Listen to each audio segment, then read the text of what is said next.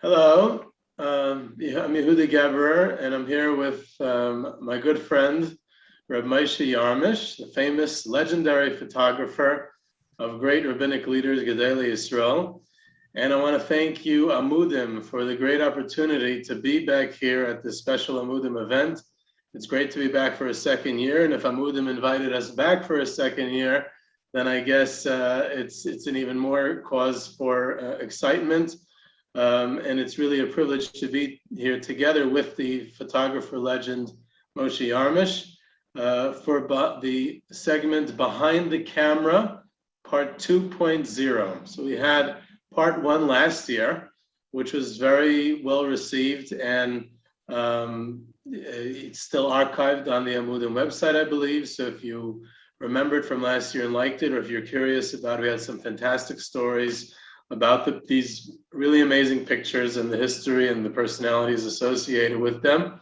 We're here for part two. It's mostly new material. There's a couple of personalities who might be familiar from last year, but there's new stories, a new angle, and mostly new Gedolei Yisrael altogether.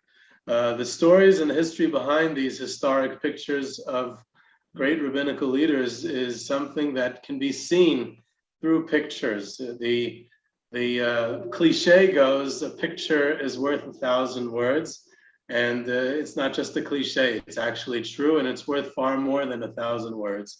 So I'm happy that you'll all join us here. I'm Yehuda Geber, a historian, tour guide, and host of the Jewish History Soundbites podcast, together with legendary Gedolim photographer Moshe Yarmish. And we're all happy that you're here to join us on behalf of Amudim as we embark on a photographic and historical, exciting journey together. So what we're going to do is the pictures, which are worth more than 1,000 words because they form a historical record. They are able to tell a story. They make it more alive, more relevant. They give it context. And there's all kinds of associations with each picture, and it adds so much more color than any text in the world could. And that's why it's so much better to tell a story through a picture. Why? So that's the answer why we're doing with pictures instead of just reading a text. But why Moshe Yarmish? That's the next question. Because there's many people who have photographed great rabbis, great Torah leaders, great Gedolei Yisrael over the years. But there's a certain uniqueness to the images that you have captured, especially in the pre-digital age. I think that's what's most important about your work, in that it was more focused, and it was more, I remember you describing last year about how you'd go out on specific journeys to obtain certain pictures at certain moments. And therefore, your stories, more than others, perhaps have an even more exciting and fun story to tell. So I think we're ready to go. And we'll go right ahead with the first picture.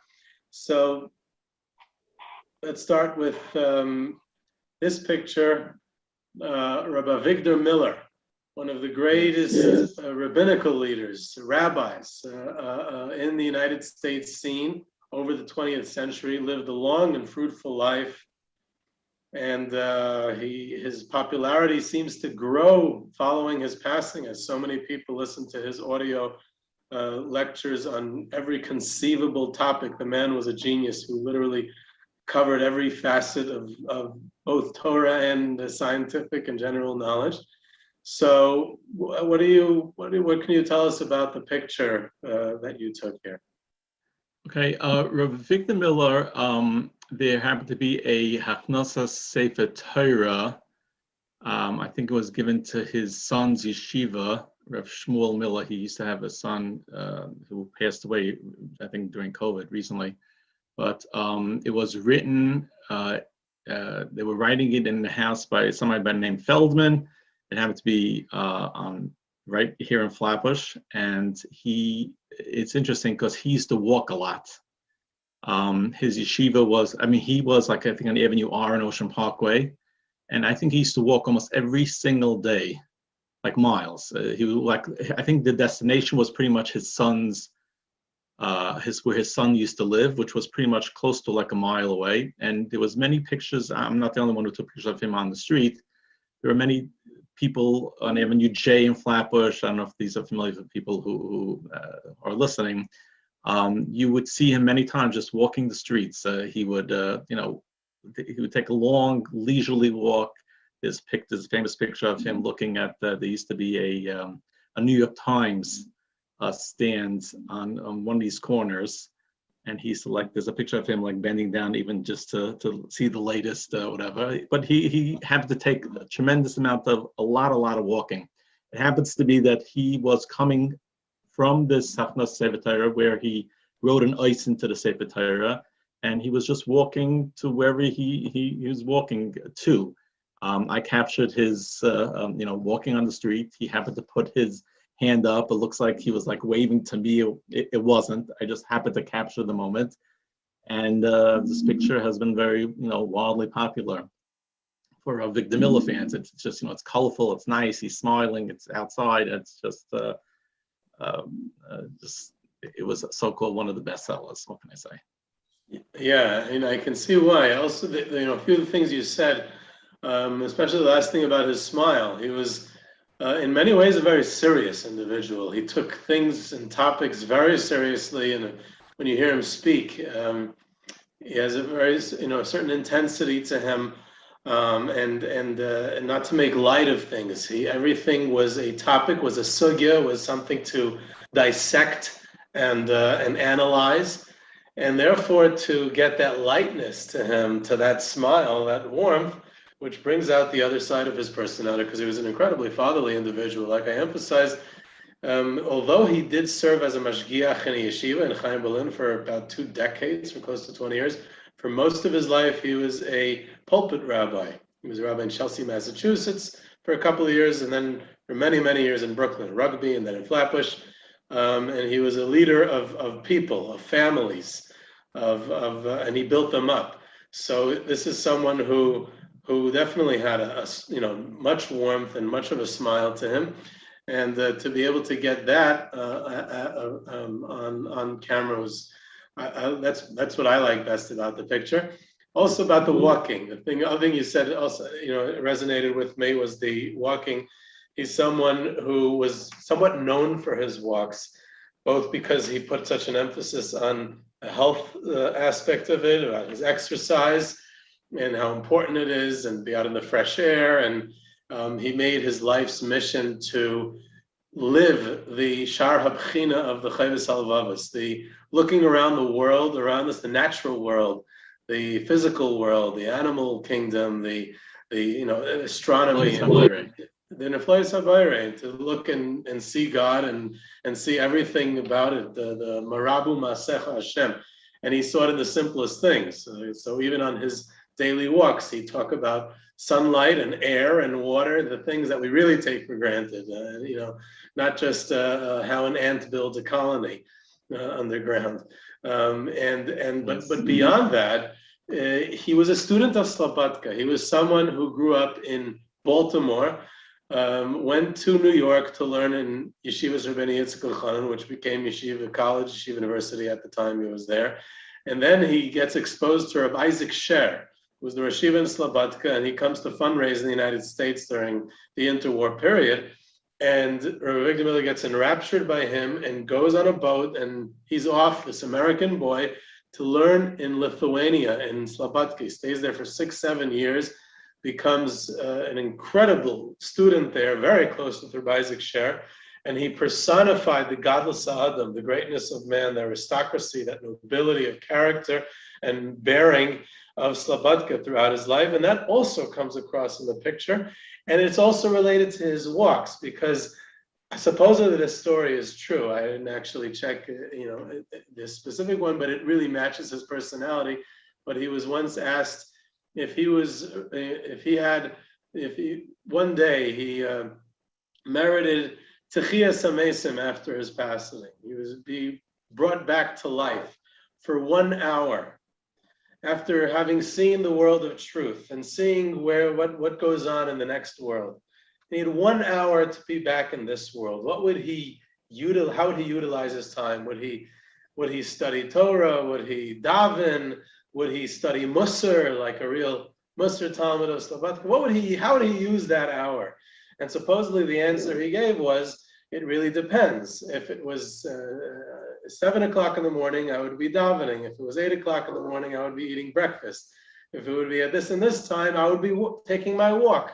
And if it would be at this and this time, I would be learning in the Beis Medrash. And he basically was conveying that he believed that his life was so in order and so scheduled, and he had worked it out, that he's doing the right thing at any given moment, that everything he was doing was Avodas Hashem, everything he was doing was the right thing to be done at that moment. He never wasted a moment, and therefore his walk down Ocean Parkway that you described and captured in this picture is the same Avodas Hashem as far as he was concerned as his learning in the Beis Medrash. So I think that's what's brought out as well in this picture. Very true. Let's move to number 2. This picture of Rabbi Pam was taken Purim 1987. Although the picture looks like he was posing for me for a picture, it really wasn't. It was, as they say, I captured the moment. Interesting thing about this picture is many years after I took the picture, Tarvadas honored Rav Pam, and he was like the guest of honor. And this picture was on every single lamppost in Flatbush, all over the place. And he was like, whatever. I got a lot of grief from it, but whatever. He was very, very uncomfortable, not because he didn't like the picture, because it just, he didn't like it, his picture all over the place, plastered all over the place. This picture was, Shuvu uses this picture as, because Shuvu is represented Rav Pam, so they almost like so-called inherited this picture. But no, I took the picture. It was taken on Purim 1987. I learned by Rav Pam for 6 or 7 years, but when I got smicha from Rabbi Pam, but this was, in his class, for every Purim for his class, he would, they would have like a little masiba, and across the street from the yeshiva in the Beis Medrash Cotton, as it was called, or the elementary school, I'm sorry. And look, this picture captures who Rabbi Pam was, always with a smile, always. How can I describe Rabbi Pam? I mean, the glass. I mean, whoever remembers it, the glasses and the smile, and this was in his good years. Later on he was like, not well, whatever. Say, look, but this was Rabbi Pam, as they say, betokvai, who Rabbi Pam was. I mean, his essence, his kindness, and everything, comes through in this picture. I'm sure you can give a little historical thing who Rabbi Pam was. Before the historical thing, the way you're describing it, he was essentially your Rebbe. Rabbi Pam was my Rebbe. He was my Masada Kedushin. He was by my kids' bris. He wasn't Sandik because I happened to have the Skulener Rebbe was the Sandik. But yeah, I learned by Rabbi Pam. I have smicha for Rabbi Pam. I learned by him. Besides the 2 or 3 years that I learned Yerdeya by him, I used to go to his Chumash year, and I recorded his Chumash year for 6 or 7 years. I used to drive him all the time. So I guess you want to call it a Talmud Rabbi Pam? Yes, I'm a Talmud Rabbi Pam. So beyond this, as your hobby is taking pictures of everyone, every gadol, this is much more personal. This is someone who you felt personally connected with, and to have captured it, that, like you said, the essence.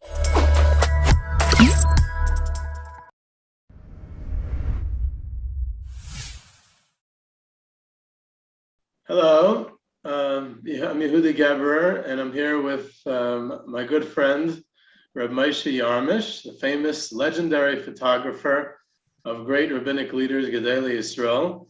And I want to thank you, Amudim, for the great opportunity to be back here at this special Amudim event. It's great to be back for a second year, and if Amudim invited us back for a second year, then I guess it's an even more cause for excitement. And it's really a privilege to be here together with the photographer legend Moshe Yarmish for the segment Behind the Camera, part 2.0. So we had part 1 last year, which was very well received, and it's still archived on the Amudim website, I believe. So if you remembered from last year and liked it, or if you're curious about it, we had some fantastic stories about these really amazing pictures and the history and the personalities associated with them. We're here for part 2. It's mostly new material. There's a couple of personalities who might be familiar from last year, but there's new stories, a new angle, and mostly new Gedolei Yisrael altogether. The stories and the history behind these historic pictures of great rabbinical leaders is something that can be seen through pictures. The cliche goes, a picture is worth 1,000 words. And it's not just a cliche, it's actually true, and it's worth far more than 1,000 words. So I'm happy that you'll all join us here. I'm Yehudi Geber, a historian, tour guide, and host of the Jewish History Soundbites podcast, together with legendary Gedolim photographer Moshe Yarmish.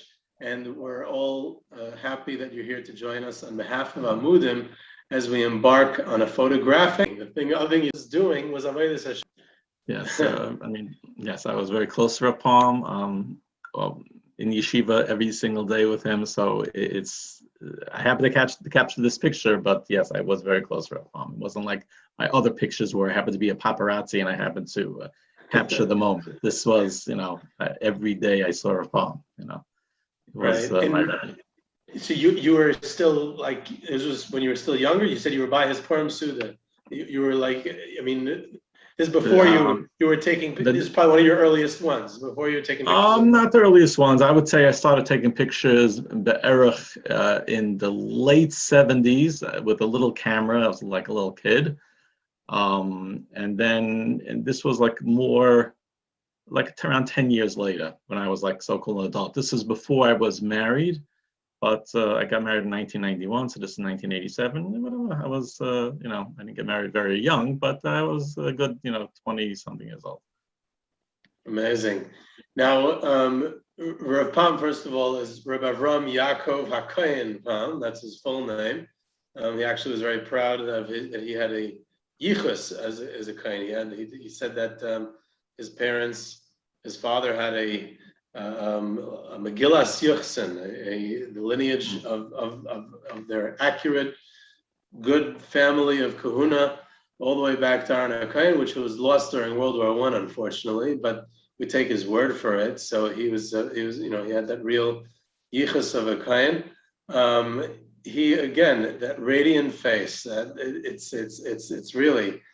It's an incredible to capture an image like that and that light on camera, because so many people described him like that. So many of his Talmidim described him like that. And here you see it. And if I'm not mistaken, it wasn't just used for Shuvu, it was also used on his biography. It was used on his biography. It was used in Shuvu. It was used, Rabbi Shalom Smith wrote a bunch of Sfarim. I think Art Scroll translated it, or somebody translated it, and that was on that cover. I mean, it became like, as they say, it got a life on its own. So it was originally mine, as they say. Already, you keep on saying originally. I hope you didn't lose out because of it. Went into the public domain. Yeah, whatever. It is what it is. Some people will be very proud that this is the picture that, if you want a picture of Pam, this is the picture of Pam. So 99% of his Talmidim have this picture on their wall, prominently displayed in various sizes. This is who Rav Pam was. And as they say, I've sold many over the years of this particular picture.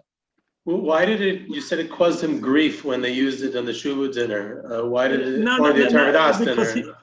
Because it was on the lamppost, and then it was torn off the lamppost when, the garbage men came. It became like, I don't know, he was like a little uncomfortable with it. But, he did it for the yeshiva, and the yeshiva needed to raise the money. And then,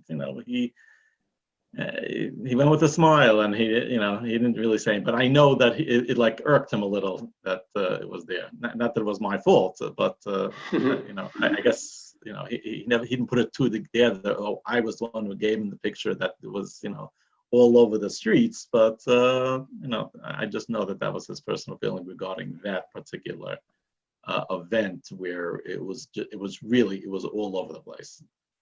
And whatever, but hopefully I didn't cause him any grief too much. And I'm sure that the dinner was fabulously successful. So I guess a good ending to it. Right. It's interesting because I think that brings on another point. The story of the picture about him not being so comfortable that it was all over the place is that that's kind of part of his biography, is that he never wanted to be thrust into the limelight. He was very comfortable being a Rebbe in Torah V'das to Talmidim like you, and not acting on the world scene as a world Torah leader. And he was almost forced into it. He described a phone call that he received from Rabbi Yaakov Kamenetsky when Rabbi Yaakov was getting older, and Rabbi Yaakov was coaxing him to take a more active leadership role, take more initiative. And Rabbi Pam was very reluctant at first. And Rabbi Yaakov basically didn't take no for an answer. He hung up the phone on him, and he basically forced him into it.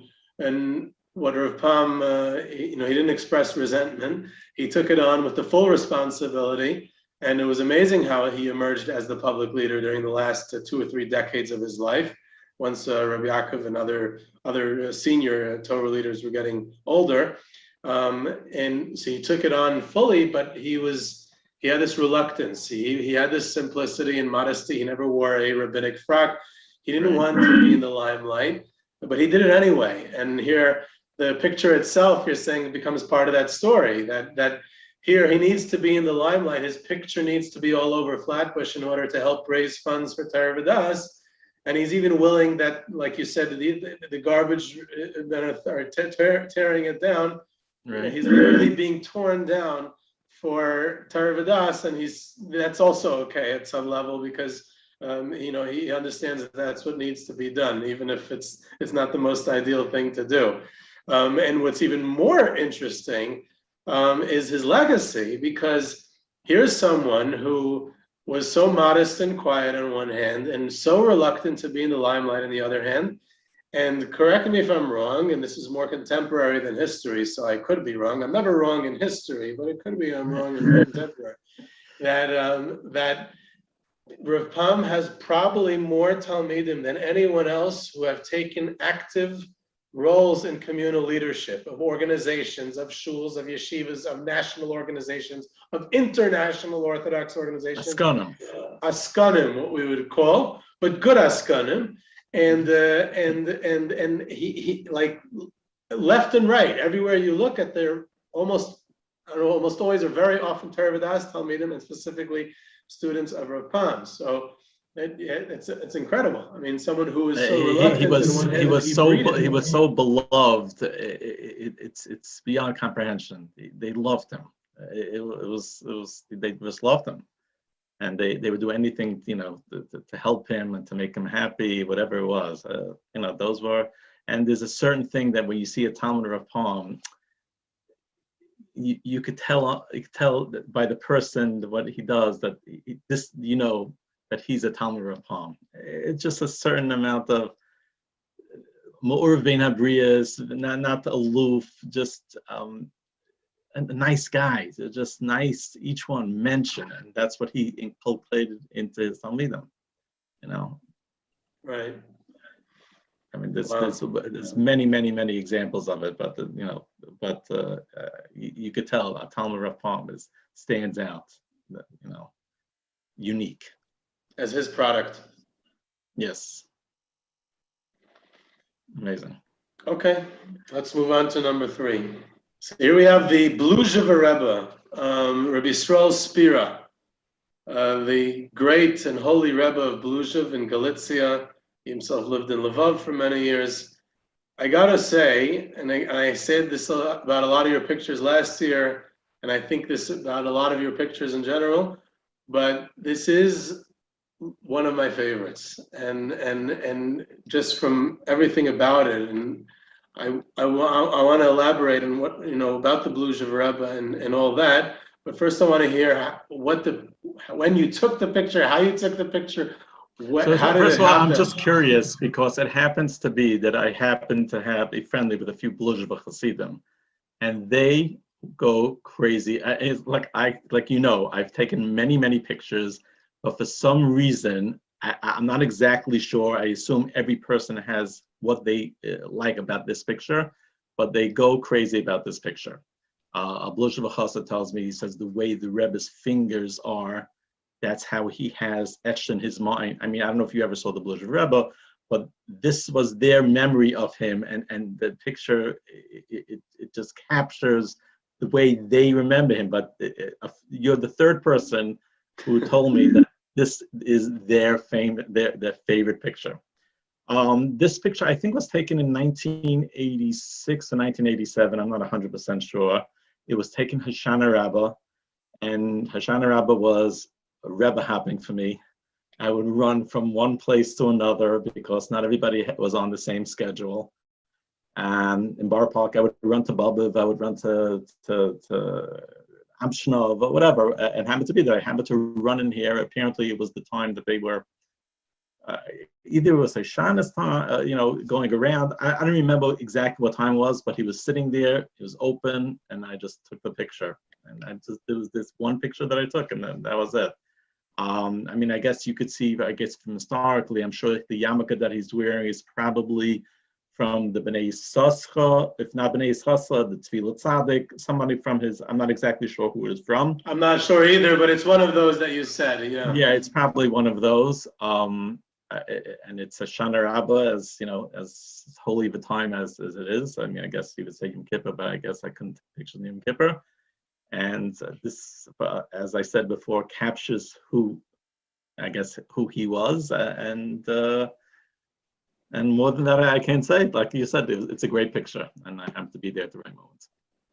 Yeah, it's really amazing. And this was like, I'm not even familiar with the whole Bar Park scene. There's like a Bluzheva Stiebel. That's where he ran his whole chutzner. On 57th Street or 58th Street between 13th and 14th, between 14th and 15th Avenue.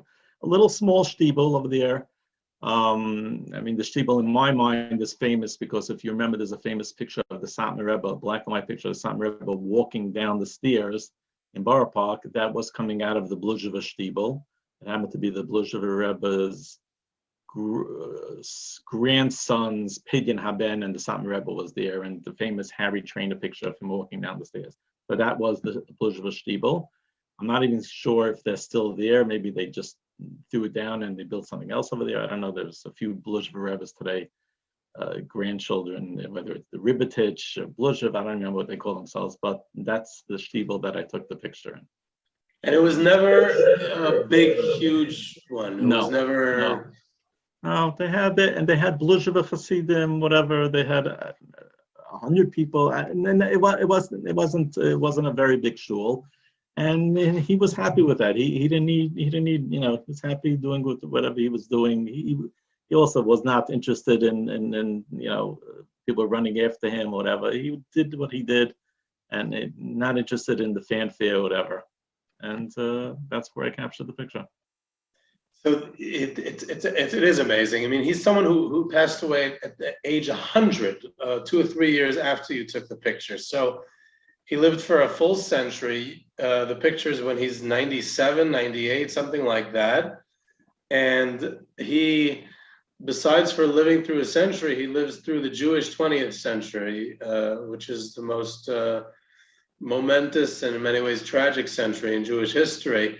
And he goes through all that. He's someone who probably more than any other famous rabbinic personality went through the war and the Holocaust through 6 full years. He was in Poland. He was not in Hungary or any other place. So he went it from beginning to end. And the miracle of his life and his rebuilding on a small scale, like you said, he doesn't make a place of big maistis, a lot of his institutions and thousands of Hasidim and a huge base managed. But that rebuilding, there's so much to see in that picture itself. Those sunken eyes and the yarmulke of his ancestors, of either the Dinavar, the Bnei Yissaschar, or or the Tzilat Tzaddik or whoever it was. I'll tell you what, like personally, when I think of this picture is I try to think, what is he thinking of? What's going through his mind? There's something there, this holiness, this concentration. What is he, what's going through his mind, his holy mind at this time on Hoshana Rabbah, with his kittel and the gartel and the talis, and it just gives this whole scene. He was in Lvov at the war's outbreak. He goes through the Lvov ghetto, which was a terrible place. He's later at the Yudovska Road Camp, which was, in Holocaust historiography, there are researchers who dislike referring to Yudovska as a concentration camp, because since so many people were killed there, it's not even fair to classify it as a concentration camp. They want to reclassify it as a death center, a death camp, and not as a concentration. That's how horrible Yudovska was.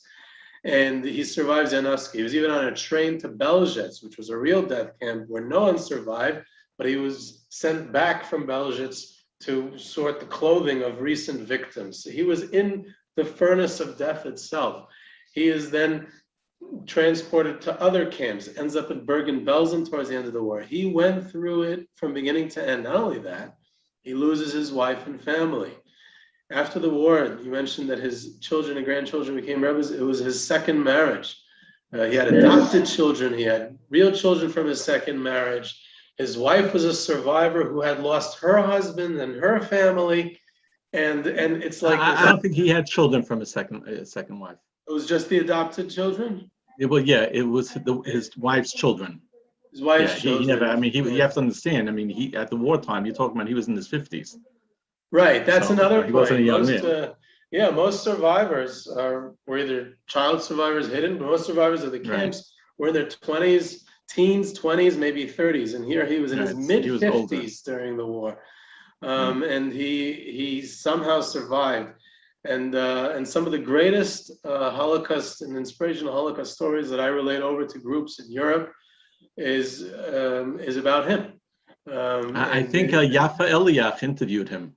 Yes, Yafa, the late Yafa Eliach, the great Holocaust survivor herself, child interviewed survivor, him personally.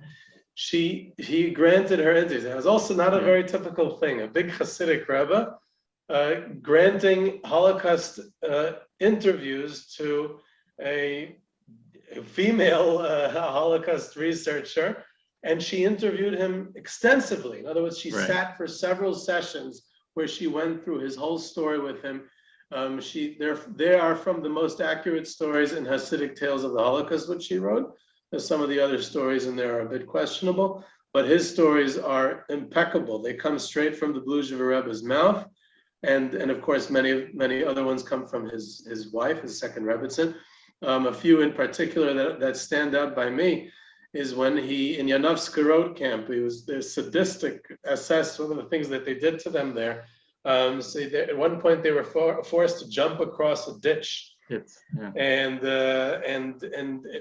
it seemed to be physically impossible to jump across for a healthy man, maybe for an Olympic sprinter.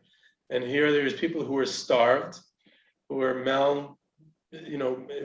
malnutrition, diseased, beaten, tortured, broken, and they were expected to jump across this ditch. And they're standing there, and anyone who would fall in would be shot, and this would be their way of basically carrying out a selectia of who's still fit to work. Because if they're physically able to get across the ditch, then we can keep them for slave labor for a short time longer. And the fellow standing next to the Bluzhev Rebbe before he jumps, he says, "How are we going to make it, Rebbe? How can we jump? We can't jump." So he says, "I have no idea. I don't know how we're going to do it. We just have got to try and jump and close our eyes and rely on Hashem, and we'll make it." And he says Shema, or he says Vidui, or he says something, and he makes the jump. The next thing is he opens his eyes and he finds himself on the other side of the ditch. He looks around and he sees his partner, the one who started off with him, also still standing next to him. And this fellow says to him, "Rebbe, how did you do it?" And he says, "I closed my eyes and I held on to the coattails of my great ancestors, of my father, of the Tzila Tzaddik, of the Bnei Yissaschar of Dinov, of the Noam Elimelech, of Lezhensk, of all my great tzaddikim ancestors. I held on to their coattails, and they schlepped me across, and that's how I ended up across. But how did you get across? And the guy standing next to him says, I held on to you. That's how I got across. Yeah. And that story it blows my mind each time, because that's Jewish history. How do we get across life? How do we get across our 2,000-year exile? How do we get across the challenges of raising children and of making a living and of collectively as the Jewish nation? How do we get across history? And we did it by holding on to the coattails. We're not letting go of our past, not letting go of our ancestors, not letting go of our tzaddikim, as far as his partner is concerned, not letting go of who are near and dear to us, of everything that we come from.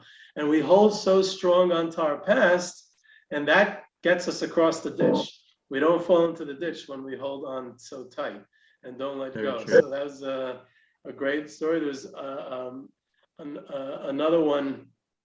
It's quite a famous one. It was towards the end of the war, when he's in Bergen-Belsen, and in his barracks, a few broken Jews come together. They try to light Chanukah candles on the first night of Chanukah.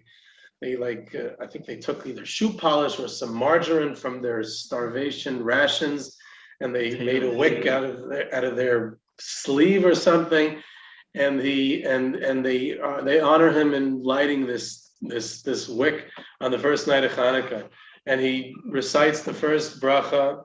Asher Kedishanim Seisun Lahadlik Ner Shel Chanukah, and he recites the second bracha Sha'asa Nisim Laveseinu Bayom Mahem B'Zman Hazeh. And then he stops, and he turns around, and he waits a few seconds, and he doesn't say anything, and then he turns back around, and he says the third bracha for the first night, Shechiyanu V'Kiyimanu V'Giyanu Lazman Hazeh, and they light it, and a few minutes later, of course, they put it out because the SS might come, and they're nervous. And life goes on. And someone approaches the Skulener Rebbe, who's an irreligious Jew, not affiliated, but he knows who the Rebbe is, and he says, Rebbe, I respect that you wanted to do a religious act and you wanted to maintain a religious identity, because that's preserving our humanity and our identity and our Jewishness in these terrible times. And the Nazis are trying to dehumanize us, and we're showing that we're still alive. We can do it. So I have even if I'm irreligious and I don't believe in it, I respect that you did it. And I'm happy to participate. And I even understand how you made those first two blessings. You're blessing about the mitzvah. You're making another blessing about the nisim, the miracles that were once done to us. But how dare you make that third blessing? Shechiyanu v'kiyimanu v'giyanu lazman hazeh. You're happy that we're alive today? We're 5.5 years into this terrible war. We've all lost our families. We're going to get killed. We're for sure not going to survive. What are you happy about? And the Skulener Rebbe tells him, I agree with you. I did not want to recite this bracha either. I don't think it was appropriate. And I turned around and I paused because I knew there was a rabbi of a town in Hungary in our barracks, and I wanted to ask him, is it even permitted to recite this bracha? Because no one's happy that we're here and alive today. Just like you said. But you know what I saw when I turned around? I saw hundreds of pairs of eyes looking at me with anticipation, with a hishtoikikus, with an excitement, that even in Bergen-Belsen, even after everything we've been through, even after everything we lost, we're still waiting to light the Chanukah candle. And I said, that's I'm excited to see that the Jewish spirit has never been crushed. And again, that's when I see that, I think of this story also. And the last thing is that you went into a Beis Medrash in Borough Park. Borough Park is in New York City in the United States of America. When he grew up, and he was in his mid-50s, like we said, when the war broke out. And he grew up in the old world of Galicia, the world of the Divrei Chaim of Tzanz, of the Bnei Yissaschar of Dinov, of the old Galician Polish Hasidus. He never imagined that he would one day be in this urban American materialistic environment, attempting to rebuild a Hasidus with a new family. He would never have dreamed of it. But when he was pulling into a ship, New York Harbor, 1946, he was one of the first groups of survivors to arrive as refugees after the war. And he comes into New York Harbor, and he's standing on the deck alone with just a shirt on his back, no money, no family, no anything, as someone who had a community of Hasidim before the war, someone who had so much and lost everything, lost literally everything. It can't even be described how much he lost. And there's an American sailor, a non-Jewish sailor, who's standing on the deck, and he says to him, "Rabbi, you see, that's the Statue of Liberty. And that's a welcoming to all immigrants, to refugees. There's even a poem authored by a Jewish woman, Emma Lazarus, at the pedestal of the Statue of Liberty. Give me your tired, your poor, your huddled masses yearning to be free," and so on. And you're welcome here. Rabbi, you can start again with everything that was destroyed in your life. You can start again in the United States. And the Belujever Rebbe starts to cry. And he says, "Thank you, Mr. Sailor, for welcoming. There's one place in the world that will allow Jews to come, that will welcome Jews in. But I have to make one correction. Huddled masses, there are no huddled masses anymore. There are a few individuals. And it's up to those individuals to go ahead and rebuild what was lost." And he saw himself as one of those individuals, that here, there is no more huddled masses, but these individuals are yearning to be free and to rebuild the Yiddishkeit, and he did. He did, and he remained it as individuals. He didn't build the big masses of Hasidus. He did it as individuals, but his impact was on so many individuals, even if well beyond the world of Belujever Hasidim. So many people were touched by his life and his actions and his leadership. I believe that the Siyam Hashas, which is till today dedicated to the memory of the 6 million Kedoshim who were lost or were killed in the war, is because of his initiative. He pushed for that the Siyam Hashas should be in their memory. This is one of many things that were his impact. So he really is someone special, and I think that that 100 years of history that he lived is written on his face in that picture that you were able to get on that Hoshana Rabbah. Let's go to number 4. So here we have the previous Skulen, now it's 2 previous, the old Skulener Rebbe, Rabbi Eliezer Zusha, Portugal, who was the rabbi in Skulen in Romania. So what's the story of this picture? Later, soon we're going to show the picture of his son, who succeeded him as the Rebbe, Rabbi Yisrael Avram, Portugal. So it's the father and son duo who are the Skulener Rebbes, leaders of Romanian Jewry, both in Romania and later in the United States. What is your connection to Skulen, and how did you come to take these pictures of the father and the son? Okay, so first of all, this picture was taken by a grandson's wedding in Williamsburg. What year did he pass away? 82. This was I remember it was in the 82, 83. Yeah, so this was like 81, whatever. And this is under the chuppah. He, at the end of his life, he was pretty much blind. He could not see. And usually when I take pictures with a flash, it just happens to be, I get a lot of people who are screaming at me, whatever. And, you know, for him, it didn't really bother him. He didn't see it anyway, so nobody really said anything. This was by a grandson's wedding, and I was just, you know, lucky to, I took a bunch of pictures over there at that time. It was like the first time that I really had a good camera and took, you know, very nice pictures of him. My so-called relationship with Skulen comes from my grandfather, Rabbi Tzvi Bronstein, or they call him Harry Bronstein. He was very big, Askin. He went many times to Russia. He had an organization called Altidom. He was a Mayo, but he was very instrumental in taking out the Skulener Rebbe and his son from Romania. He was in jail at that time. It's very how it came about. My grandfather used to sell on the side. He used to sell Carmel wine. This may sound insane, but he sold Carmel wine, and at that time, Romania produced Schlivovitz, one of these brandies or one of these things. And at that time, I can't stand Schlivovitz, by the way. Oh, okay. So they had something that they produced over there in Romania, and at that time, Romania didn't have a certain status in the United Nations, or whatever. So my grandfather helped, and they brought Romania to something status. They gave him a certain status that you were able to import things from Romania. So because of that, it was very involved with a lot of different things. But anyway, so the Skulener Rebbe was in Romania and was in jail, and my grandfather sent matzahs over there. There's a whole story how the Skulener Rebbe, how he was in jail. As a matter of fact, the Skulener Rebbe every Chamisha by Tu B'Av every year he makes Imlav Malka. It's called the Suda Seidah, and every year, I'm talking about from the old Skulener Rebbe to the past one who passed away, Yisrael Avraham son, and even many Skulener Rebbes today. Every Suda Seidah, they talk about my grandfather, because my grandfather, besides the fact that the Rebbe said he sent matzahs and sugar, it was just something they were like dying for, but he felt that the biggest bracha, the biggest major nace that he saw was the same person who was torturing him, actually torturing the Skulener Rebbe.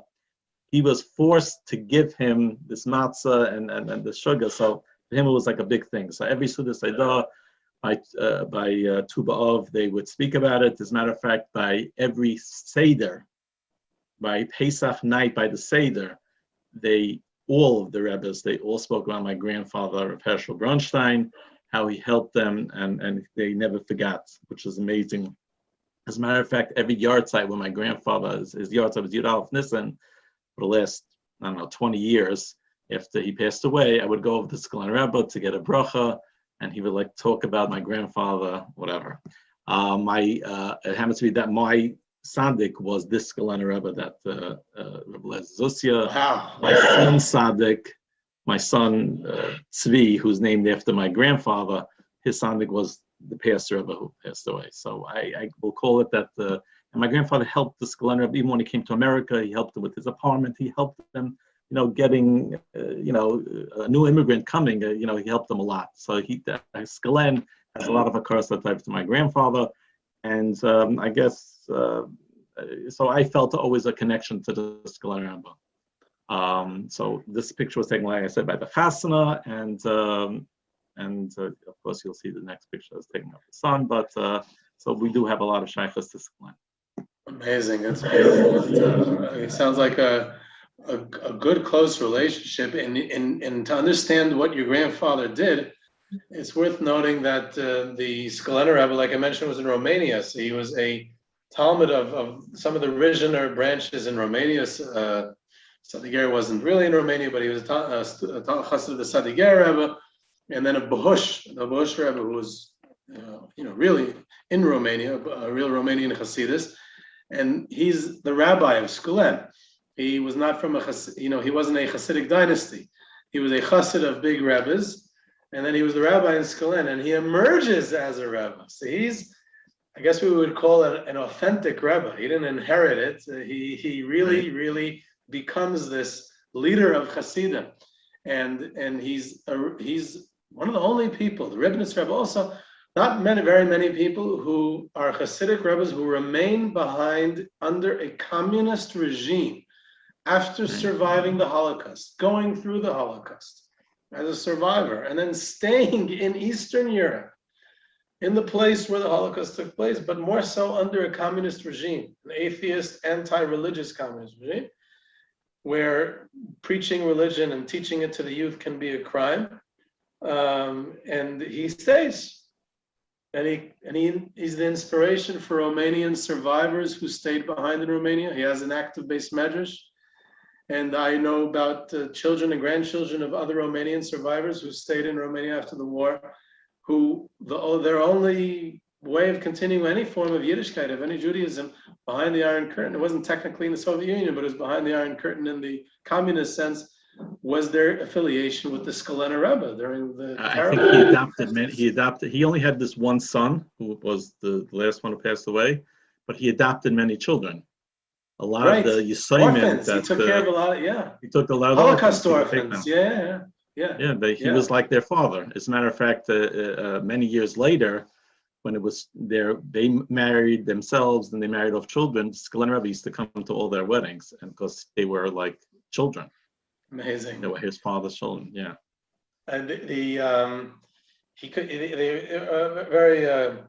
very beautiful songs were composed by both of the last Rebbes, and one of them he composed during the Holocaust, about a whole long thing, which I of course don't even know the words, and definitely would not sing, because people are supposed to be enjoying the Amudim event, not being upset at it.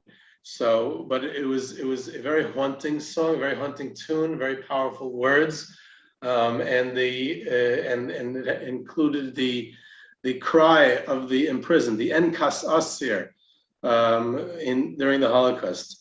And that then in the 1950s, at one point, Romanian government allowed a Jewish delegation to visit Romania to see that Jews are not being prosecuted. There's no oppression of religious life. There's no suppression of Jewish life in Romania, and it was all a sham, because any meeting of this American delegation was with local Romanian Jews, was with communist officials in the room. Right. And they knew they would get punished if they said everything was censored.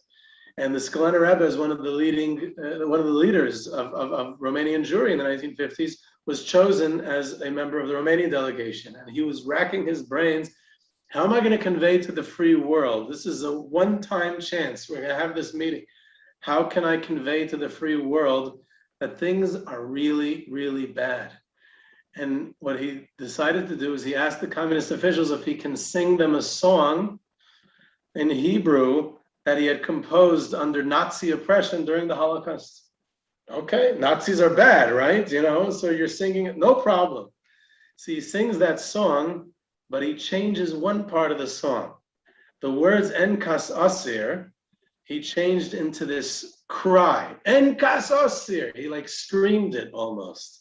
And until today, when they sing the song of the Skulener Rebbe, it's, again, I'm not going to sing it because I'm just going to mess it up, but it's screamed, Enkas Asir, the cry of the oppressed. And the American delegation understood right away that there's an Enkas Asir, that he's screaming out for help, because it's not easy to live as a Jew in communist Romania. And that leads.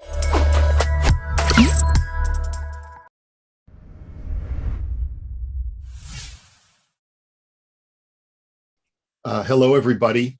This is Daniel Karapkin. I'm speaking to you from Toronto, Ontario. I'm the rabbi at the Bayit of Thornhill, and it's wonderful to be able to engage with you once again for a very worthy organization, Amudim, which is doing such important work throughout North America and beyond for Klal Yisrael, especially helping the most vulnerable of our population.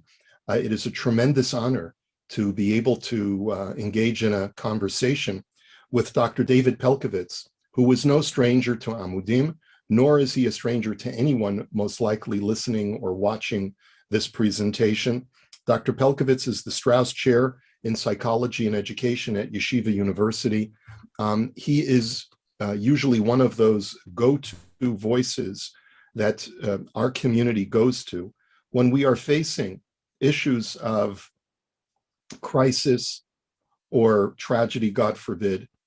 We typically turn to our healthcare professionals, and Dr. Pelcovitz really represents the klal, the tzibor, in helping us heal, in helping us cope and come to terms with some of the very, very difficult issues facing our community and society in general.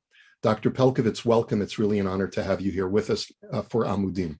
Thank you. It's an honor to be here, and especially an honor to be here with you, given how much I've always learned from your role in leadership, and then addressing all the concerns that we'll be talking about in this program. Thank you.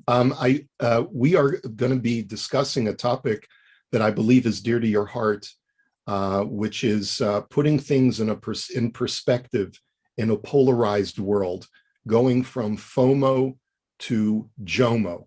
Could you, Dr. Pelkovitz, please elaborate on this theme, please? Yeah, sure. There's been a real shift in the world in recent years. It's been going on for a while, but it's basically a feeling that social media has become, especially in younger kids, has become such an incredible force, shaping everything from self-concept to anxiety levels to one's core sense of identity. And more and more, I've had parents and adolescents and kids even, approach me and ask, I feel that I'm too dependent on Facebook, I'm too dependent on Instagram, on TikTok, and yet I can't seem to get off of it. It makes me sad, it makes me anxious, and yet I feel pulled into it. Can you give me some strategies for trying to get better control over this? All right, and what are the besides the addictive behavior, what is some of the negative fallout that we're seeing when people's realities are defined by what they perceive themselves to be and others to be on social media? Well, it can often be a false, superficial kind of identity that's based on everything that we know is superficial and cannot be associated with an enduring sense of well-being. As an example, even going to the point of what do adolescents or even younger kids fantasize about nowadays? They often fantasize about being famous. They often fantasize not necessarily about being good and giving people, but about what do I need to do in order to get the most possible likes on my various social media accounts. And it's not surprising that in studies that have been really getting much more publicity just in recent months, we're finding increases in serious kinds of emotional disorders, especially given COVID. So you have that as well. So there's a rise in depression, a rise in anxiety, a rise in kids, especially girls, having poor self-concepts, and even to the point of increases in suicidal ideation and even suicidal attempts. All right. So how do you, as a therapist, as a guide, the topic is going from FOMO to JOMO, going from fear of missing out, right? This need for celebrity, this need for being part of the popular group. And you say JOMO, which is going from joy of missing out. And especially with young people, how do we change that perspective, given that so many of our kids are using social media and many of our adults as well? Yeah. So for both, because adults, these programs are designed to maximize getting that dopamine hit. They're designed to addict us. So what we need to do is we need to come up with some strategies for mindfully disconnecting, for increasing awareness. And I have some specific recommendations that I think it probably makes sense for us to talk about some of the strategies. I'll start with, just as an example, let's talk about strategies for uninterrupted socializing. So strategies for uninterrupted socializing, with some of the authors on this, here's a wonderful book called The Distracted Mind by Gazzaley, Gazzaley, and Rosen. And what they break down, which others since then have talked about also, is just as an example, the following approaches. Okay, so number one is the goal. You need to know what's your goal. If your goal is to be able to talk to people in an uninterrupted way, with our eyes bouncing off of the person you're looking at's eyes, our hearts bouncing off each other, so the goal in this case might be to keep your phone in the pocket when in one-on-one conversation with another person. Kids and parents tell me that this is something that they would love to be able to focus on and to work on. Having that goal go from the unconscious to the conscious makes a big difference. It says in Proverbs, it says in Mishlei, "Ve'ein chazon yifara'am." Without that vision thing, you kind of fall apart.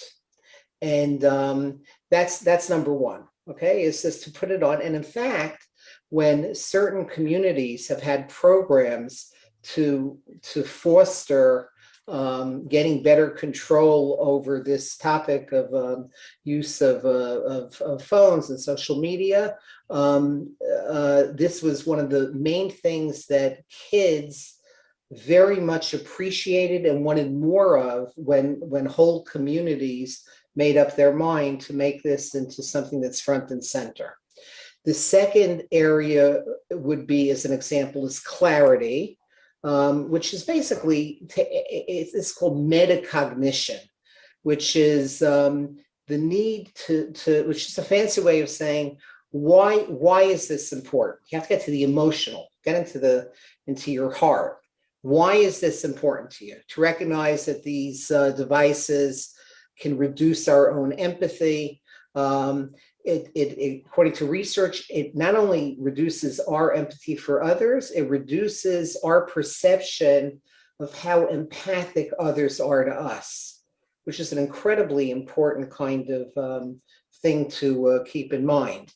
Social media tends to sort of objectify other people, does it not? Yes, and it does it in a way that is really very, very alarming. It tends to polarize things. So we see the other as being evil and horrible, and somehow, there's some very recent research that shows that tracks things over time, and they find that families are now spending less time at Thanksgiving dinner than they used to, because there's so much tension over differing political views. So you're bound in any typical family to have Democrats and Republicans, in the case of the United States, dining together. And it's fascinating, they've actually tracked it and show a pretty significant dropping in the amount of time, so that the meals kind of end earlier than one would expect. And it's amazing that they have this data now. So that's just one simple example of it. Well, if I could just follow up with that for a moment before you get to the next point. Recently Facebook was accused by a number of people who came forward and said that they were creating deliberately polarized communities on social media, because their marketing data told them that when people get an emotional rise off of reading something on social media, they tend to become more engaged, will stay on longer, and may even buy things that they see in the ads because they're so emotionally riled up. This is very disconcerting, of course, if it's true. We're not going to convict Facebook in this discussion, but this is certainly something that we have to be careful about. If people are deliberately manipulating me emotionally to get a rise out of me and to start hating or disliking somebody else, that's probably bringing out the worst in me, is it not? Yeah, look, all of these, social media sites, their financial model, as I understand it, is partly based on maximizing hits, maximizing time on the site, and maximizing, in many ways, the negativity and the polarization. That keeps things going. It's part of what, it's like, and I'm sure any rabbi, somebody in your position, what do how would you maximize the likelihood that you're going to grow your membership and grow the passion of people attending your shul have? It's probably going to be by really reaching them in their hearts, and giving those kind of classes and having those kind of programs and those kind of speeches. That's what they do. And I don't think it's coming necessarily from an evil place, but it's often coming from a place of really not necessarily, prioritizing what's best for their customers. And again, I don't want to, I certainly have no right to and no expertise to, but certainly what that whistleblower has shown in those congressional hearings has made that very clear. Let me just because I didn't talk about it a second ago, let me just take a second to review with you some of this stuff. Here's just a quick summary of some of this stuff. Is that the echo chamber on various social media platforms? It's designed in a way that it empowers status-seeking extremists, so that people who aren't extremists, people who are just talking in a very in much more moderate kind of way, their voice tends to be drowned out, and they tend to become quiet, because if you become too vocal on these sites, people come after you. Yeah. And they may threaten your safety. So there's a tremendous tendency for the discourse to become not only filled with personal attacks, but sometimes real threats on the safety of the person. And listen to this: those who deactivate their Facebook accounts report feeling happier. Okay, that's great. Okay, not surprising. But in the case of millennials, in the case of people who were born into a world where they already had their iPhones, they typically reopen their social media accounts very soon after. They find they just can't. They can't do it. They can't do it. It's so much a part of their identity and how they deal with their emotions and how they get their news, so that it becomes something that there's a true addiction to.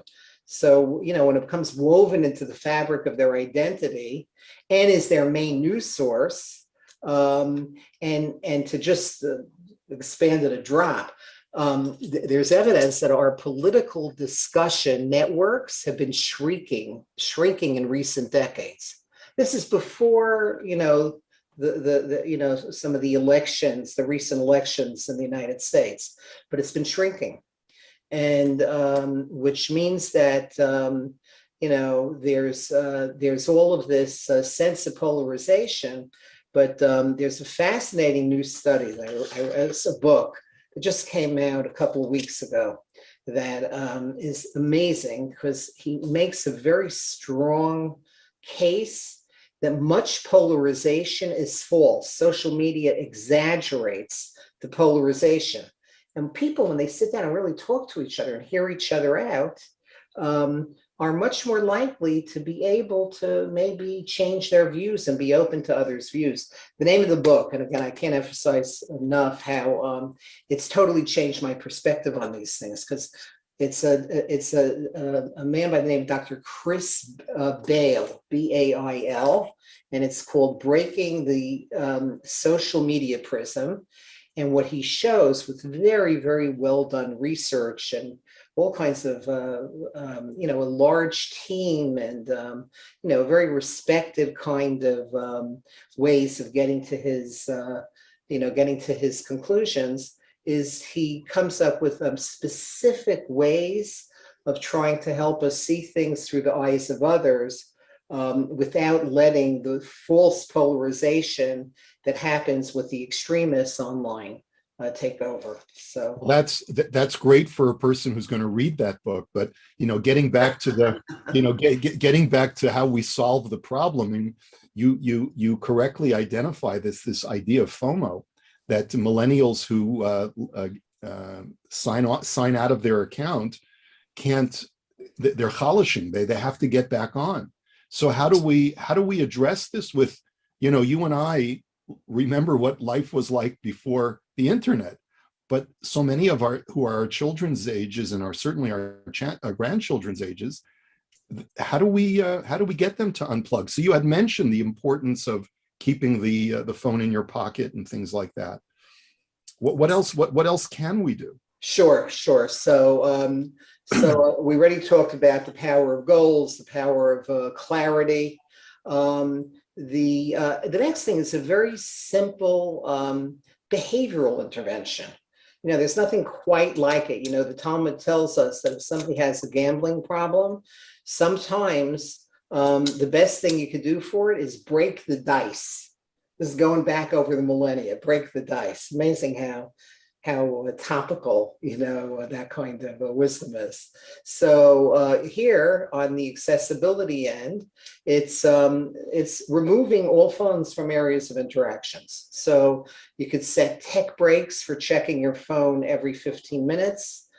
Families can have tech-free zones. And I know this is trite, but it works. So you have a very clear rule at home that parents and kids recharge their phones every night in a public part of their house. And if there's an emergency that comes in, which is what kids are very worried about, they'll be able to check it, at another time. But they have to, once they keep it in a public place, they're going to start to get a lot more sleep, and they're not going to be so hooked onto what becomes this overarching need to check over and over again. The next thing you have to have a strategy for dealing with boredom. Sherry Turkell, psychologist at MIT, a brilliant woman, she wrote a book called Reclaiming Conversations. And what she found is that nowadays, the kids who came of age after the iPhone was developed, they have a very hard time with their anxiety about simple conversations. There's a high level of social discomfort in adolescents and young adults. And she calls it a flight from conversation. And she says sometimes, in extreme cases, parents could really help their kids just to review the basics of social skills training. How do you start a conversation? How do you continue a conversation? How do you show that you're really listening and paying attention? You have to build up that muscle. Many kids who came of age after COVID was already in full force never even developed. If you look at preschoolers, the ability to have the give and take of conversation. Here, many kids who were born, who were, millennials, they have to, in a conscious way, develop. And you don't have to turn into a social skills training expert, but it might be helpful to be able to just talk to your kid about it, model for them how to do it, model for them by talking to your other family members about this stuff. And that could be helpful. And then the final thing is anxiety, which is, there's a tremendous amount of anxiety over how are others going to see me if I shut off my account for a couple of hours a day. Let's say I'm driving. You have a kid who's old enough to be driving. They get very nervous that if their friends are texting them or in a crisis, that if they don't answer them right away, that they're going to be viewed as not being present. So there are simple strategies for the cultural change that can educate kids to know that you don't have to always be on call. You don't have to answer texts immediately. I find that that you have to really teach kids that. I'm available, and you could put it on your away message and it can make a difference. And I think I'm finding the kids are beginning to be more and more open to that because they're exhausted from always being on call.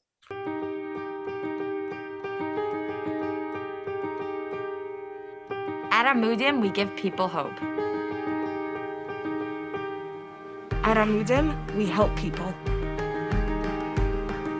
At Amudim, we don't judge. At Amudim, we give people a helping hand. At Amudim, we listen. At Amudim, we're going to care about you and help you get the best treatment you can. At Amudim, we strive to make others lead a healthier life. At Amudim, you truly understand. At Amudim, we adapt to the ever-changing needs of our community. At Amudim, we provide the light that guides you through your darkest times. Let's unite to heal. Let's unite to heal. Let's unite to heal. At Amudim, we save lives and build futures. Let's unite to heal. Let's unite to heal. Let's unite to heal. At Amudim, we make a difference every single day. Let's unite to heal. Let's unite to heal. Let's unite to heal. Let's unite to heal.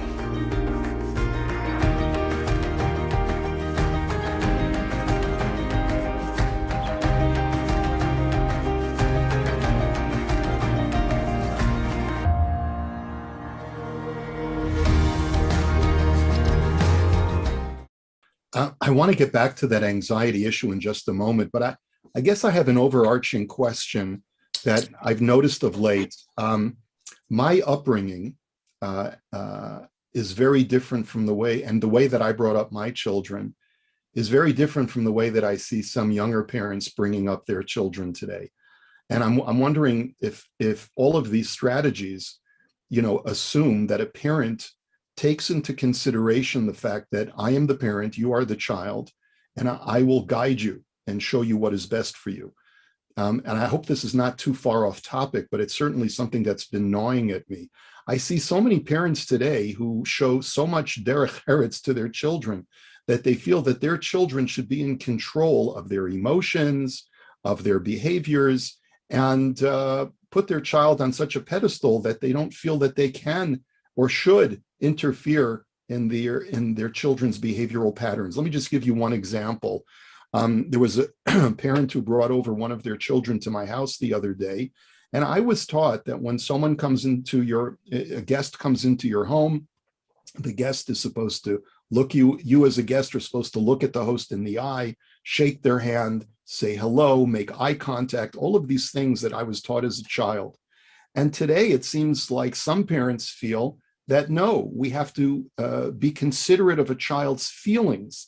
And if the child doesn't feel like making eye contact because they're moody or they're in a bad mood, we have to respect that in the child and let the child go off into the corner. And when the child is ready to come and make eye contact and to be engaging, we allow the child to do that.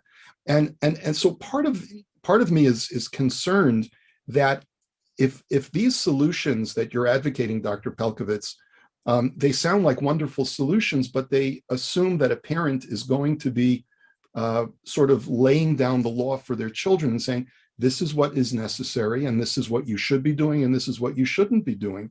And part of the concern that I have, and I believe perhaps part of the anxiety that children have today, is that they haven't been given specific parameters or sufficient parameters to know the difference between right and wrong. Am I crazy or? No, you're not crazy at all. I think it's the challenge of our generation.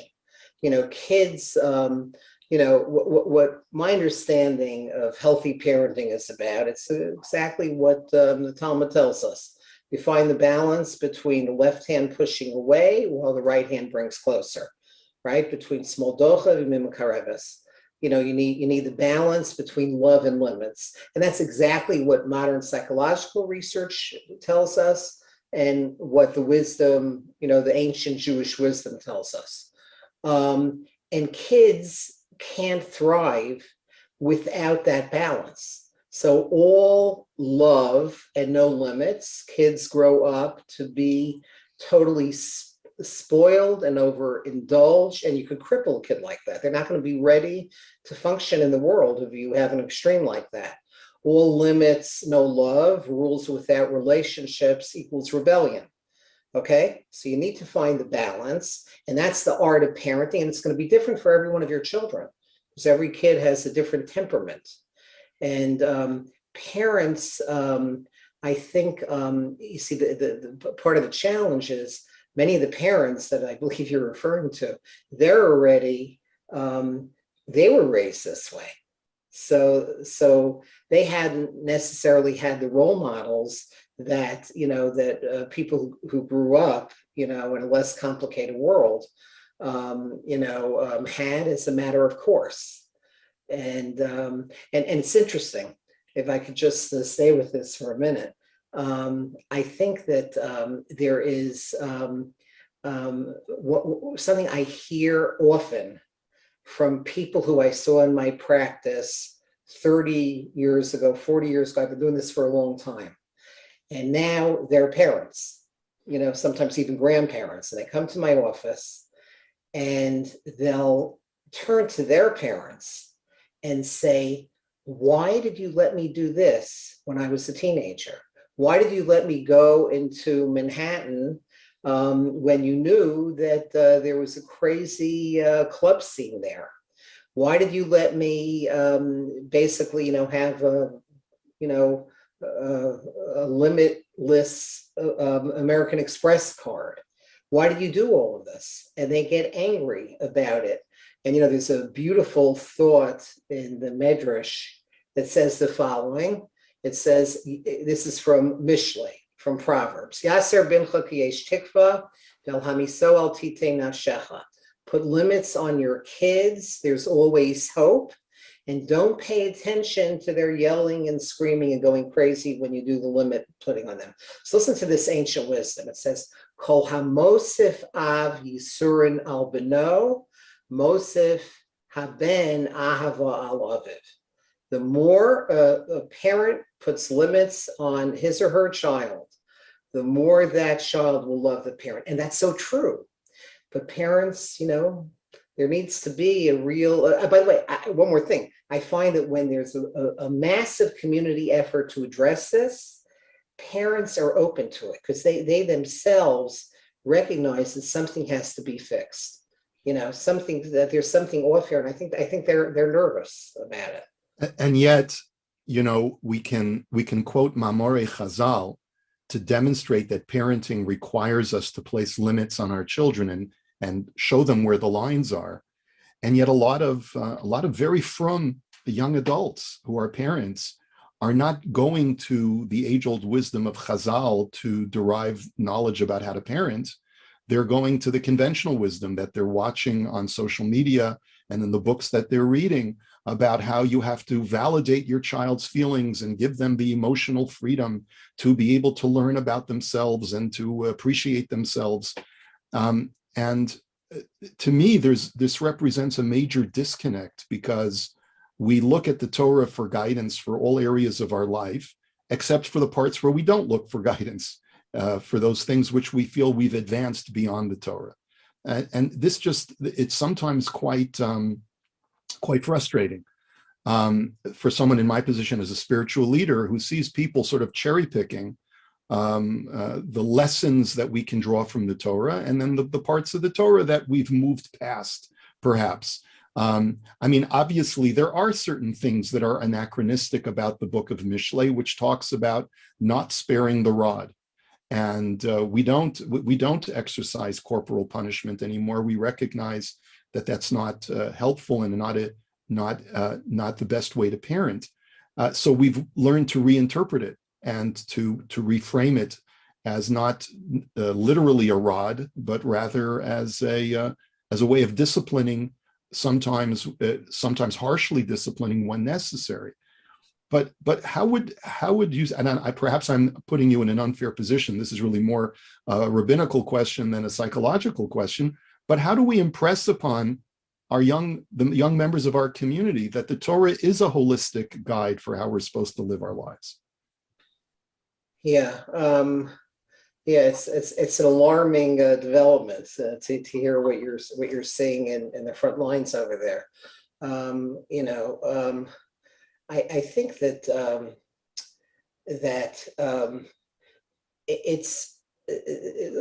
let me tell you about a program that took place in Cleveland and in Chicago. And since then, it's been replicated in different parts of the world.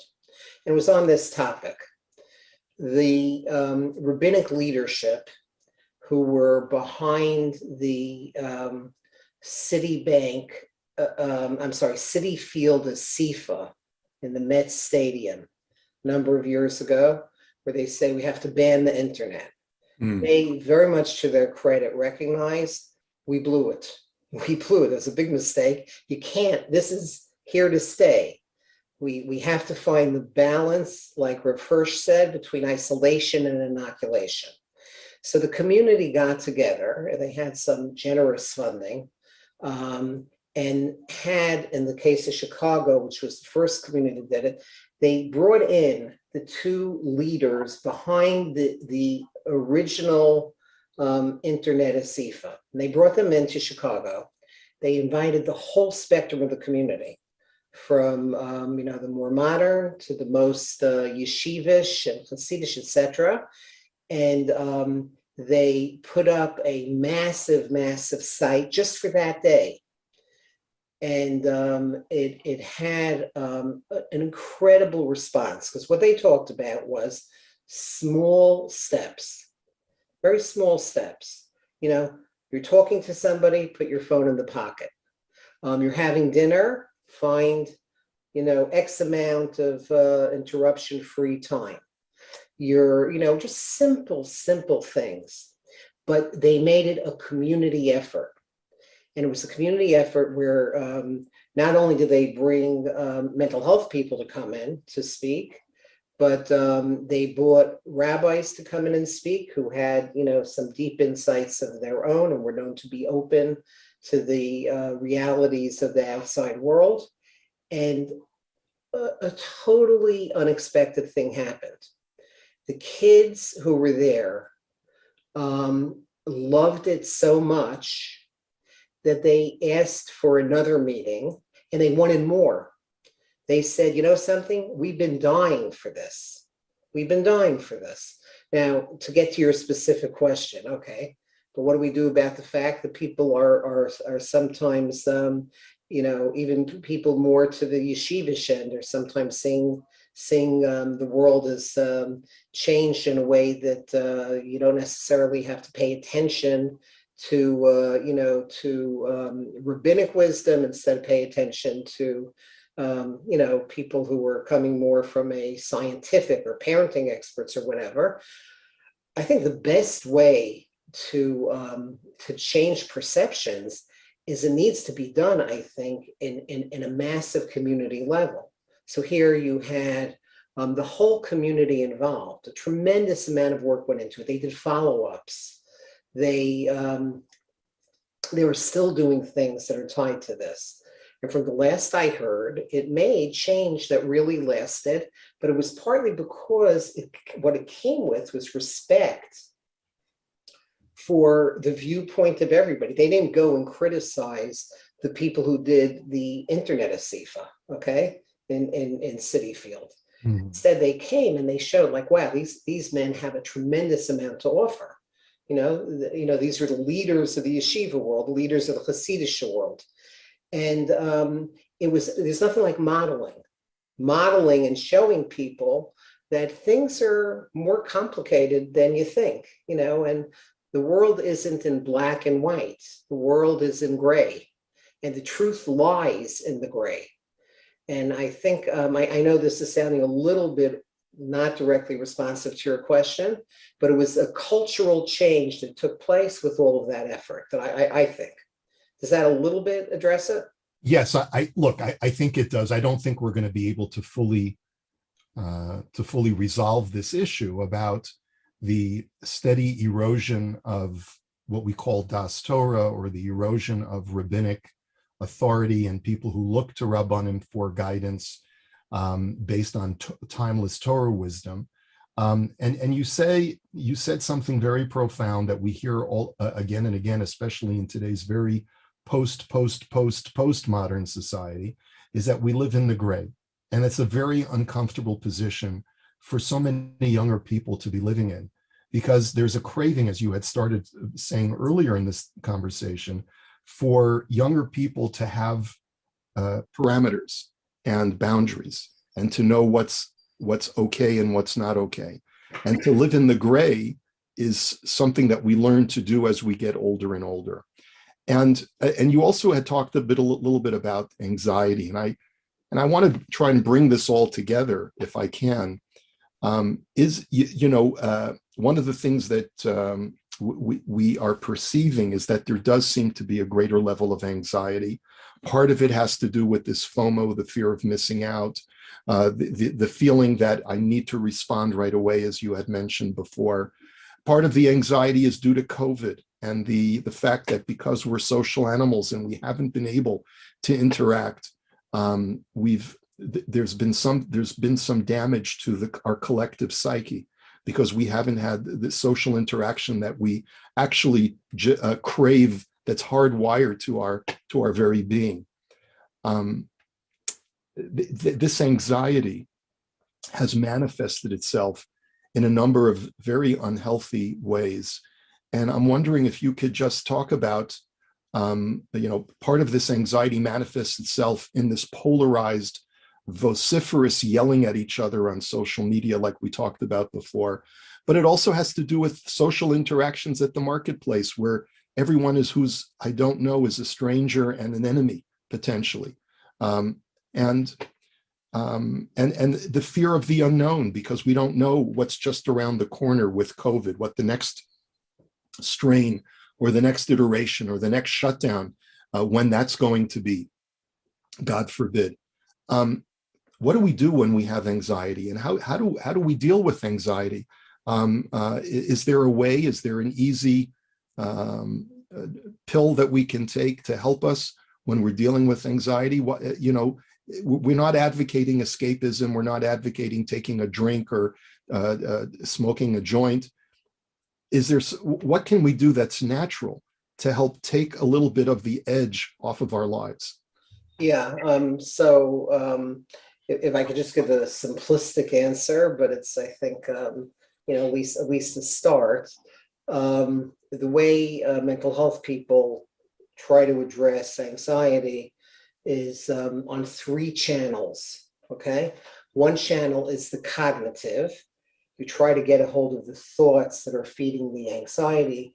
Often in the case of anxiety around COVID, it might be, an awfulizing feeling like, this is horrible, things will never go back to normal, how am I ever going to get used to it? And a lot of self-statements that we're saying on the cognitive level that are either awfulizing or tyranny of the shoulds. It shouldn't be like this. Why can't I have a normal life? What happened to the, things that I always took for granted? So that's the cognitive. That's the Baal Shem Tov's B'makam shemachshavto shel adam sham hu nimtza ha'ish. You want to know where the person is? Look at where his or her thoughts are. So that's on the cognitive channel. On the physiologic channel, which is, what happens to our bodies when we're anxious? Our hearts will race a little faster. Different people feel in different parts of their body. You may feel it in your GI system. You might feel a tightening in your neck. You might get a headache or whatever. But the physiologic is basically the natural response of the body to perceived threat. And there, this is where smartphones are, incredibly helpful, because there are amazing devices now that really teach mindfulness. There are 2 wonderful books on Jewish perspectives on mindfulness, which are amazing, written by psychologists who are also rabbis.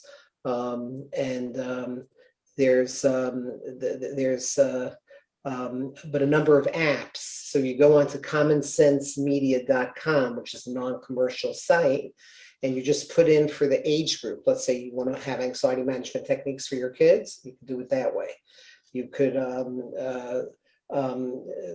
find some basic mindfulness exercises for yourself.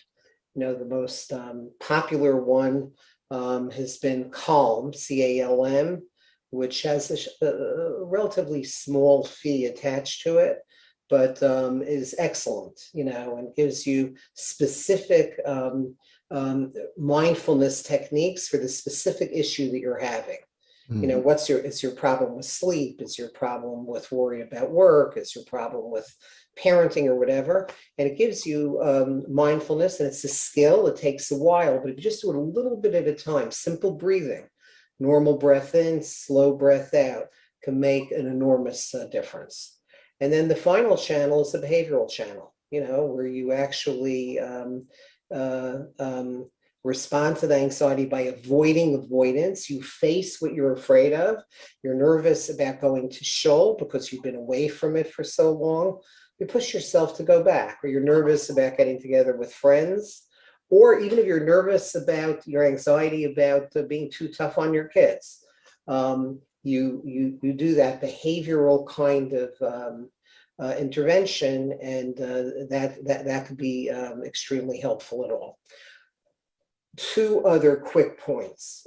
So could you just review those three once again? Yes. Number one? Yes, sure. So number one is cognitive.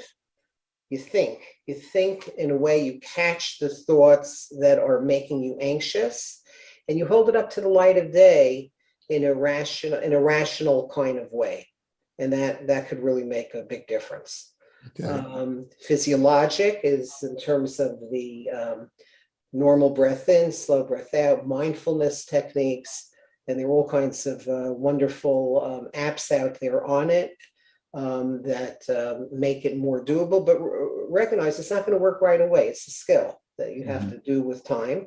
And then the final is behavioral, which is to push yourself to avoid avoidance, etc. And then the other 2 points that have been found to really help with anxiety during COVID are ancient wisdom, and this is in every religion has this. One is the power of gratitude, to figure out a way to focus on what we have and to be thankful for what we have. And anytime we're able to be grateful that way, again, this is consistent with the Torah readings we have around now. It's the essence of being Jewish, Apam Odes Hashem, right? To be thankful. It helps us in a very basic way with our anxiety. So because you may not have control over, what new variant of COVID is coming, but you always have control over being thankful for what you have in terms of your community, in terms of your family, in terms of friends, or whatever you have. And when you have that focus, it literally helps with your immune functioning, but helps mainly with anxiety. And then the other chesed is to be able, acts of loving kindness for others makes such an enormous difference. To be able to respond to everything that's going on with chesed. It's the antidote to the negativity of social media. Social media, by the way, could be a wonderful source for doing chesed. We now know about the suffering of people who may never have known about in the past. Right. Yeah. Yeah. And those last two items are so powerful. The ability to count your blessings and to recognize, I always try to tell my wife as often as I can, we are so blessed. Even when we're going through perhaps challenging times, but we are so blessed. And then just reminding oneself about all of the brachas of life is just so uplifting.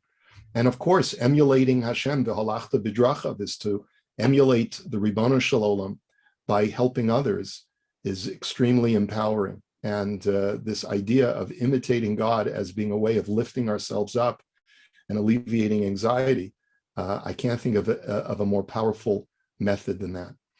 We are coming up close to the end of our discussion, but I would be remiss if I didn't ask you about one more issue that I think does contribute to some of the anxiety that especially our young people are experiencing today. It's no secret that from time to time, and Rabbi Pelkovitz, the amount of years that you've been in this line of profession, you've seen so many iterations, unfortunately, of communal scandals having to do with people in leadership positions, abusing that privilege and exploiting others because of their position. And this, of course, has created a significant amount of anxiety as well, especially among our youth. Could you just share with us a few thoughts on this topic and how we can restore the sense of joy and simchas hachayim in our lives? Yeah, so you're talking about like when leadership fails, that Yeah. yeah. So again, without without in any way identifying a specific person, because this is something that we're sometimes faced with. How do we talk to ourselves? How do we talk to our kids when there's when our leaders, who should be our moral leaders, disappoint us? And if I could just make a couple of points. The most important one in terms of talking to our kids is to be understood. First, understand. You go to your child and you ask him or her, what have you heard? Especially if you're in a neighborhood where there's been some kind of a scandal, and unfortunately there are multiple scandals in different parts of the world. And if you're struggling with that now, you just ask them, what have you heard? And again, we don't necessarily know anything for sure. Sometimes there are situations where a person's been actually convicted and it's still something that communities might be struggling with, but you ask your child, help me here. And very often they'll answer you in a way that'll will lead you towards what you need to talk about, what you need to understand. So that's number one. Number two is the idea, as a general rule of thumb, to help them have permission to talk about what's on their minds. Don't automatically reassure them. This is along the lines of what we talked about before. There's the thought of Eino damomed al divrei Torah elam kein nichshol behem. We can't master anything in life without struggle. And this is something that, may bring with it struggle, because people who we've looked up to and were supposed to be the source of protection now may be in a very different kind of place. So we just need to let them know that it's okay to talk. And it's not disrespectful to talk. The Hebrew word ashrei, which is the highest level of happiness, is tied to the Hebrew word ishur, to validate. To validate what somebody's saying. And we do that for our children. It makes sense. And to name the monster, to talk, to the extent that you could allow them to talk about it, and to talk about whatever anger, and also to talk about how imperfection in general is something that is very much part of what we are sometimes faced with. Nobody's perfect. And I'm not saying this in any way to be an apologist for anybody who might later be found to be abusive, but just the idea of being able to give voice to values and to allow it. People underestimate the power of that.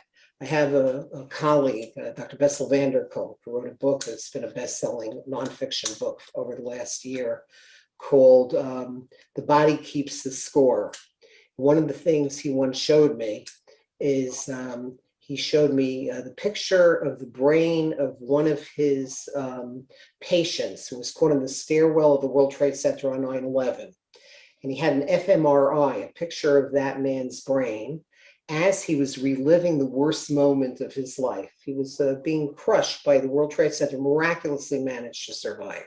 Mm-hmm. And what he showed me is that the part of the brain that shuts off when people are faced with overwhelming kinds of stress is Broca's area, the language centers of the brain. But then what he showed me in subsequent scans over the coming months, that as he gave this patient words for his pain, as he helped him light up the language centers of the brain, and he helped him name the monster, that's where he was able to eventually come to a place where he was able to digest the meaning of what happened. And that's using an extreme example, but I see it all the time, how much good we do for ourselves and our children when we allow ourselves to name the monster and to see the area of growth that can come from these kind of struggles. And I'll just end with the following beautiful words of Chazal, which I often quote because it just makes me feel great.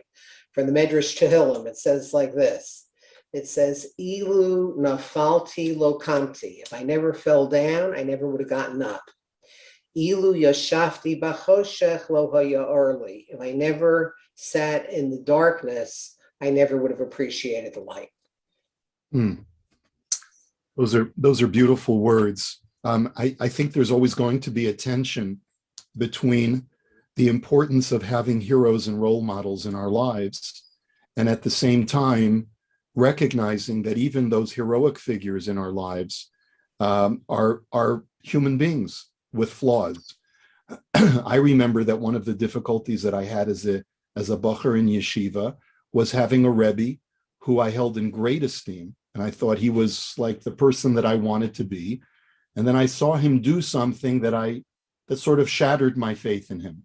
It wasn't something so horrible, but it was just a flaw in his personality. And it was difficult for me as a young man to learn how to process that and put it in its proper context. And as we get older, I think we learn to live in that gray of recognizing that everyone is complex and no one is perfect.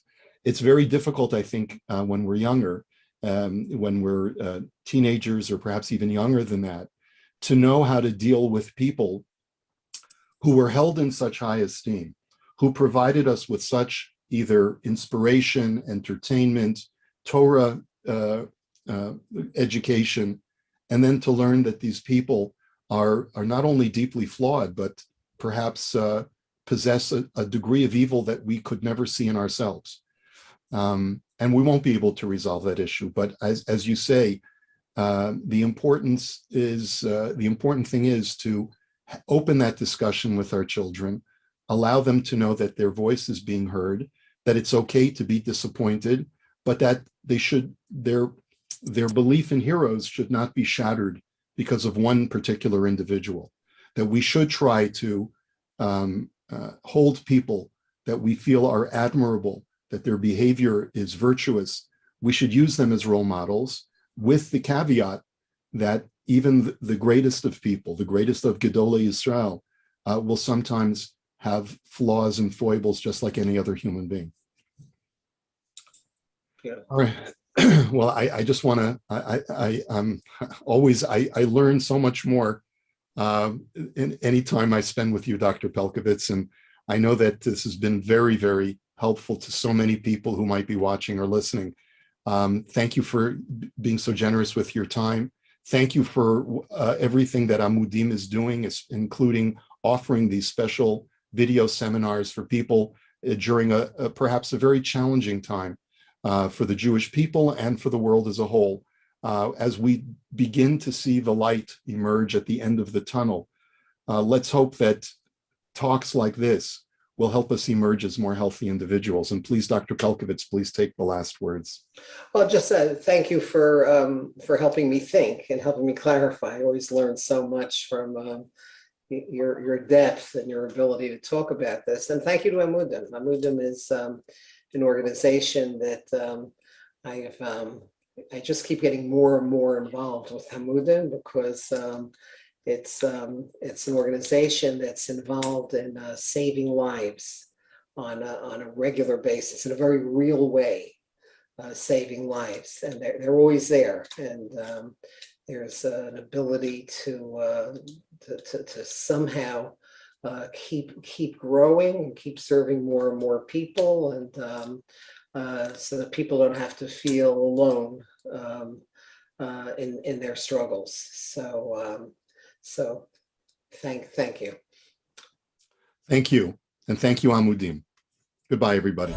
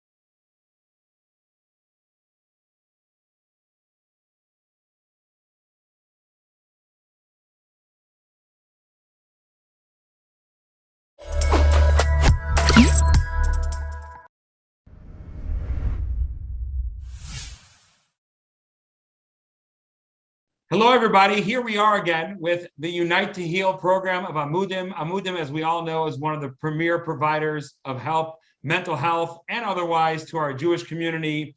They also last year figured out the best way to raise money from Yidden is to make sure they're having a great time. And last year, in the first Unite to Heal, they put out an incredible array of speeches and lectures and music and incredible interviews. And they're doing it again this year, back and better than ever. So welcome to the Amudim Unite to Heal. I very rarely get the opportunity, I never ever get the opportunity to interview such incredible luminaries as I'm interviewing today. I'm deeply appreciative to Amudim for giving me the opportunity.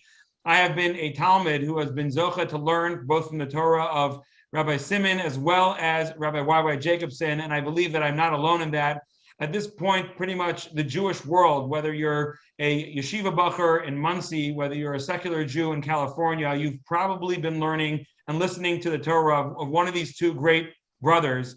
And we have an incredible opportunity today to talk to them on behalf of Amudim.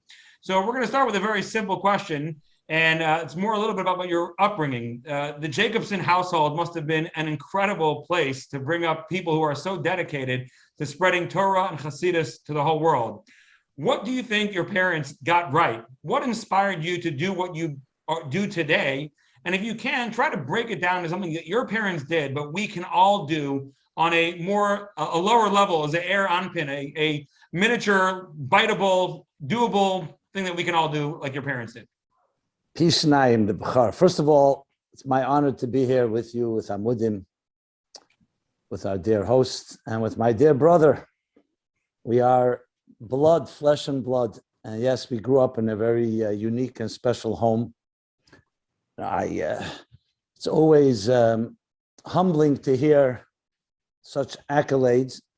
But I will say, in the spirit of my father, Olav Shalom, and my mother, may she be well, many healthy years, one of the things that jumps out at me, this is completely a knee-jerk reaction to your question, was my father particularly, as well as my mother, which I'll speak about in a moment, was absolutely comfortable in his own skin. He was he didn't have that self-consciousness and extremely know why he's here in this world and what is his purpose. And even though it was not stated in words, but it was stated in actions, and that was what exuded. That was the spirit, that was the environment that exuded from him. I remember him sitting Shabbos at the table. He could speak quiet for hours, even though he was a conversationalist and a very charismatic figure, but he had that inner peace. And I think when you have that, it just translates into bringing up children that are also comfortable in their own skin and are focused not on trying to necessarily impress or entertain, but really living up to what their mission is. Now, I want to say it very clearly, a big disclaimer. I am not saying I'm on that level, but I definitely was exposed to it. And my mother as well, completely committed to the cause. You know, everybody has their egos. Everybody has their stuff. They have their phobias, their neurosis, and by no means is anyone perfect.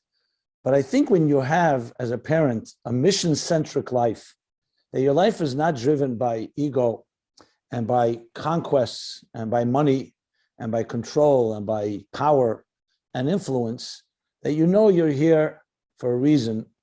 And that is not just taught, but actually fed and nourishes children from the youngest of age. To me, that is one of the most critical elements that all of us can learn for success, because then your children grow up having that same type of attitude. I'm here to serve. I'm here to bring something to the world. In our case, we grew up in, we grew up in obviously a very observant Jewish home, a Chabad Hasidic home. And of course, Chabad Hasidus emphasizes this idea of serving, illuminating, Neres Lahayr, to be flames that illuminate and warm everyone around us. So it all fitted in that context. That's one of the ingredients, at least. By no means is it the only one, but that's what comes to mind. And based on that, what you're describing, what would be like an avoda, like something people would want to work on to be able to achieve that sort of sense of mission and sense of inner peace and comfortability with their own skin? What types of things could people do if they want to be able to get to that level so they could experience that and, of course, give that over to their children as well? What is like something that a person could work on themselves on a regular basis to do, something measurable, like a real avoda? I think it really comes down to how you look at the standards. You know, a business cannot function without a mission statement.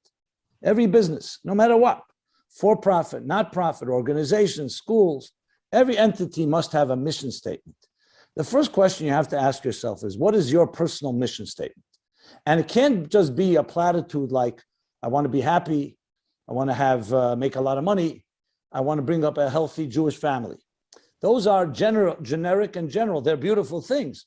But a mission statement means, to put it specifically, how are you going to use your life and the unique skills and tools that you were given, your unique opportunities, to somewhat improve, better, and beautify the corner of your world? So that's the first question you have to ask. If you're not asking that question, which means that you're basically just running your life either as a product or victim of circumstances, then you're never going to get to that place. So obviously, as children, if you can pick that up from a young age, great. But wherever you are in your life, that has to be a pause that we all have to take, if not on a daily basis, at least on a weekly basis, a monthly basis, or an annual basis. And we actually have Moida Ani. lefanecha. When you say moida ani lefanecha melachai v'kayim shachzarta b'nishmasi b'cham rabba munasecha, what are we saying? Think about the words. Thank you, God, for returning, or you don't say even the word God. Thank you for returning my soul to me, for making me indispensable, for giving me a mission, for renewing my contract and my mandate, and that I absolutely need to fulfill that mission that you have given me and renew it every morning. So that would be, in my opinion, one of the first things that you begin the journey in that sense.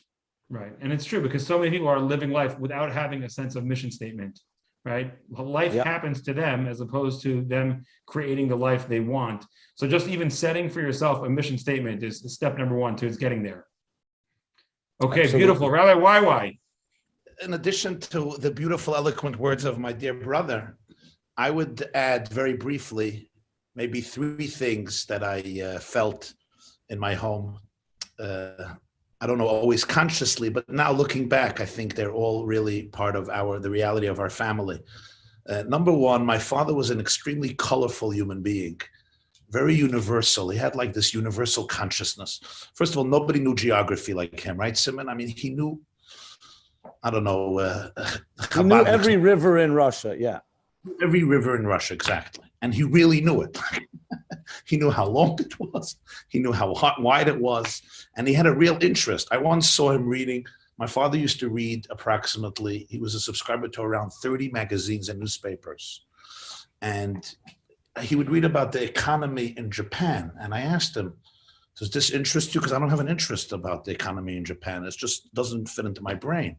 And he says, yeah, it's the world. It's part of God's world. You have to know what's happening in Japan. It was very interesting. So it was really, there was no tunnel vision. There was no narrowness. There was no judging people based on the community they come from, based on their lifestyle.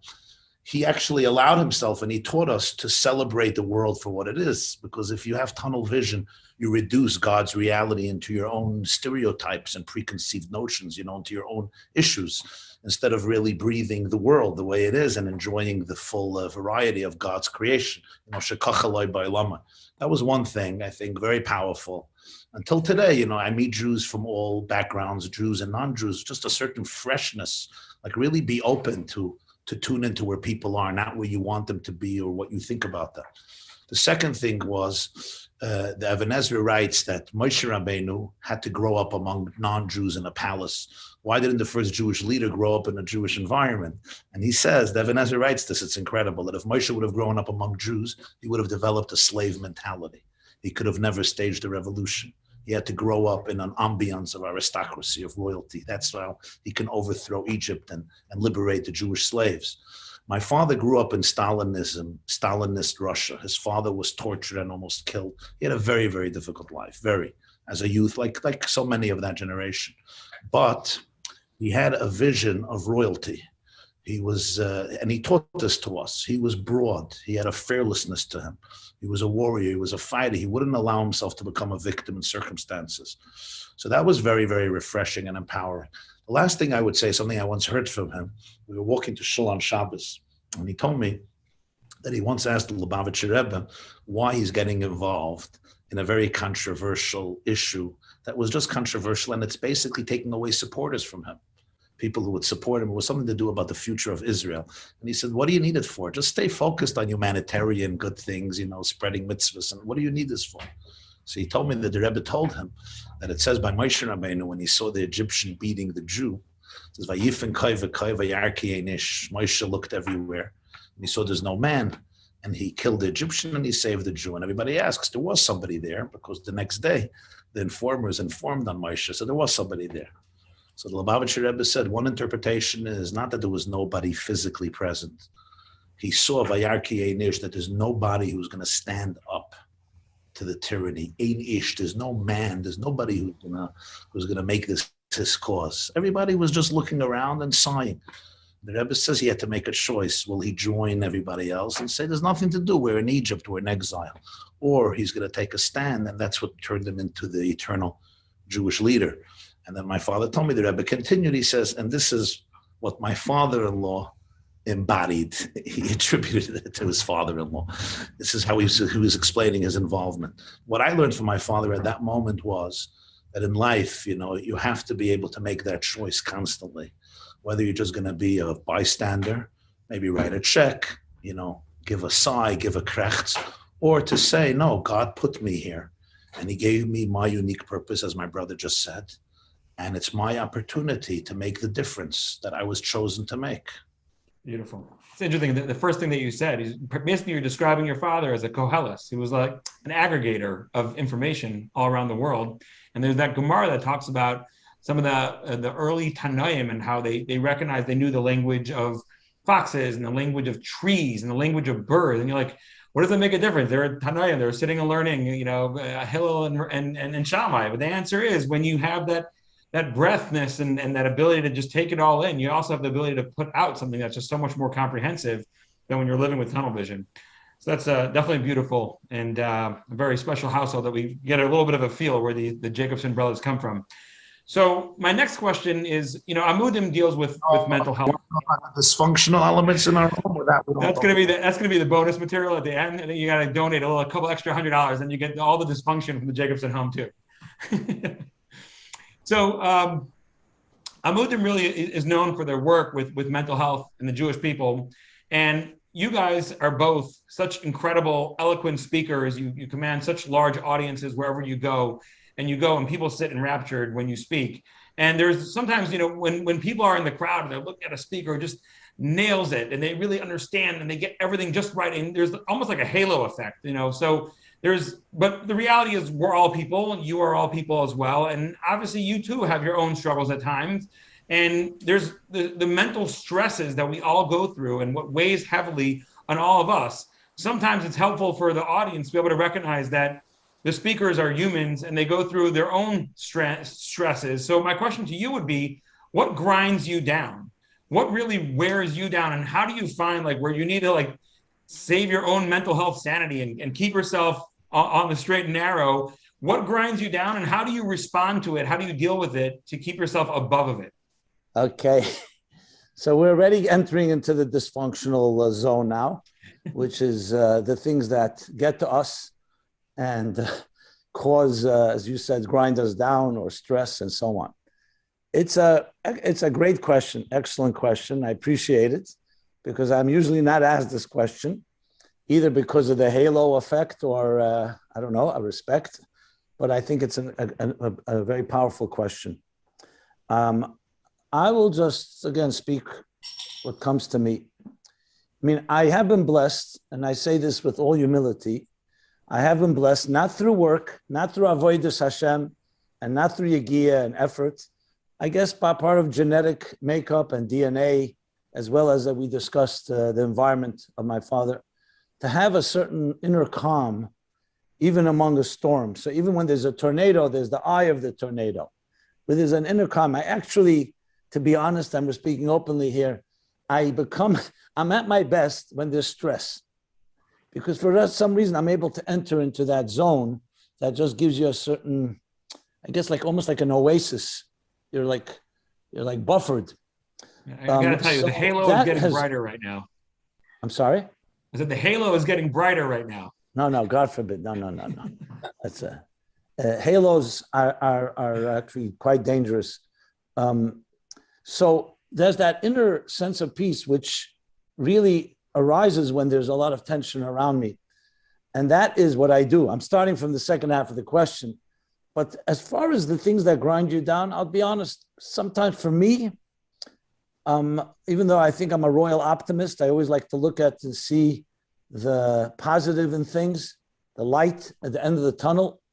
And but at the same time, sometimes you feel that as much as you do, are you really making an impact?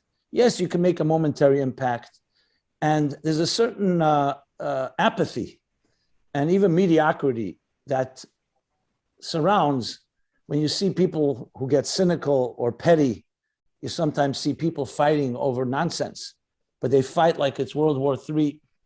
And that can get to you, and sometimes feel that, am I really making a difference? I wouldn't say I get depressed by it, but I definitely am impacted by it.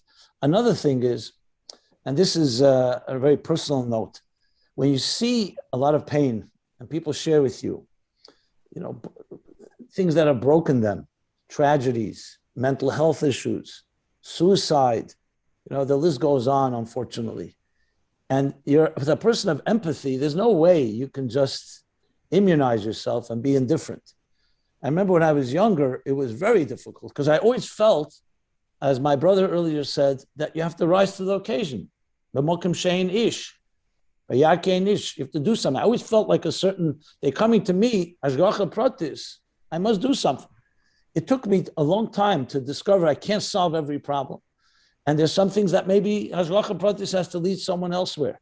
But I remember the first time I heard about abuse, real abuse, serious abuse. I couldn't even believe it.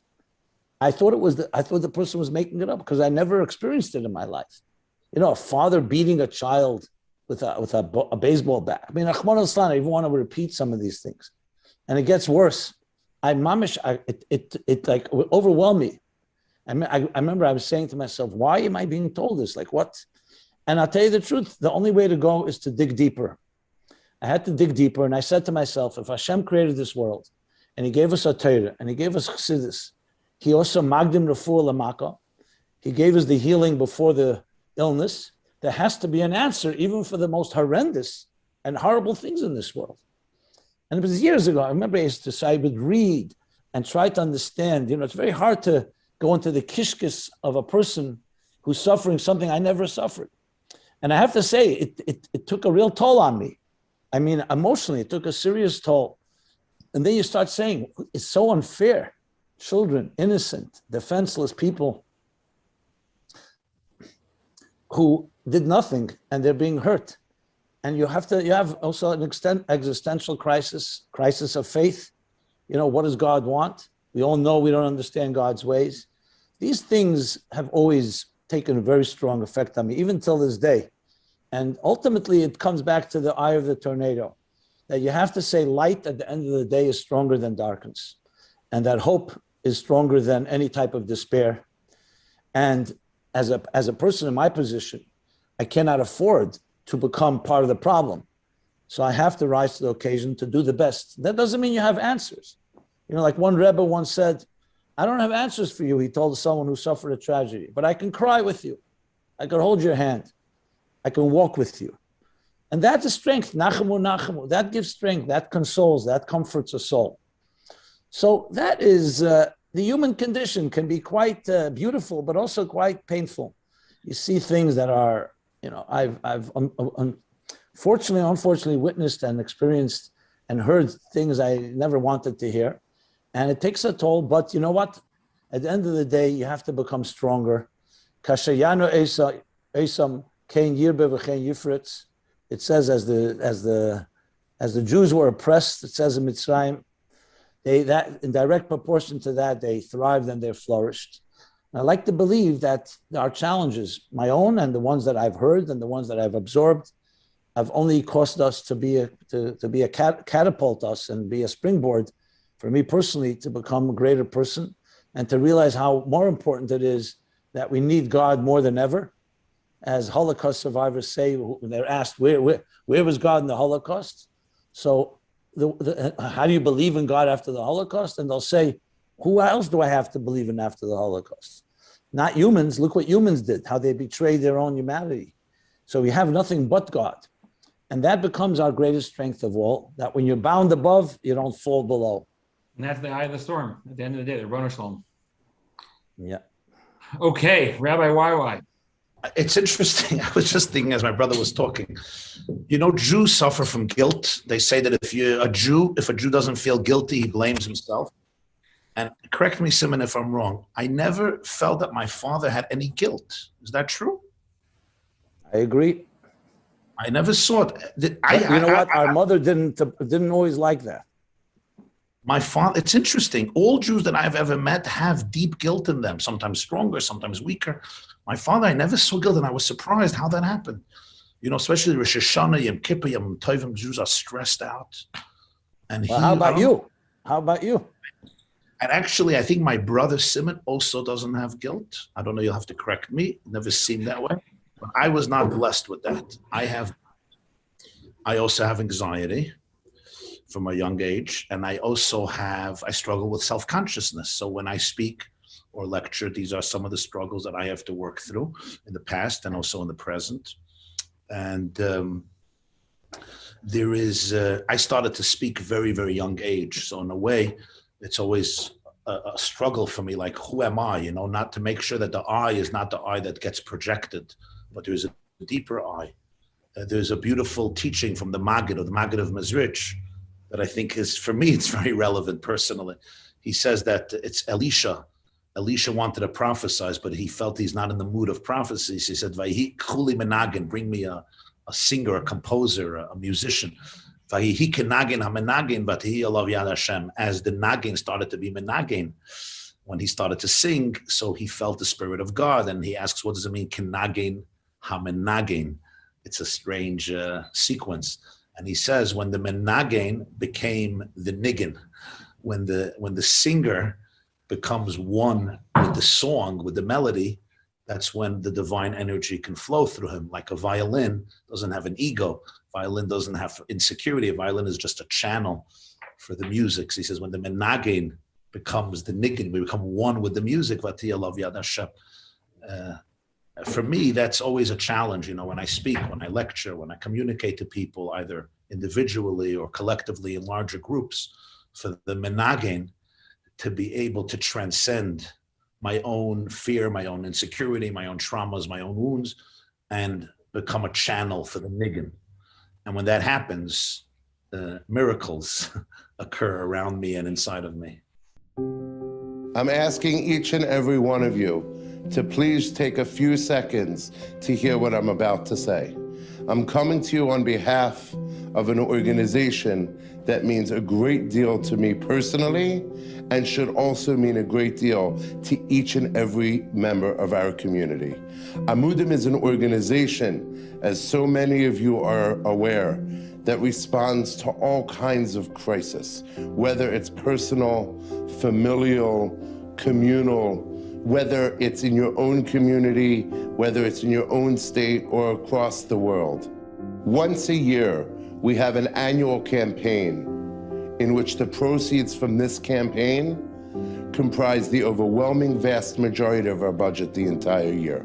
Every single one of the services that we provide and every drop of assistance that we provide to those that are struggling or facing a crisis, we don't charge a single penny for. This is the time that once a year we're coming to you to please open your minds, open your hearts, and open your pockets as much and as generously as you can. Because if you believe, as I do, that the issues we're dealing with are critical and need to be worked on further, and that we need these resources readily available for when people do face a struggle or a crisis, then please contribute to this campaign and please partner with us so together we can unite to heal.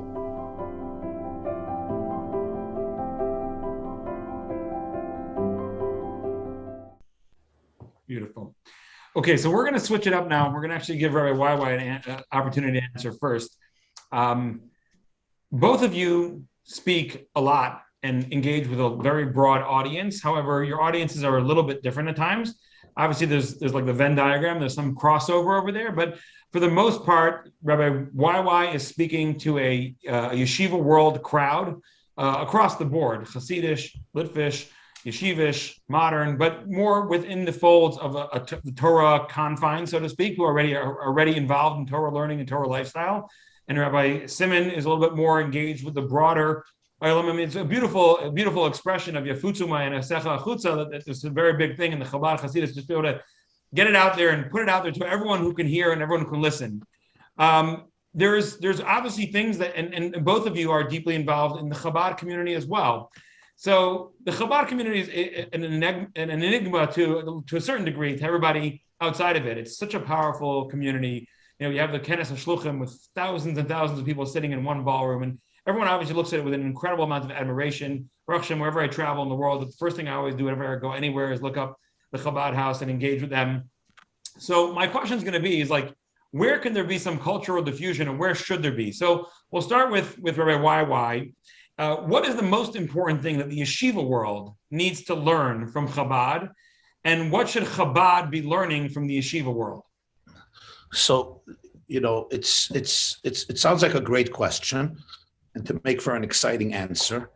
But the truth is, I think that today we live in a generation where Jews are so much exposed to each other that, to put it frankly, somebody who may be called a yeshiva type of guy is often saturated with a lot of the energy and the wisdom of Chabad. And sometimes somebody who grew up and calls themselves Chabad may actually still have to learn what the essence of Chabad is. So, I don't see it as color where there's two teams. They stand for this, they stand for this, and I'll let them learn from each other. I think when you're dealing with deep psychological, spiritual, and emotional truths, when you're dealing with Avodas Hashem, things are very, very intimate and very, very personal. And as Hashem told Shmuel Hanavi, Al tabit al mareyu, don't look at external appearances. Ki ha'adam yireh le'einayim v'Hashem yireh lalevav. There's the guy who's maybe a Litvak for, 30 generations, but his entire persona and behavior day to day is a living embodiment of some of the great ideas of the Baal Shem Tov, and sometimes conversely. So I really would not address one community versus another community. I think in any community and in every individual and collective, there are great virtues and there are great flaws. I would rather talk more about ideas. And I think some of the ideas of Chabad Hasidus that are really ideas that I think deserve to become the passion of every single Jew in order to really help us become the nation and the people that we need to become and bring a Geula consciousness to the world is, I would say, two of the foundational teachings of the Baal Shem Tov and of the Baal HaTanya. Number one, this was on the deathbed of the Baal Shem Tov's father. He was 5 years old and he told his son, he said, Yisrolik, don't fear anybody or anything but Hashem. And number two, love every Jew with every fiber of your being. And it became the two fundamental teachings of the Baal Shem Tov. Number one, Einaid Mulvadai, meaning there's no division, no real division in the world, no real division between people. If the doors of perception are cleansed, everything appears as is, a flow of divine infinity. To be able to transcend fragmentation and dichotomy, to be able to realize that all the wisdoms of the world is all part of oneness, part of integrated divinity and infinity. And that includes science and physics and psychology and mathematics and biology and medicine. The Rebbe would always say, the Torah, the Zohar says, the Medrash says, is a blueprint for the world. The whole universe is a manifestation of Torah. Spiritual oneness is everywhere. And therefore, you don't have to be afraid of anybody or anything, because within every reality, you could find the divine. And number two is that ability to really see the souls in people, to really be able to love every single Jew. And by extension, it means loving humanity.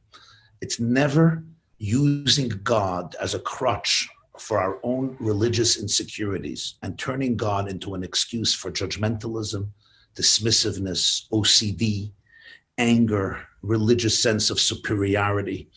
Sometimes my religion could become the greatest obstacle to experience God, because in the name of religion, I can become judgmental. I become full of hate and anger and vengeance, and it's all blamed on God. And I think the Baal Shem Tov, the Alter Rebbe, the Rebbe were real embodiments of showing people that it's not about, how religious or not religious you are. It's really when you live with Hashem in the deepest way. So then whoever you meet, you have one mission: to help them find the godliness and holiness within them. And I think these are two very powerful ideals that when we live with them, all of us, those who call themselves Chabadniks, those who don't call themselves Chabadniks, I think when we live with them, we change ourselves and we create so much light in our environment, among our children, among our students.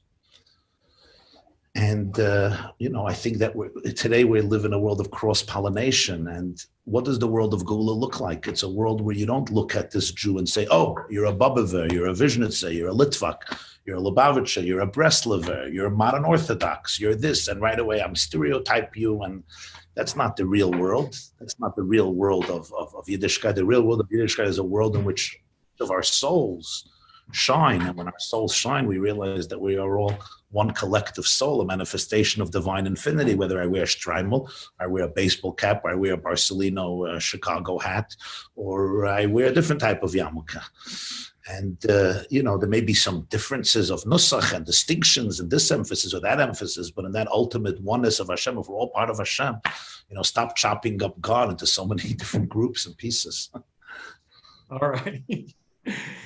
Okay, truth is, there are obviously, I think, I'll give you an example of something, for example, where I believe like the Elamai Yeshiva, so to speak, could learn from Chabad. Chabad's ability to really just share whatever is valuable in terms of teaching other people. Like if you open up a Chabad house in any city, I'm not sure what cities there are not yet a Chabad house. So let's just call it, if you open up one on the moon, you can have immediately like all your educational components, and you have like all the beautiful graphics. There's an enormous amount of sharing of that information. That's the kind of things I was referring to more, or certain things. But obviously, you're going way deeper than that. You're going to the levels of like the neshama level, where we all come back to Kutchabrichu Yisrael V'Eretz. My brother and I, my brother even more than I, because he's older, have heard this following statement by the Lubavitcher Rebbe. I don't know, I heard it maybe 200 times. He probably heard it 900 times. He quoted his great-great-grandfather, the Alter Rebbe, the Balatanya, who would always say these words: Chassidus is nishkein maflega, which means never allow Chassidus to become party politics. Don't turn it into a political party color war. We're the red team, they're the green team, we're going to win. We won color war. Look at the Kenos HaShluchim. Oh, but look at this event, but look at that event. You lost the plot. You now went into a color war, ego insecurity place, which we all have. We're human. We all have it, whether you call yourself this type of Jew or that type of Jew. His point was, if you're really tuning in to the elikus, to the godliness of Yiddishkeit, to the Ashreinu Matov Chalkeinu Manayim Geraleinu, every person you see, every Jew you meet, when you could cleanse yourself from external perceptions, you realize that there is a deeper spiritual truth that really unites us and that we are all part of. Okay, so I'm going to take that answer, and that answer is basically saying we're not going to go into the divisions. We're just going to go into the elikus, to the root level. I really appreciate that. I'm going to ask Rabbi Simon one question, then we'll conclude with a final sort of a last remark from both of you. So I want to talk to you a little bit more. We're going to delve into the mental health area. Mental health challenges are on the rise. Prior to COVID, the CDC reported that in 2019, about 20% of Americans were receiving mental health treatment, and at least 16% of them were using medications to help with their challenges. Obviously, after a year of being isolated, people literally having almost no outside human contact, having the media on all sides trying to hype up the fear and the sense that large, powerful groups are trying to harm you, the mental health crisis today is far greater than it was before. And while the numbers are better in the firm world, and indeed my friend Dr. David Rossmarin, who's a psychiatrist and a professor at Harvard Medical School, has published many articles showing that living a religious life, having a belief in a Borei and a creator, and living a more community-based life as we do, brings down the incidence of mental health crises significantly, but we don't get a free pass. And as Amudim can well describe, we have a lot of real challenges to mental health in our community, the rates of anxiety, clinical depression, OCD, even suicidal ideations that would shock most viewers who are tuning in. So on behalf of all those who are suffering, how does the person react with debilitating depression to the point that it's a massive struggle to get out of bed? How does the person with such great social anxiety that they can never eat in public and can barely muster the courage to utter a word at a simcha? How does the yeshiva boy battling OCD who's washing his hands 40 times a day to the point where his hands are raw when he goes back from Seder to check that he didn't leave his jacket on his heater in his room 12 times a Seder? How does that person connect to Hashem, who obviously gave them these challenges? Challenges that they can't speak about to almost anybody because of all the stigma. Challenges they're afraid to talk about because of the ruining their own shidduchim or the shidduchim of their families. How does this person relate to the Ribbono Shel Olam, creator of OCD and creator of generalized anxiety disorder? I can't control myself from asking how much time do I have for this answer? I would say about not enough.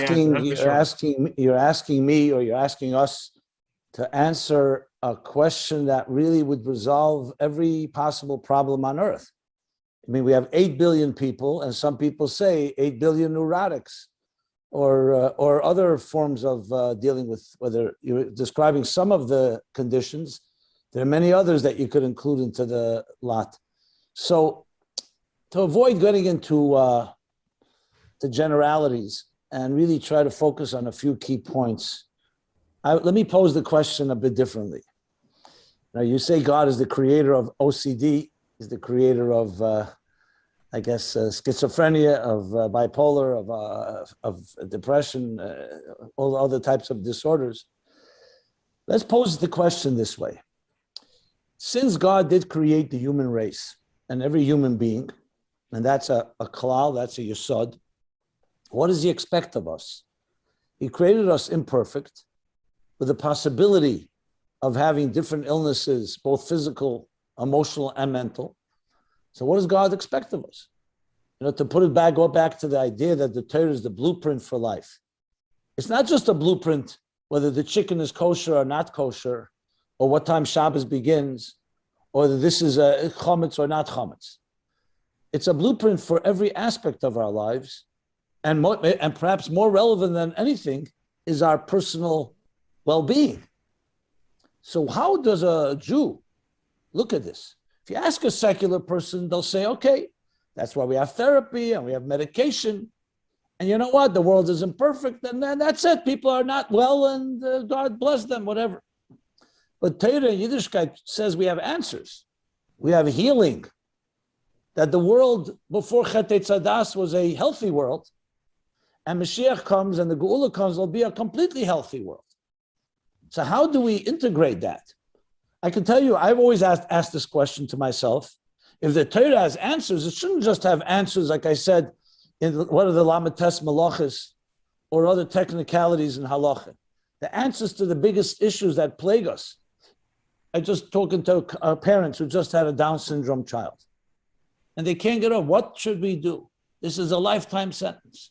So we're dealing with something that affects us all, in some ways more severe than others. So the answer, briefly, is that the same Eibishter that created the human being with all these challenges also created answers and solutions. This doesn't mean that we can heal everything. Ch'mon al-Itzlan, there are illnesses you can't physically heal. But this doesn't mean we can't do anything about it. We're not victims. So the Torah provides us with elaborate instructions. Let's just start with, just eliminate one element. The Eibishter says, Nitin reshus l'reifa l'rapes. V'rapi yirapele. The pasuk teaches us, the Gemara says, maybe we can't heal if God causes someone to be sick. Who are we to intervene?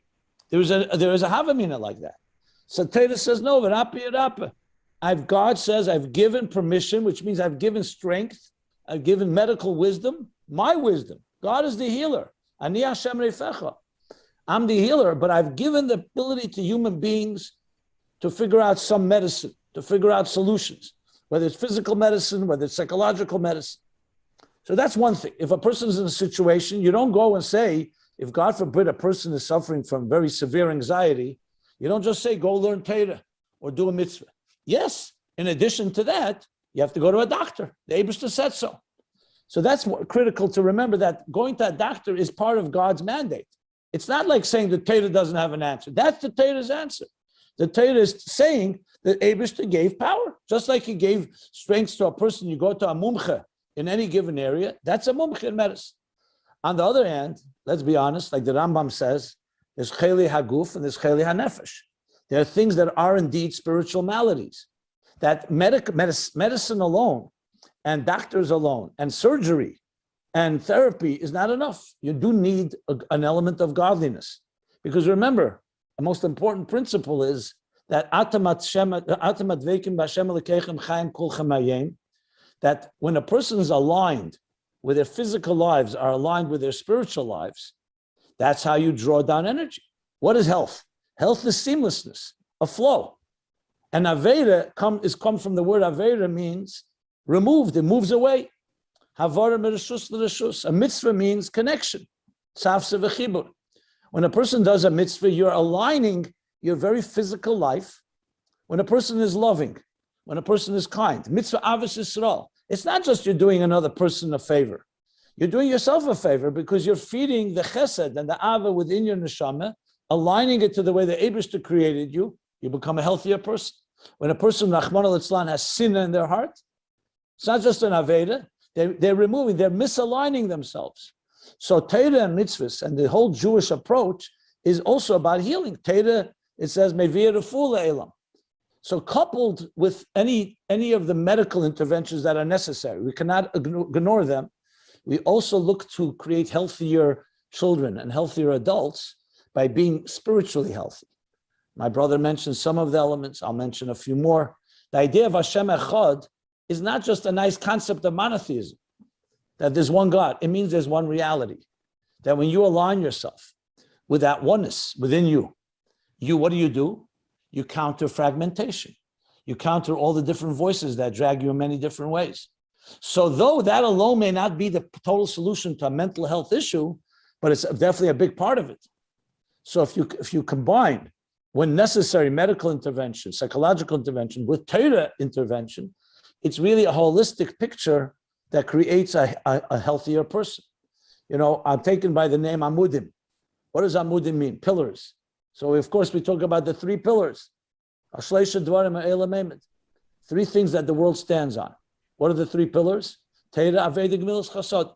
So most people say, okay, nice. The whole Torah, because Bereishis is B'shvil Yisrael, B'shvil HaTorah, so Torah is the basis. Torah, Aveda, Gemilas, Chasadim holds up the world. It's a lot deeper than that. Torah, Aveda, Gemilas, Chasadim, and I'll translate it now into simple English, which often is necessary to appreciate it. Think of it as cognitive, emotional, and behavioral conditioning. The Torah aligns your mind to think healthy. You think transcendent. You think about things that are beyond the material. What's Aveda? Aveda Shabbat Lav, Zuhit Tefillah, prayer. It's emotional conditioning. Working, getting emotional intelligence, becoming more empathetic to God and to others. And what's Gemilas Chasadim? Behavior, actions. It's not enough just the mind and the heart. You have to act in a healthier way. I have an expression I use is you have to immerse yourself in a spiritual spa. Just like a body gets comforted and soothed through a physical spa. What's a spiritual spa? Study, prayer, action, SPA. Torah, Aveda, Gemilas Chasadim. So we have all that we need to address the issues. Now, let's be honest. I want to just say this on a final note. The bottom line is we can't always say we have the answer to all problems. We are given the tools to try our best, but we learn how to navigate and we learn how to grow. And frankly, if we did what we had to do, many problems would disappear and many would definitely be alleviated. But the Eibishter decides to do even after our efforts is up to God. But the fact is, there's no question in my mind, and this is what I find valuable about Amudim and about all our efforts, is we can bring a lot more healing to this world than we can imagine. And definitely that we shouldn't be part of the problem, but be part of the solution. Wow, that was beautiful. And especially the way you broke that down, cognitive, emotional, behavioral, and how we have the whole picture here. We have the whole picture here. Quite beautiful. Okay, so we're now down to our final question. It's going to be a quick one. So the total answer time for this one is 60 seconds. So in Pirkei Avos, often it says, Hu haya omer, which of course means he used to say, but also in the Chassidus, they say his in essence would tell you this. When you watched him, Hu haya omer, if you watched the way he lived, it would scream out to you this message. So we're now in our final question, and we want to ask, if there's a Hu haya omer that you would want to be known for, God willing, what is the Hu haya omer? Not what should be chas v'shalom on someone's tombstone. Someone asked me yesterday, what do you want they should say about you in your funeral? I said, I'd rather they just say I'm the guy who wouldn't quit, wouldn't die, wouldn't give up. He's somehow breaking all the medical miracles. But I'm saying, what is the Hu haya omer of Rabbi Simon? What is the Hu haya omer of Rabbi Y.Y. Jacobson in 60 seconds or less? Because we do have to fit it somewhere. No, I'm kidding. Shimon Peres' son said at his funeral, president of Israel, Peres, that he asked his son, what do you want me to write on your tombstone? And he said, here's the man who died prematurely. He was 94 years old. I don't know, who your Omer is a very intense description, but I'll tell you one message that I find when I communicate it to myself and to audiences and to people, both individually and in groups. It has, I find, a very, very transformative impact. And that is really, as my brother just said, every single one of us has challenges. Many people who call Amudim suffer very severe challenges, whether it's mental illness, mental anguish, whether it's serious abuse or not serious abuse, but sometimes, benign abuse can have the same horrible impacts. And I can't always go back and, replay the scenes of my life. Certain things are just facts. But I think one of the profoundest ideas that Yiddishkeit teaches in such an incredible fashion is how I frame my experiences. It's all about framing. You can have the same piece of art, but if you use a different frame, it looks very different. We call it reframing. And the first one who taught us to do that was my original namesake, Yosef. Yosef endured one of the most difficult lives in history on so many levels and through people who were supposed to love him. And yet, instead of falling into despair, he became one of the most charming and enjoyable and beloved figures in the Tanakh. He saved the world from famine. And he told his brothers how he did it. He said, you did not sell me. God sent me. And what he was telling all of us is that any circumstances, any mental pain, mental illness, challenges from within or from without that I'm confronting, I could look at them in two ways. One is I was sold. I'm just a victim of other people's horrible choices, a victim of my nature or my nurture, my genes, my epigenetics, trauma of 2,000 years, or trauma from childhood. Or I could say, I was sent. God sent me into this place. I am an ambassador of the divine. I'm an ambassador of infinity, charged to bring light into places that nobody else can, but only me, by the power of my infinite soul, which is a manifestation of Hashem in this world. It doesn't take away the pain, but the reframing of it transforms everything. Wow, beautiful. Okay, and Rabbi Simon for the final word. It's hard to define your own Hu Haya Emer, but I'll say this.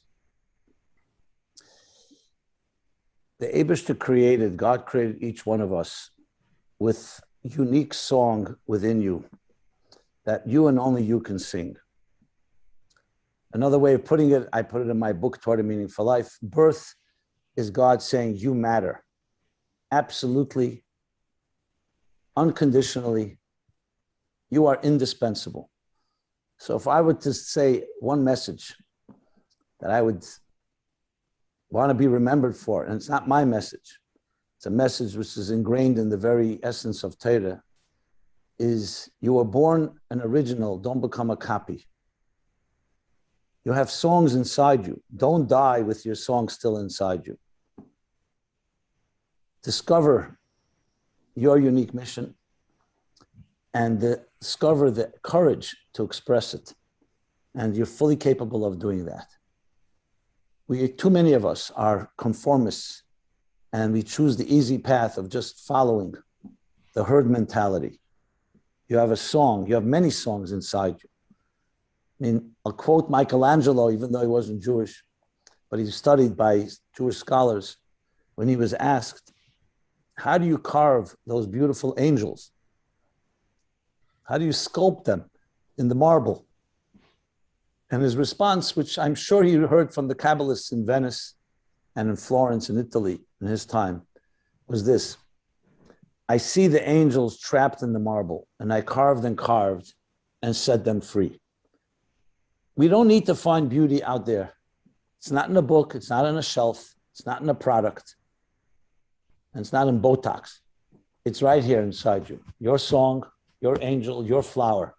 But it gets trapped in marble, in concrete, and other substances. Discover it, let it soar, spread its wings, and live up to the unique calling that only you and only you, can accomplish in this world.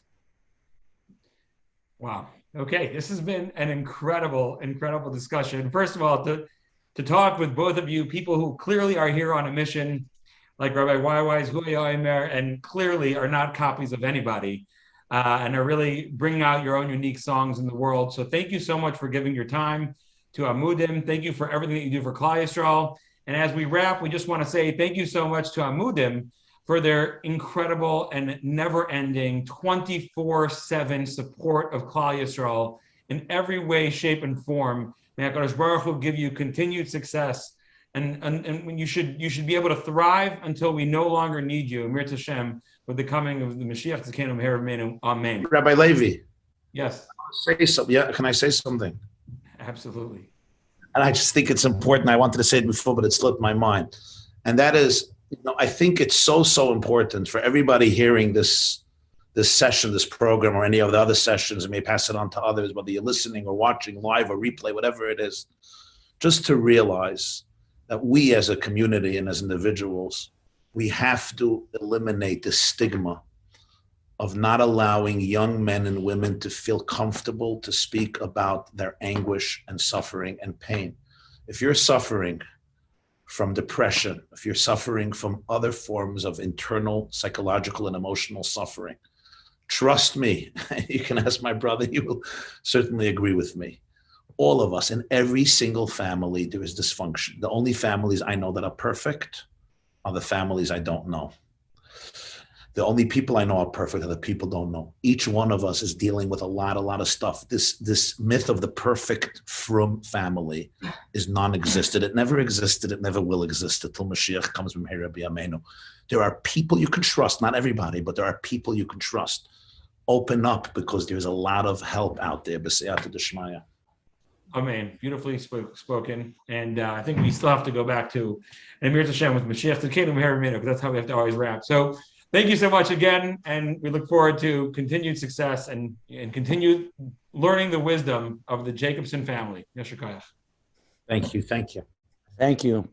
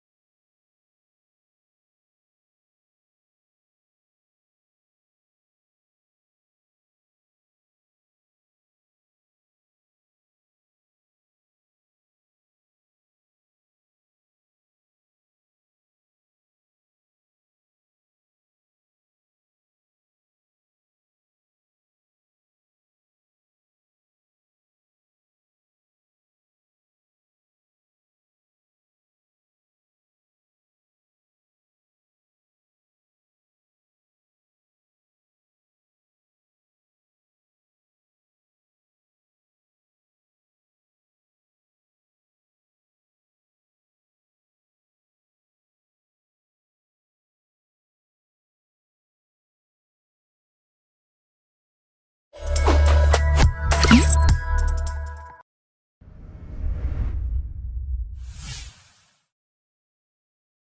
an enormous chus. It's a great privilege and pleasure once again to have the opportunity to have a conversation with Mori Varabi, with Rav Shechter Shlita.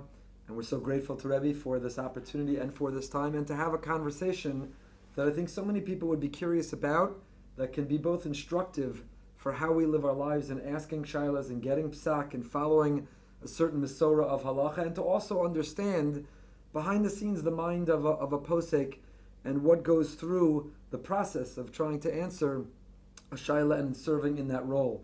Rav Shechter is not only Rosh Yeshiva Rebbe at Yeshivat Rabbi Chanan at YU, but Rebbe is also a posek of the OU. Rebbe is a posek of Klal Yisrael, who receives calls from around the world on a regular basis. And Klal Yisrael benefited, we all benefited from Rebbe's hadracha, Rebbe's direction, Rebbe's psak throughout the whole corona pandemic. The shaylas that came out, the tshuvas that came out, that gave us clear, concise, relatable, real directions on what we should be doing communally and for different Yomim Tovim and in our own personal and our own practical lives. And I know that even those who had not considered themselves Talmidim, students of Rebbe previously, from different segments of the Torah of the Orthodox world, read and learned and followed those Piskei Halacha and found them to be invaluable. And among the many reasons we are so grateful and indebted to Rebbe was Rebbe's tremendous hard work during that period, and now to continue to give us guidance in that area and more. So it's an honor to have this opportunity to have this conversation about the system of halacha and the system of psak. So paskening halacha means original shaylas that come up, maybe during Corona as an example, or medical ethics, or technologies changing, discoveries, innovation. So there's original psak. But then sometimes there's a machlokes in halacha, and a person's not necessarily paskening, but they're choosing between two different psakim that exist. So for example, can you open cans on Shabbos? A person learns the sugya, and a person looks inside and sees Rosh Zalman held this way, and Reb Moshe held this way, the Chazon Ish held this way. Can they decide which one makes more sense to them? I learned the sugya, I see it's a machlokas of the poskim, and the argument that this one made resonates more for me. I think it's more correct, so I'm going to open cans, or I'll choose not to open cans. It's not an original psak someone's making. They're taking the existing psakim and deciding which way to go. I don't think that's right either. If a person is not on the level that he's able to paskin, he's not really on the level to choose which one of the different poskim he thinks makes more sense either. You have to know so much. There's so much outside information you have to know in order to know which of the three shitas, let's say, makes more sense over here. I don't think so. That's the common shtick now. The boys all learn yeshivas till they get married, and they think they know how to read a Mishnah Berurah, therefore they know how to paskin whatever it says Mishnah Berurah. I don't think that's right. They don't know how to paskin. We don't always follow the Mishnah Berurah. And even if you do always follow, you may not realize that there is more to the shaila than what you saw at first. Could be that it's more complex, there are more aspects. I don't think it's a smart idea to every bacher who learns in yeshiva, he should be machri on his own which of the poskim he should follow. It could lead to actually following contradictory psakim, because maybe you like Rosh Zalman over here, Reb Moshe over there, but it's an inconsistent and it ends up being a contradiction. So what does one need to do? One has to have a Rebbe, one has to have a dedicated posek, and then go through all the areas of Hilchos Shabbos, Hilchos Kashrus, Taharas Mishpach, and say, in any area that's machlokas, my Rebbe or my Masorah, how should I paskin in that area? That's the Mishnah in Pirkei Avos. It says, Hasei l'charav, you have to have a Rebbe muvak.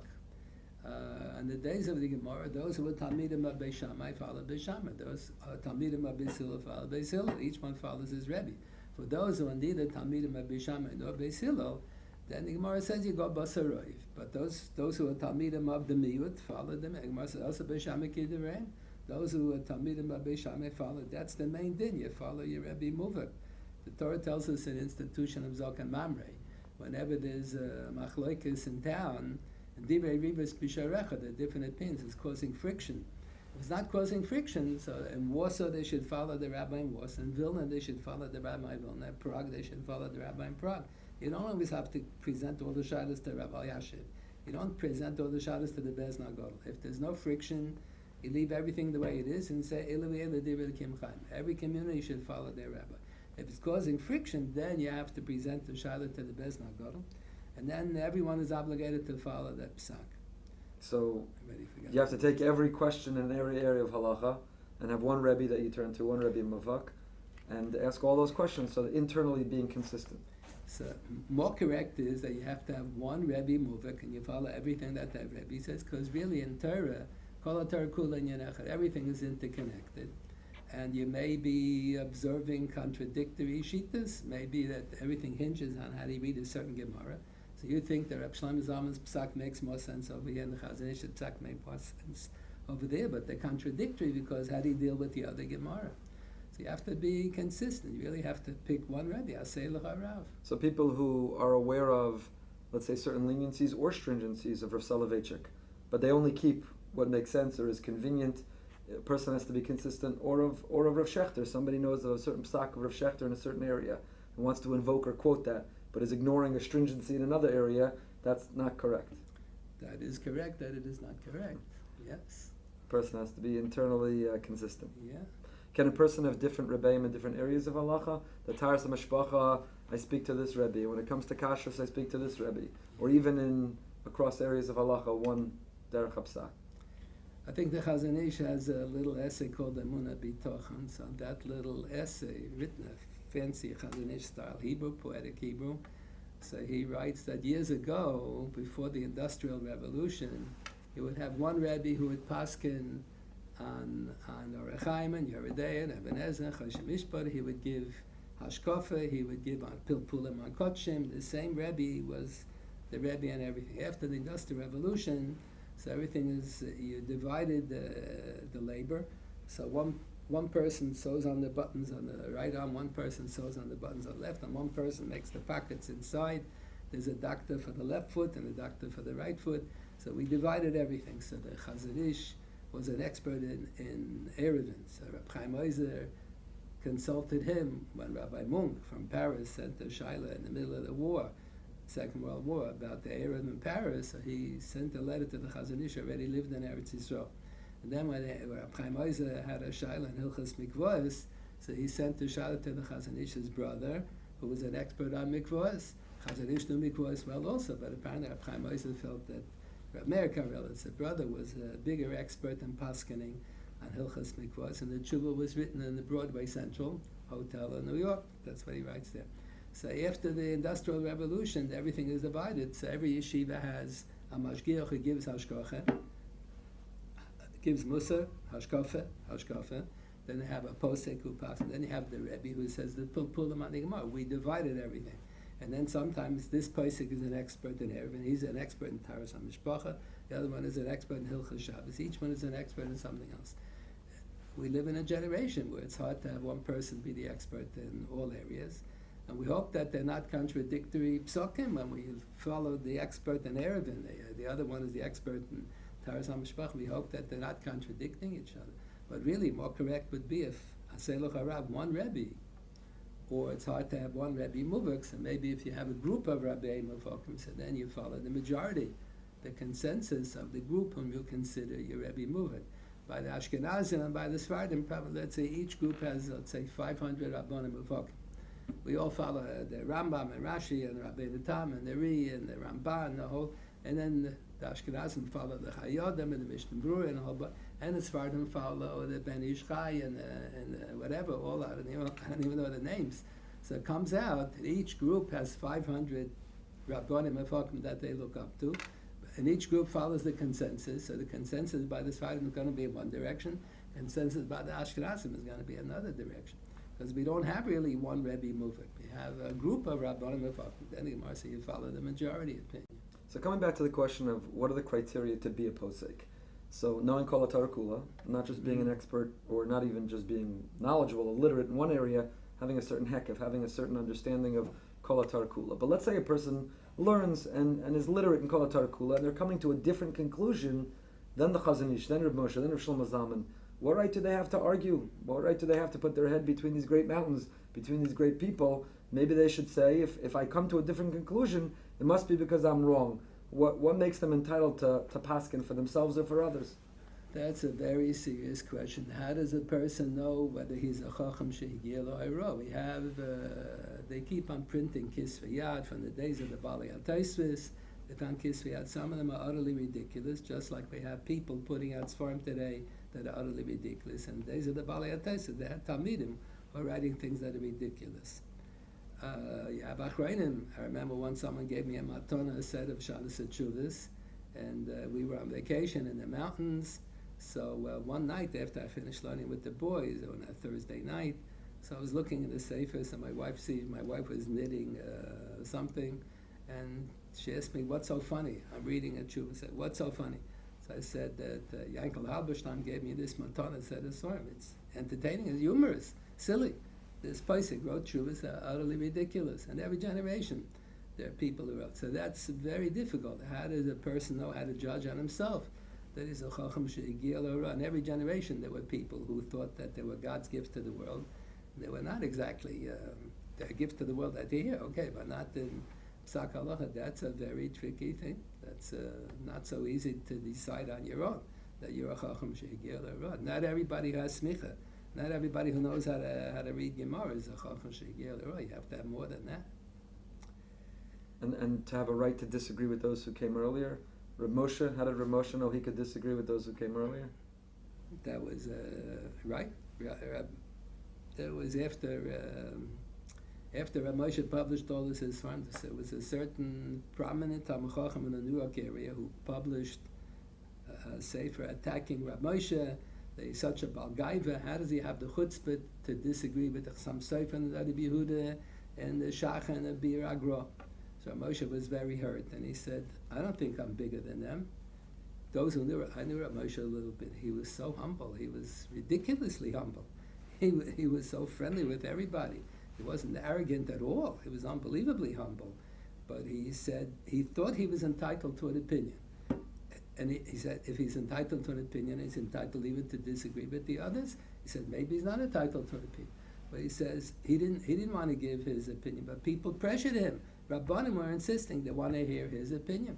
So he said, okay, if they want to hear my opinion, I'll give them my opinion. I have to give your honest to goodness opinion, even if it's a disagreement with the other. Says there is no din that because some Sefer was a bigger genius and he knew more than me, I have no right to disagree. Maybe I'm not entitled to an opinion at all, but if I am entitled to an opinion, if I'm a chacham she'igil ora, I'm entitled even to disagree with those who are greater than me. So if we could turn to Rebbe a little bit. There are Rosh Yeshiva and Magidei Shir who are not poskim. There are poskim who are not giving shir in the yeshiva. They're not Rosh Yeshiva. Rebbe, of course, I think was one of the youngest, if not the youngest, appointed as a Rosh Yeshiva, as a Magid Shir in the Yitzchak Chanan, and continues to serve in that role today, Rosh Yeshiva, Rosh HaYeshiva, and at the same time is a posek to Klal Yisrael. For the OU, any consumer of OU products anywhere in the world is a Talmud, is relying on Rebbe's psak, because that's what's guiding the OU, and in so many other areas. So when did Rebbe, who was giving shir at a young age and was on the trajectory of being a Magid Shir, a Rosh Yeshiva, when did being a posek, when did Rebbe also begin to answer halachic shaylas and begin to add the track of posek? I'm not sure exactly. It could be quite about 30 years ago. Rabbi Genak asked me to join the staff at the OU to work on issues in kashrus. At that time, I was fully, now also, I was fully meshuvah to the yeshiva. The yeshiva paid me a full salary. It's not that givaldic, but they pay me a full salary, so I felt meshuvah all the time. So on Fridays, I used to learn in the Beis Medrash, I learned at home. I used to learn with other rabbeim, with Talmidim. And at that time, when Ganak asked me to come into the office on Fridays and to work on issues on kashrus, I asked Dr. Lim, does he think it's a good idea? Does he give me permission? Because I'm meshuvah to be full-time in the yeshiva. So he thought about it seriously for a couple of weeks. Then he called me back and he said he thinks it's a good idea. It'll be good for me and good for the yeshiva, that I'll develop a new expertise in Psak Halacha. And he gave me permission to take time off on Fridays to work on kashrus. So most of the shaylas, many of the shaylas that I have to be machriya on are things that I heard explicitly from Rabbi Soloveitchik. If you learned long enough by Rabbi Soloveitchik, you heard so much about Psak Halacha. Rabbi Soloveitchik had many traditions on Psak Halacha. He had here and there he had an original Psak, but most of the hanhogas that he had and most of the psakim that he gave were traditions that he had, either family traditions or traditions from Volozhin or from other Gdolim. And most of the issues that I wrote about for Corona were all things that we discussed over all the years. Whenever you learn Gemara, The Gemara considers the highest level of learning when you learn Lasuk Shmaitza Liba de Hilchasa. After you learn the whole Gemara, you come up with the Maskonas. The bottom line, how do we paskin? And what's the Ikeb Psak and what's only a Chumrah? So these are things that whenever you learn Gemara, you come to that Maskana. And whenever I give Shiurim in Gemara, I always come to them. That's how Rabbi Soloveitchik gave this year. He would always give a background, then he'd work out the Pshat. Then he would say, in review, so what did we say? According to the Rambam, the din is like this. According to Taisa, the din is like that. He would always review, what's the Maskanas Advarim, Halacha L'maisa. They say that when Rabbi Yashiv was a young man, he was learning a Nikaylo. So he would learn the Gemara with the commentaries, and then he would learn the Torah, the Beis Yosef, and the Shulchan Aruch. So they were all making fun of him. All of the Chaverim and the Kola making fun of him. And he had the last laugh, because years later, when the Shaila came up, he had already worked out the whole thing. When he was learning the Gemara, he learned the Torah, the Beis Yosef, and the Shulchan Aruch. So he came to a Maskana.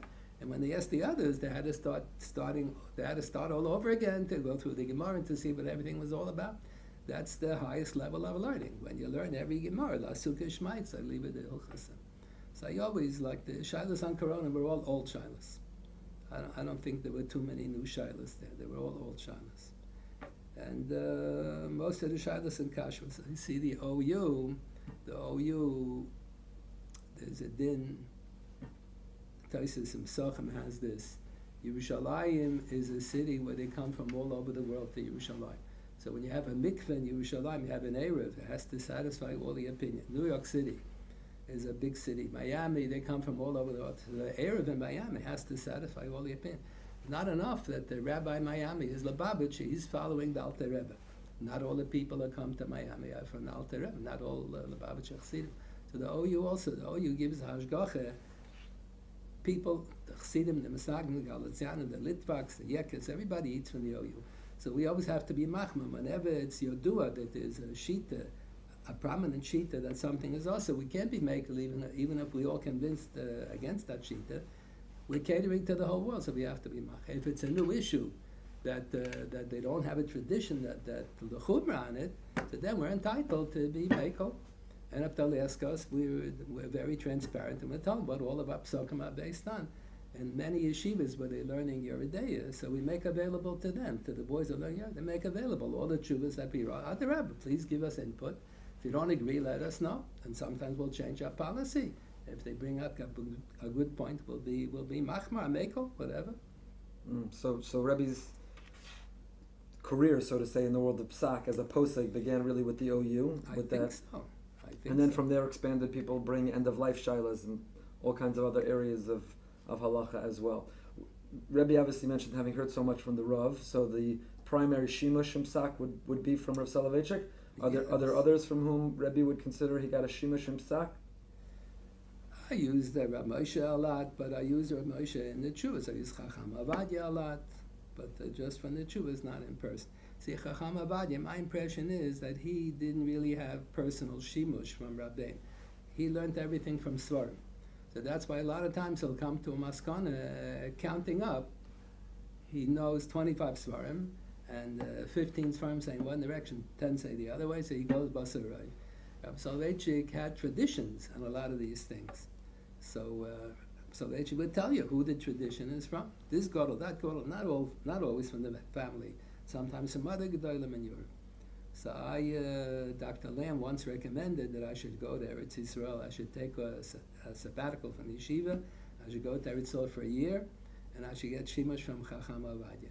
So I told them, no, thank you. I don't follow Chacham Avadia's. His Svarim are beautiful. He quotes all the poskim, and he always explains the pros and the cons, the strong points and the weak points, and everybody's chuvas, and he comes to a beautiful maskana. But he's not based on traditions. I said if I would go for shimush, I would go to Rabbi Yashiv. Well, Yashiv had traditions. My impression was he had oral traditions from living Talmid Chachamim, not just from reading Svarim. So there's an enormous role of Masorah in Psak, not just to analyze intellectually or academically, but to have a Masorah of, in all the years at the OU with Rebelsky, Zichron Levracha, was it clear Rebelsky's Masorah? Was it similar to Rebbe's? Was it different? Was there different conclusions halachically? Did Rebbe pick up anything from Rebelsky's style of Psak or from the Masorah that he had from Reb Moshe? Rab Belsky had a lot of traditions from Rab Moshe Feinstein and from Rab Yankov Kamenetsky. He would quote a lot from Rab Yankov Kamenetsky. A lot of times we would disagree. So the OU, when they gave Hashgacha, would try to see to it that they should give the Hashgacha in such a way that it satisfies both opinions. It's interesting that Rabbi Belsky would write his opinion. I would write my opinion. In the first couple of years, we were both there on Fridays. Then after a while, the OU became, at that time, the OU was a very small outfit. They didn't have so much work. There were only 3 Rabbanim in the whole office. And then it expanded. Now it's tremendous. There are many more products and many more Rabbanim in the office. And this rabbi is in charge of all the milk in the world. That rabbi is in charge of all the fish in the world. This rabbi is in charge of all the spaghetti in the world. So each one is an expert in his field. And then, as it turned out, Rabbi Belsky would come 2 days a week. I would come 1 day a week. So we wouldn't be there at the same time. Rabbi Belsky would write his opinion. I would write my opinion. And I would study what he wrote, and he would study what my, and we would come to a conclusion. We would work it out together. So it's interesting. On one occasion, there was a shaila, and he wrote his opinion. I wrote my opinion. Then 20 years later, the exact same shaila came up. We forgot what we had said the first time, and I wrote my opinion like he said the first time. He wrote his opinion like I said the first time. We were both impressed so much by the other one's tshuva that each one gave in to the other one. So then we had to make a pshara the second time again, like we made a pshara the first time. But that was, they pointed that out once at a meeting, that 20 years later, the same shaila came up, and I wrote like Rabbi Belsky, and he wrote like I said. So Shemesh is critical in Psak.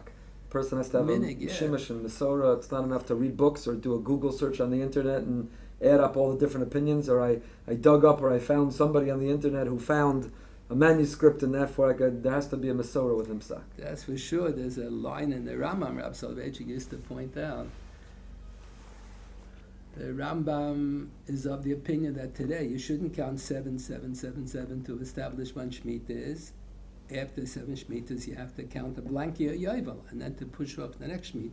That's how we paskin, that it goes in units 50-50. It doesn't go 7. Every 50th year is a blank, even though we don't observe Yovel, it should be a blank year. But then the Rambam says the Goinim say not so, that you count 7. And you don't count a blank year, 50th year, but the Rambam says it doesn't make sense to him. He thinks the Goinim are against the Gemara. But what can I do? The Goinim lived in Eretz Yisrael. They were Goinim in Eretz or Goinim in Bavel. They lived in Eretz Yisrael, and everybody followed their opinion. So he says the Masorah is an Iker Godlim Psak Halacha, and we have to follow the Goinim. So even though it doesn't make sense to me, you count 7. So the Ravid disagrees with the Rambam, and he says, no, we should follow the Rambam. Rabbi Soloveitchik said this is the only place in the Rambam, to the best of his memory, that the Rambam paskins against the Rambam, and the Ravid says, no, you have to paskin like the Rambam. But the Rambam paskins against his Shita. Why? He says Masorah is an Iker Godel in establishing what the din is, even though logically, based on the Gemara, he thinks it should be 50-50, and the Yovel year should be counted as a blank year to push off the next Shemitah. But he says the tradition was not so. So whatever the explanation is, we don't follow my logical argument. We follow what the tradition was. So you have to know what are the traditions. Rabbi Soloveitchik was very heavy with a lot of traditions. A lot of times he would say something dramatically in a public address or in a shiur, and people would think that he's making something up on the spur of the moment. He wasn't making it up. He was saying all the family traditions or traditions from Balozhin, traditions of Psak Halacha. Years after he passed away, then we say a lot of times, Moshe said the same as Rab Soloveitchik. And the other Gedolim, that was a tradition, that you paskin like that sheet. So the Masorah, to be able to stay true to it, is critically important. Sometimes in learning Tshuvas, a Gadol arrived at a Psak and is uncomfortable taking that position unless other poskim will also agree and sign on. Sometimes the posik asserts their position even without getting an endorsement or cooperation, collaboration from other poskim. When does a posek need to know that they need other poskim who will say, I'll sign on to with me? And when can a posek take their position even without consulting with others? If it's an original chiddush, mater and agun is a very serious shayla. We're just talking about kashrus, is it an isa derabbanan or not? I remember in the beginning when Rabbi Belsky and I would both come on Fridays, so almost all of the shaylas were, how many chumras are you obligated to observe? We weren't dealing with any dinim deraisa. How many chumras derabbanan do you have to observe one on top of the other? And everything was a chumrah. Then as the years went on, it came out that we have new shaylas dinim deraisa that we have to work on. So if you're just dealing with chumas on top of chumas, then you don't have to have a consultation. You don't have to have an agreement with other gedolim. But if you're talking about a shaila from Eishes Ish, a shaila from an aguna, and you came up with the original reason why the aguna should be mutter, so that you better have haskama from other gedolim as well. Soloveitchik, I remember once was complaining at the Chag HaSmicha. Dr. Belkin was officially the Rosh Yeshiva. Rav Soloveitchik officially was just a Maggid Shia. So Dr. Belkin was officially the Rosh Yeshiva. So he used to speak at the Chag HaSmicha 10 minutes. He wasn't a fancy speaker. And then he would give over the podium to Rav Soloveitchik.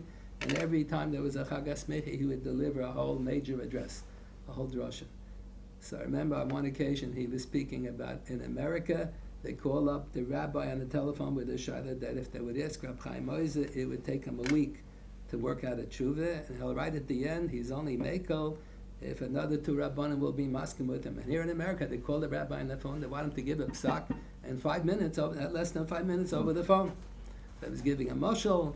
He said, just last week a woman called him on the phone, her husband is not able to have children, she wants to know, can she have artificial insemination?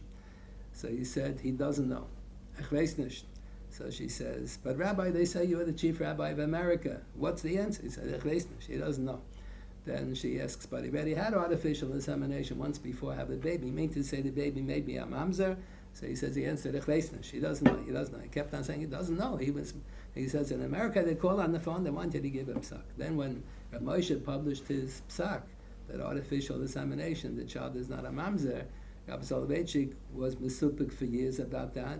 So when we learned the Gemara and Yevamos, so he said, let's not discuss the topic. Rav Moshe Paskin is not a mamzer, we'll assume like Rav Moshe. Let's not pilpul about it.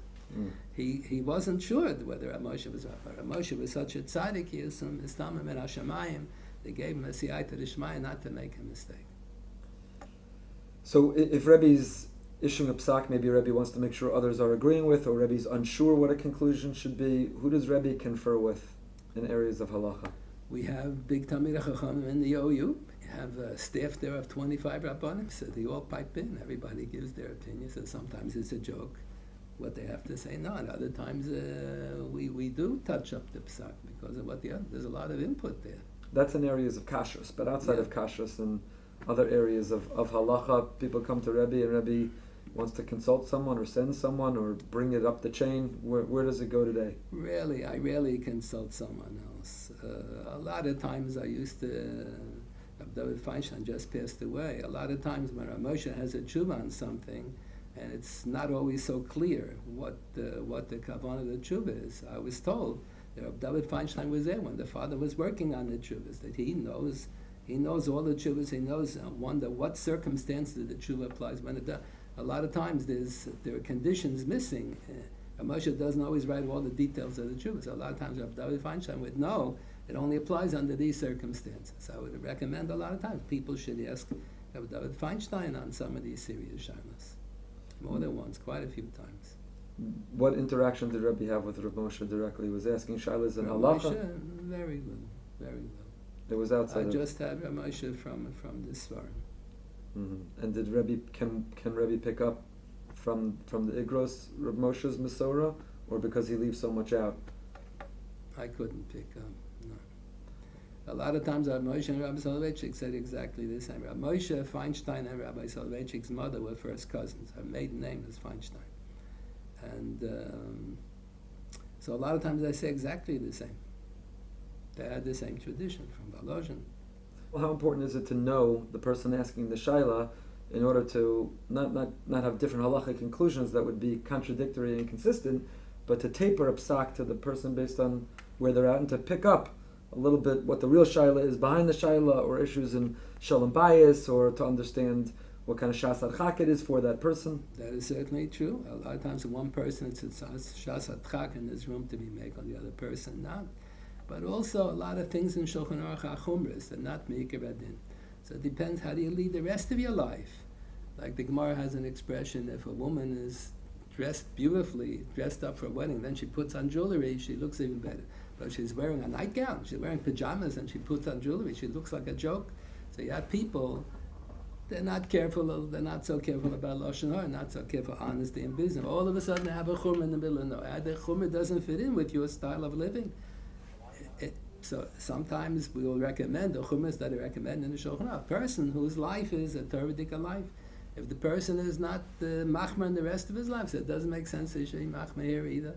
So you just tell him what the basic din is. So it's important to know the person asking the shayla and to taper. That's probably why Rab Soloveitchik didn't like to write the tshuvas, because once you write a tshuva, then it's etched in stone as if that's it, li'olam v'od. And that's not that's it. The world keeps on changing, number one, and the psak doesn't always apply to everybody. So each case is slightly different from the other. People are different, so it's not that, even if it's the same shayla, but the whole circumstances are different. If it's a different person, not necessarily going to be the same psak. So, and what's the role of meta halacha in halacha? And what I mean by that is sometimes there are the strict variables of the halachic question, and sometimes there are broader or meta halachic implications of that psak. So the Mishnah says tefillah b'chol lashon, and technically you could daven in English, but the Chassam Sofer, others understood that if we allow the siddur to be translated to German, it'll be a slippery slope, and so that's a psak that really is not consistent with what the core halacha is, but it's incorporating the meta halacha with a certain vision of the posek that understands being roas hanolad where it can go. So we're living in a time that there's all kinds of other implications of the person sometimes asking shayla. There could be other motives and other agendas and other movements and other things that could taint the halacha. So when do we say that the posek has to be intellectually honest? This is the halacha, these are the makoros, this is the truth, it doesn't matter why the person's asking. And when do we say that you have to know, the posek is wearing glasses that they're able to see what the other person can't see.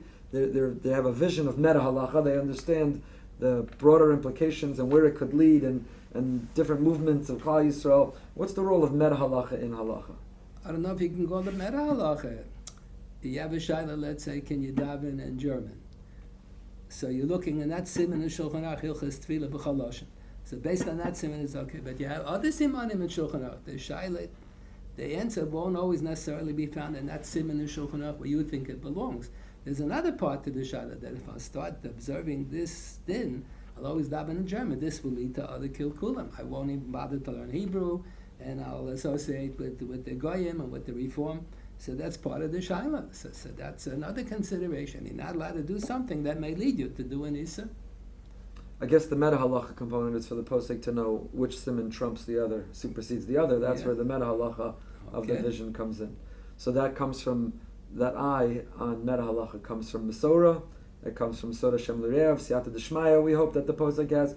What determines we're living in a time, again, that a person has an internet connection and a keyboard, and they decide they're a posek, and they're not living with that meta halacha. So we, Klal Yisrael, the consumer, when we talk about Mesorah, how do we define Mesorah? Who's one of the Balei Mesorah? Who in any given generation is a link in the chain of the Mesorah, and who is operating outside, who might be threatening to break that chain of the Mesorah? We know who they are. Okay. I was fortunate. I was born in the middle of the Second World War. So my Rabbeim, when I was in elementary school, were big Talmidei Chachamim. And they were teaching us Chumash and Rashi. They knew all, they didn't have to get a translation or anything, Rashi. They knew all the Taisus and all the Pnei Yeshuas on the Gemara. They knew the Gemaras from the Gemara. They didn't need Rashi and Chumash to tell them. And when I had a Rebbe for Haskola's Gemara, they knew all the Gemaras already. I was lucky in a certain sense. I had big Talmidei Chacham teaching me as a young child. The Prima Godim used to be a Malamed of young children. Prima Godim was a Malamed of young children. The bigger the Rebbe is, so the better he'll be a Rebbe. Yeah, you have to know all these things. We can tell who are the Balei Masorah, who the people are still wet behind the ears, and who the people are carrying on all the traditions from the previous generations. Rebbe answers shilas from around the world. I know I've called Rebbe countless times with shilas from our community, personal shilas, and the Dvarim Ha'umdim Meruma Shalolam. These are enormous shilas with the greatest implications of life and death. And Rebbe's deciding end-of-life issues and issues of people who are lonely and issues of people trying to have children, or when would an abortion be permissible. Does a posek lose their sensitivity? They hear these shilas, they deal so much like a doctor who treats the terminally ill could lose the sensitivity to the value of life or the pain of others. Is it struggle for a posek, for somebody who gets these shilas, to maintain the sensitivity? Or the opposite, if the sensitivity is there, is it a struggle that the posek is bearing the burden of Klal Yisrael? How do they sleep at night? How do they daven? They're thinking about all these people and so much pain in the world. Very often I'll cry, When they told me the Shaila, even I heard the Shaila 100 times, I'll cry when the Shaila, yeah. I don't think I lost my sensitivity. But is it hard then to, I've seen and experienced Rebbe maintaining that sensitivity, so is it hard to be so sensitive? And therefore with each of these phone calls, with each of these shilas, with each of these meetings, to emotionally become drained, or to the tefillas to become filled with the names of all of these people, how does one bear that burden? You bear it, you survive. That's the responsibility. There's a statement that was said many years ago, where there's a rabbinic will, there's a halachic way, that suggests that halacha is somewhat pliable or flexible. And I have balabatim who say to me, Rabbi, we figured out the Shabbos elevator, and we figured out how to have parv ice cream, and we figured out, they have the long list. So why can't we solve the Aguna crisis? Why can't we get rid of Yontif Sheni? So there's the Pruz Bowl, we're in a Shemitah year now, the end of the year we'll have the Pruz Bowl. When we've wanted to, we figured out how to sell the chametz because we had factories or we had warehouses filled with inventory. We didn't want to lose money, so we found a solution. So do poskim, do rabbis, are they able to find a solution when they want? And if there's no solution, it's only because they don't want? What would the answer be to when with rabbinic will there's a halachic way? Sometimes it's true and not always. Sometimes there's no way out. You're stuck. So which area? Why can we get creative or flexible in some areas and not in others? Usually, many of the agunas are because the lawyers fight with each other, and the lawyer wants to make more money.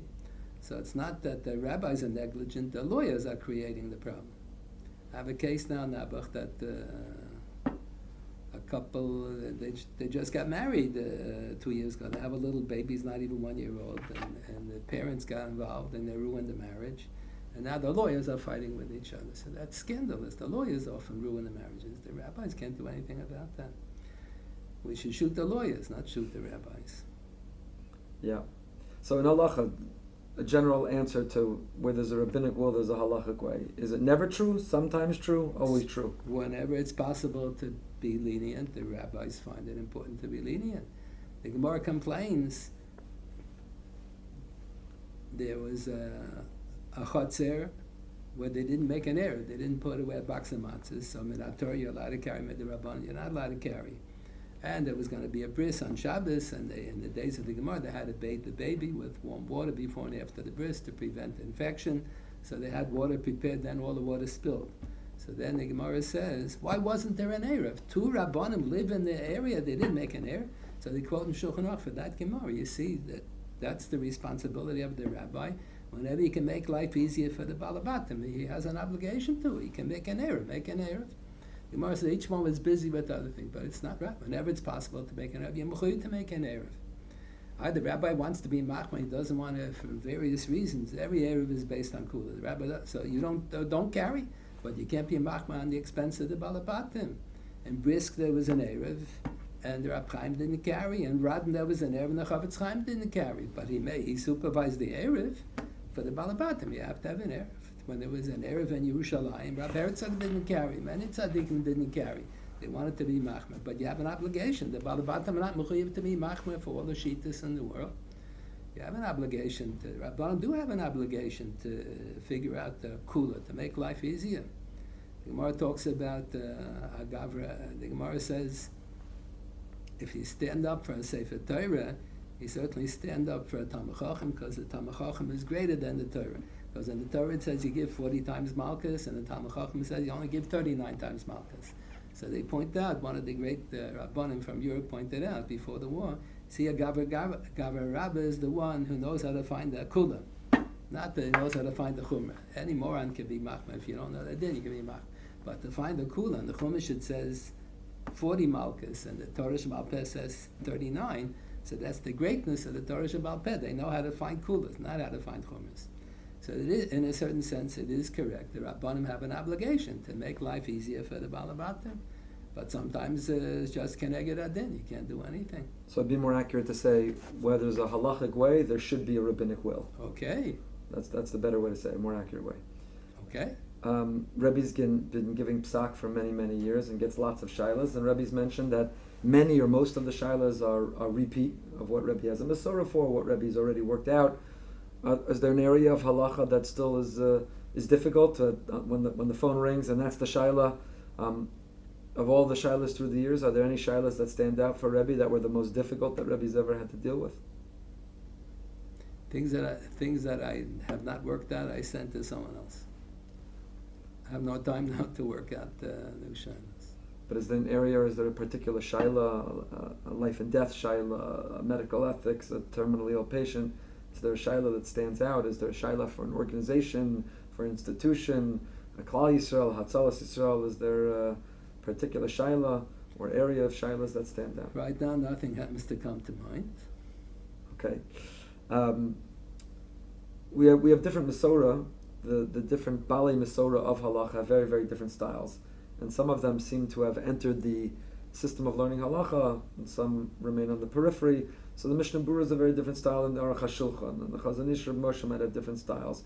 Can Rebbe speak to the different styles? What's the difference between the Mishnah Berurah, the Aruch HaShulchan, the different Masorahs? What do we embrace? What do we not embrace? Are there rules to what we embrace? Mishnah Berurah won popularity. Rebbe's talked about when he received his first copy of the Mishnah Berurah, and how earlier we used to learn the Chayei Adam, the Ketzah Shulchan Aruch. Is it like the Sefer Torah Shebeheichal that it has mazel, which becomes part of the halachic system, or is there a strategy to which have become incorporated into the halachic system? The Aruch HaShulchan has a style. He'll present. He starts from the beginning. He quotes the pasuk. He quotes the Mishnah. How the Torah Sheba'al Peh understands it, and now how Rashi understands, how Tais understands, what the general accepted opinion is. Then he'll ask a kasha, and he'll give a balabat to teretz. And the Rishonim don't give that teretz, and he'll go ahead and paskin based on his teretz. So I was not so thrilled about that. The Mishnah Berurah never does that. Mishnah Berurah, everything is with Rishonim and Achrayim. He always quotes sources for everything. After quoting all the sources, I'm surprised that he had all these svarim. How did he have the Maimon Mordechai, which was printed in France? How did he even know the Maimon Mordechai existed? It was just printed a few years before he worked on the Mishnah Berurah. I don't know. He had an awful lot of svarim available to him. And his psokim are, we don't always follow everything in the Mishnah Berurah, but everything is based on, they worked at their family work, that was a family project to work on the Mishnah Berurah, and they learned the Gemara together with all the Mefarshim. Everything is solid. You can disagree with his maskana, but everything is based on source. Aruch HaShulchan, a lot of it is not based on sources. I was disappointed about that in the Aruch HaShulchan. In fact, I once read the first volume of the biography of Rabbi Cheskel Abramsky. I think it's called Melech B'Yofio, something like that. So one summer, I was reading the first one. There are 2 volumes. So they write when he was, I think, 17 years old, Rabbi Cheskel Abramsky, somebody convinced him that he should go learn in Navardik.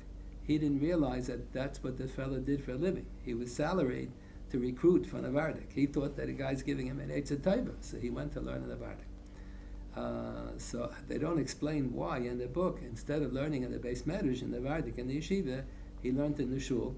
The Aruch HaShulchan sat there all day long in the shul, and he was writing his Aruch HaShulchan, writing. Once in a while, he would get up to check a Gemara. Once in a while, get up to check a Rambam. That's how you write a Sefer. You write and you write. Then once in a while, you check to see. I was disappointed about that. I remember when I told it over, that summer that I was doing that, I happened to visit South Africa then. So I was sitting next to the Talmid Chacham, so I told him what I read there in the book. So he says, oh, no wonder there are mistakes in the Aruch HaShulchan. He tells me about a certain Aruch HaShulchan also, I thought was not correct. But Tzilos Meruba Bechamasa, if the Schach is Tzilos Meruba Bechamasa, but it's very high, and by the time I'm sitting on the ground level, so the sun rays expand, and on the ground there's hardly any shade at all. It's Chamas and Meruba on the ground. Does the din of Tzilos and Meruba depend on the Schach? Does it depend where you're sitting? So the Gemara said Beferish, it depends on the Schach. The Aruch HaShulchan says Fakir, it depends on sitting on the ground. So this fellow tells me, he once asked Rabbi Yashiv, isn't it against the Gemara? He said, yes, the Aruch HaShulchan is against the Gemara. That other time also, Moshe has a few times, Aruch HaShulchan writes things against the Gemara. He was sitting and writing. Then once in a while he looked up. It's a little strange. That's a tiny said to have against the lavush. The lavush is the most attacked achron, I think. They say when he wrote his Sefer Psak, he just looked in the poskim. He did look back in the Gemara. So a lot of times he gives the wrong explanation for the din in the Gemara. And maybe it leads him to the wrong conclusions. That's how they say when the Shagazar was an old man, he went to take a sefer out. I think he was 90 years old or something like that. Went to take a sefer out from the bookcase, and the whole bookcase fell on him. He was old and frail, and they had to take all the svarim off to save his life. And he said it's not going to help. Through his lifetime, he always disagreed with all of these svarim, and now they all jumped him. They all ganged up. They all jumped him, and he asked them, "Oh, mechila." And he says that we're all meichel except for the levush, because he was mavaza the levush more than everybody else, because the levush has so many mistakes. That's not what it says in the Gemara. The levush is a strange. That's I wasn't so keen about the Aruch HaShulchan for that reason. The Mishnah Berurah, in contrast, Mishnah Berurah is a staple in every base medrash. In our yeshiva, we used to have Mishnah Berurah Bechinas. I don't know if they're still doing it today. We learned the Mishnah Berurah. So how did the Mishnah Berurah enter, so to say, the canon of learning halacha? It became the default in yeshivas that you learn through the Mishnah Berurah. My impression is because after the war, there was such a churban haTorah, so many yeshivas were destroyed, so many sfarim, so many Talmidei Chachamim were killed. So all of those who survived, everyone had passed through Radin at some time or another. Either to learn a Radin as younger children, or to ask a brocha from the Chafetz Chaim, or to ask an eitzah from the Chafetz Chaim. My father-in-law never learned in Radin, but he came to ask an eitzah about how to be potter from the draft. So everyone had a shaychus with Radin. So they were all sort of, in a certain sense, Talmidim of the Chafetz Chaim. So when they were restoring the Torah after the war, in America and Europe and in Eretz, so all over the world, these were people who had a shaychus with the Chafetz Chaim. So that's why the Mishnah Berurah became accepted. We don't always follow the Mishnah Berurah, but fantastic sefer. It's always very solid with quotations. Everything is based on Rishayim and Achronim. When did Rabbi first get the Mishnah Berurah? I think I was married 6 years. My father never had a Mishnah Berurah. My father got a Mishnah Berurah after I left the house, after I got married. My wife bought me by my birthday around 6 years after we were married. It's a fantastic sefer. When we learned Shulchan Aruch Orach Chaim, Rabbi Soloveitchik gave Shem. He didn't use the Mishnah Berurah. He didn't use the Taz. He used the Magen Avram and the Bir Agra. Why not the Taz? They had a family tradition that the Taz is usually not accepted. He told the whole story, and he told us it's a true story. He heard it from his father, that when the Shach wanted to publish his commentary on Shulchan Aruch, so I had to have the Haskama of the Vad Arba Rotzes. And the Taz at that time was the Skan HaRabbanim. He was the oldest member of the Vad Arba Rotzes. So he looked through the Shach, and he realized that it's fantastic. It's much better than his Sefer. Taz hardly had any svarim. The Shach died at a very young age, and he had access to everything. Had all the svarim from Greece. How did he even know that they existed? He always quotes all the svarim. How did he have them available? I don't know how. He knew everything at such a young age. He mastered everything. So the story goes that the Taz didn't want to give a haskama to the Shach because he saw that he's going to be out of business. No one's going to read the Taz anymore. The Shach is so much better. And but finally later they were printed. The Shach was printed. So he said, the Vilna Gaon said, as an einish min hashamayim, because the Taz didn't want to give haskama. So that's why in Orach Chaim usually we pass, most of the time we pass like the Magen Avram against the Taz, and in Yeridei Ruba de Ruba we pass like the Shach and the Chashmich, but in Ezer Stam is printed on the bottom of the page. And Orach Chaim in Yeridei is printed where Rashi belongs, and the Shach and the Magen Avram on the outside where Taiset belongs, and Chashmich, but in Ezer is Stam on the bottom of the page. So that was his attitude. He rarely read the Taz. So I printed that story when I quoted a lot of things about Rabbi Soloveitchik in the first Sefer Nefesh Harab that I wrote about Rabbi Soloveitchik. I wrote that story. So Rabbi Shlomo Zalman read the whole Sefer Nefesh Harab, and he sent me a message, but they didn't deliver the message to me till the third edition of the Nefesh Harab was printed. He wanted me to leave that story out because it's a bizoyan to the Taz, which it is. And he said people are going to stop learning the Taz. But Rabbi Soloveitchik did. He did stop learning the Taz. But he gave me this message after the third edition was printed already. So it's too late to take it out now. There were thousands of copies in the world. But the Taz can't compare to the Shach. Was that the only Ha'ara Shlomo Zalman had on the Nefesh Harav? That's the only Ha'ara that they gave me. Maybe he had many other Ha'aras. He gave the Sefer to his son-in-law, Rab Zalman Nechemia, to read. That I know. And then another one of his sons, he has his son, Shlomo Zalman has his son who lives who lives in Tel Aviv, I think. So he also read the whole Sefer, and he didn't know that there were another two Svarim. So he once, when I was in the NCSY learning program in Beit Meir, so he was staying in a hotel nearby. I forgot what the hotel was called, something Shapira, Ramot Shapira, I think, no, I forgot what it's called, Ramot Shapira, yeah. So when he saw that there's more, he said, how does he get the other two? So I said, I'll send it to you. Rebbe spoke earlier about the importance of learning Sugyas Aliba de Hilchasa. That was Rav Yasha's advantage. He had already been learning that style. Rav Soloveitchik, Shir was Aliba de Hilchasa. Impression of the Briskers was Lamdas and Chakiras, but it always ended up Aliba de Hilchasa. He would always say, in conclusion, what's the din in this case? So he said, the Rambam Shita is, so the boy would say, it's a din of cheptza. No, the Rambam Shita is that it's Aser. We gave the explanation, and the Ravid Shita is that what the guy said, din and Gabra. He said, no, the Ravid Shita, it's Mutta. Say what they said. And we gave the explanation, it's a din and Gabra. No, he was always makpid. He said once in Shir, my grandfather Rabbi Pam never cleared any chakiris. My grandfather would learn the Gemara and the Rashi and the Tosafot. Then he would realize that Rashi seems to understand this a din of cheptza. Does understand a din of Gabra. So when he wrote it up and when he delivered the Shir, he delivered it in such a way, he said, you can clear a chakiris at A or B. And then he showed that's Rashi and Tosafot. But that was only the style of presentation. But that wasn't the way he came to that conclusion. He didn't start off with chakiris. He started off by learning the Gemara and the Rashi and the Tosafot. What are the dinim? Rabbi Soloveitchik always insisted you should know what are the facts in the Gemara. What does it say? What did Rabbi Meir say? What did Rabbi Yehuda say? First you have to get straight what they said. And then you can analyze what motivated them to say. Where did it come from? What are the sources? Is it deraisa, derabbanan?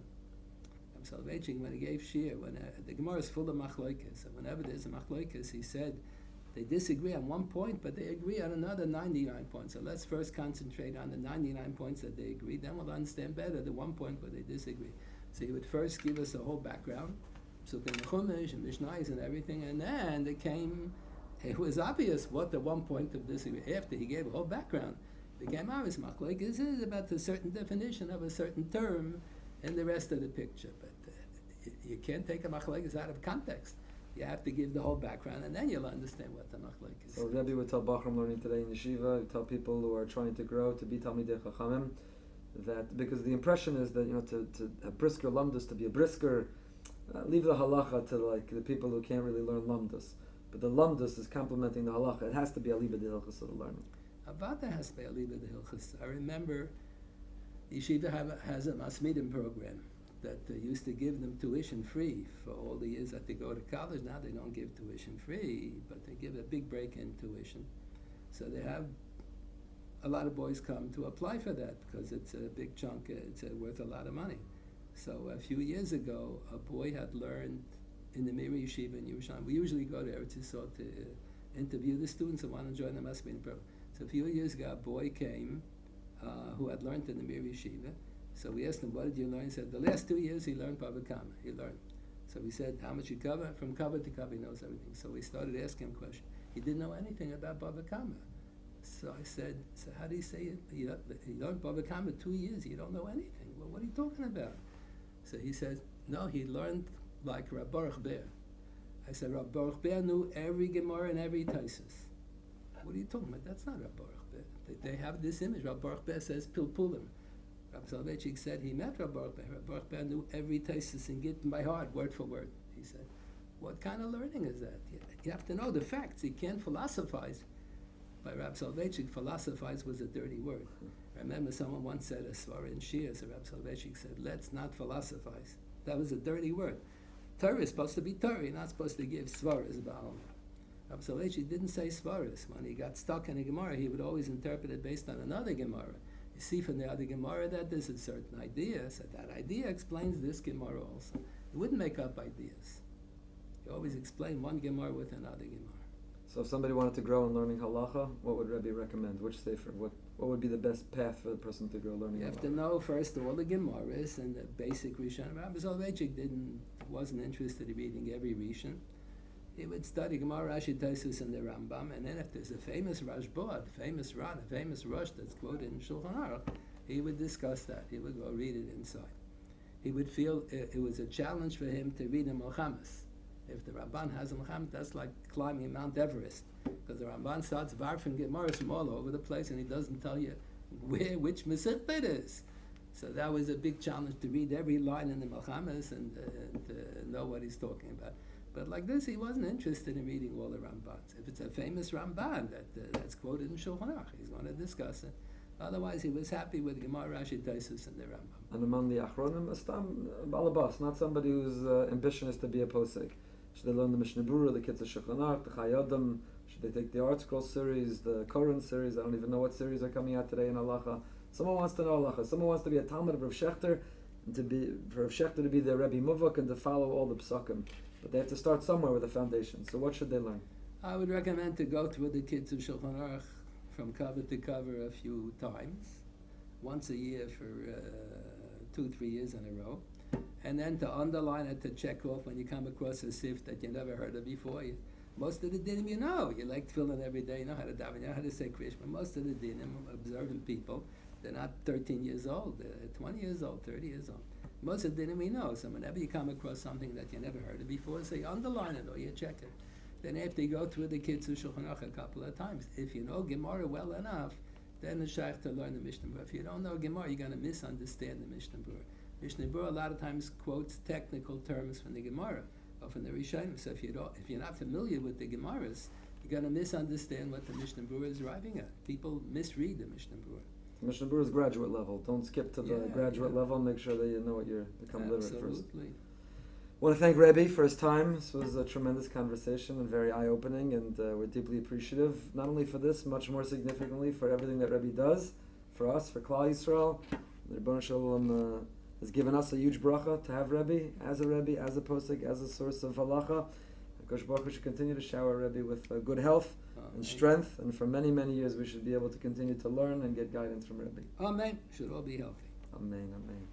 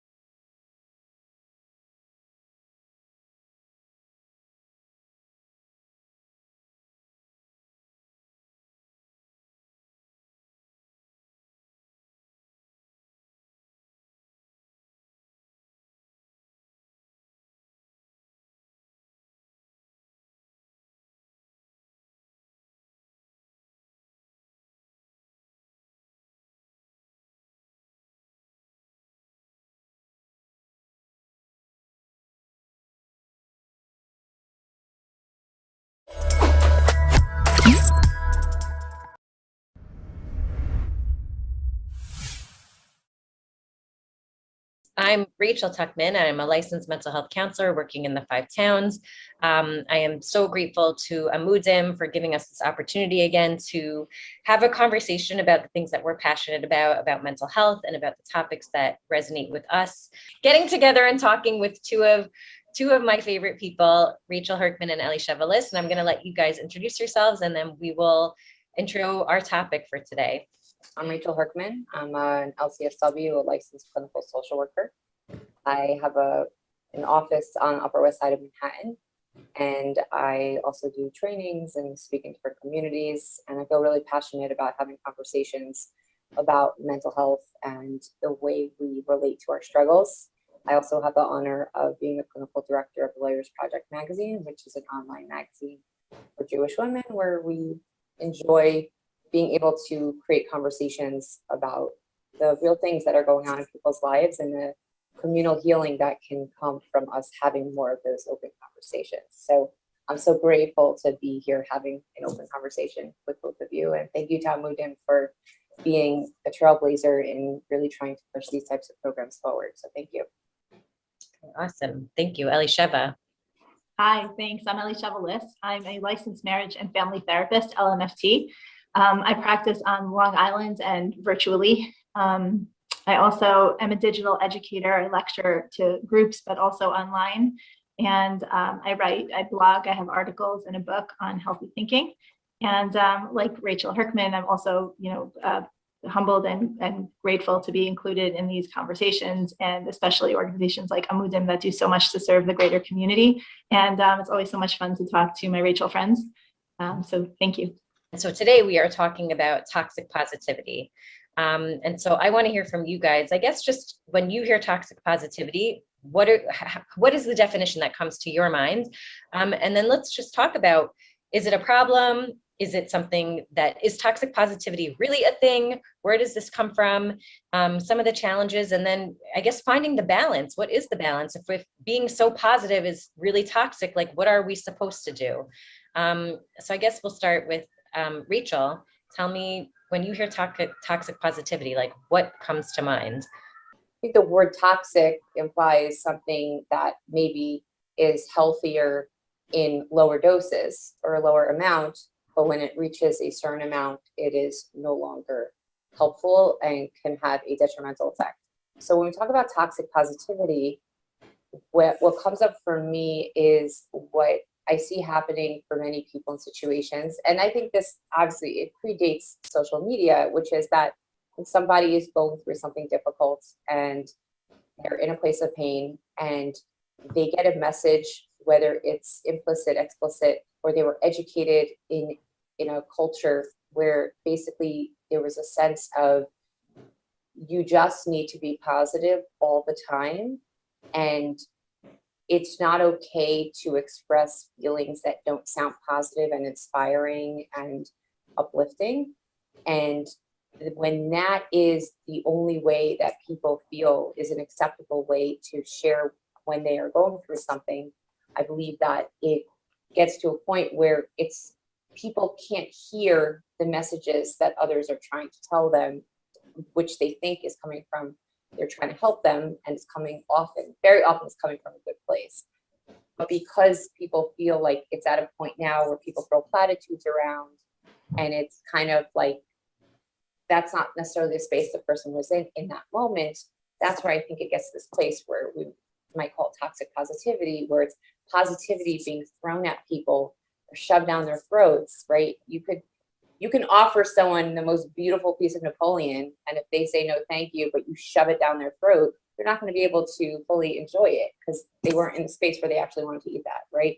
So I think this idea of giving people space, understanding what they are hungering for or yearning for in that moment, I think the toxic positivity piece is this kind of like very, it can sometimes lack a certain capacity to read the room and be able to take a step back and sense where a person's at. Right. Elisheva. It would be hard to add anything to that. That was so eloquent and comprehensive. I think you said what all three of us really, I can't speak for Rachel. I agree with everything you said. I would just add, my own thought is that something that I had been thinking about and actually had written about a few years before, but the language that I used was healthy and unhealthy positivity. Saying that, positivity is not always appropriate for every situation, whether internally or interpersonally.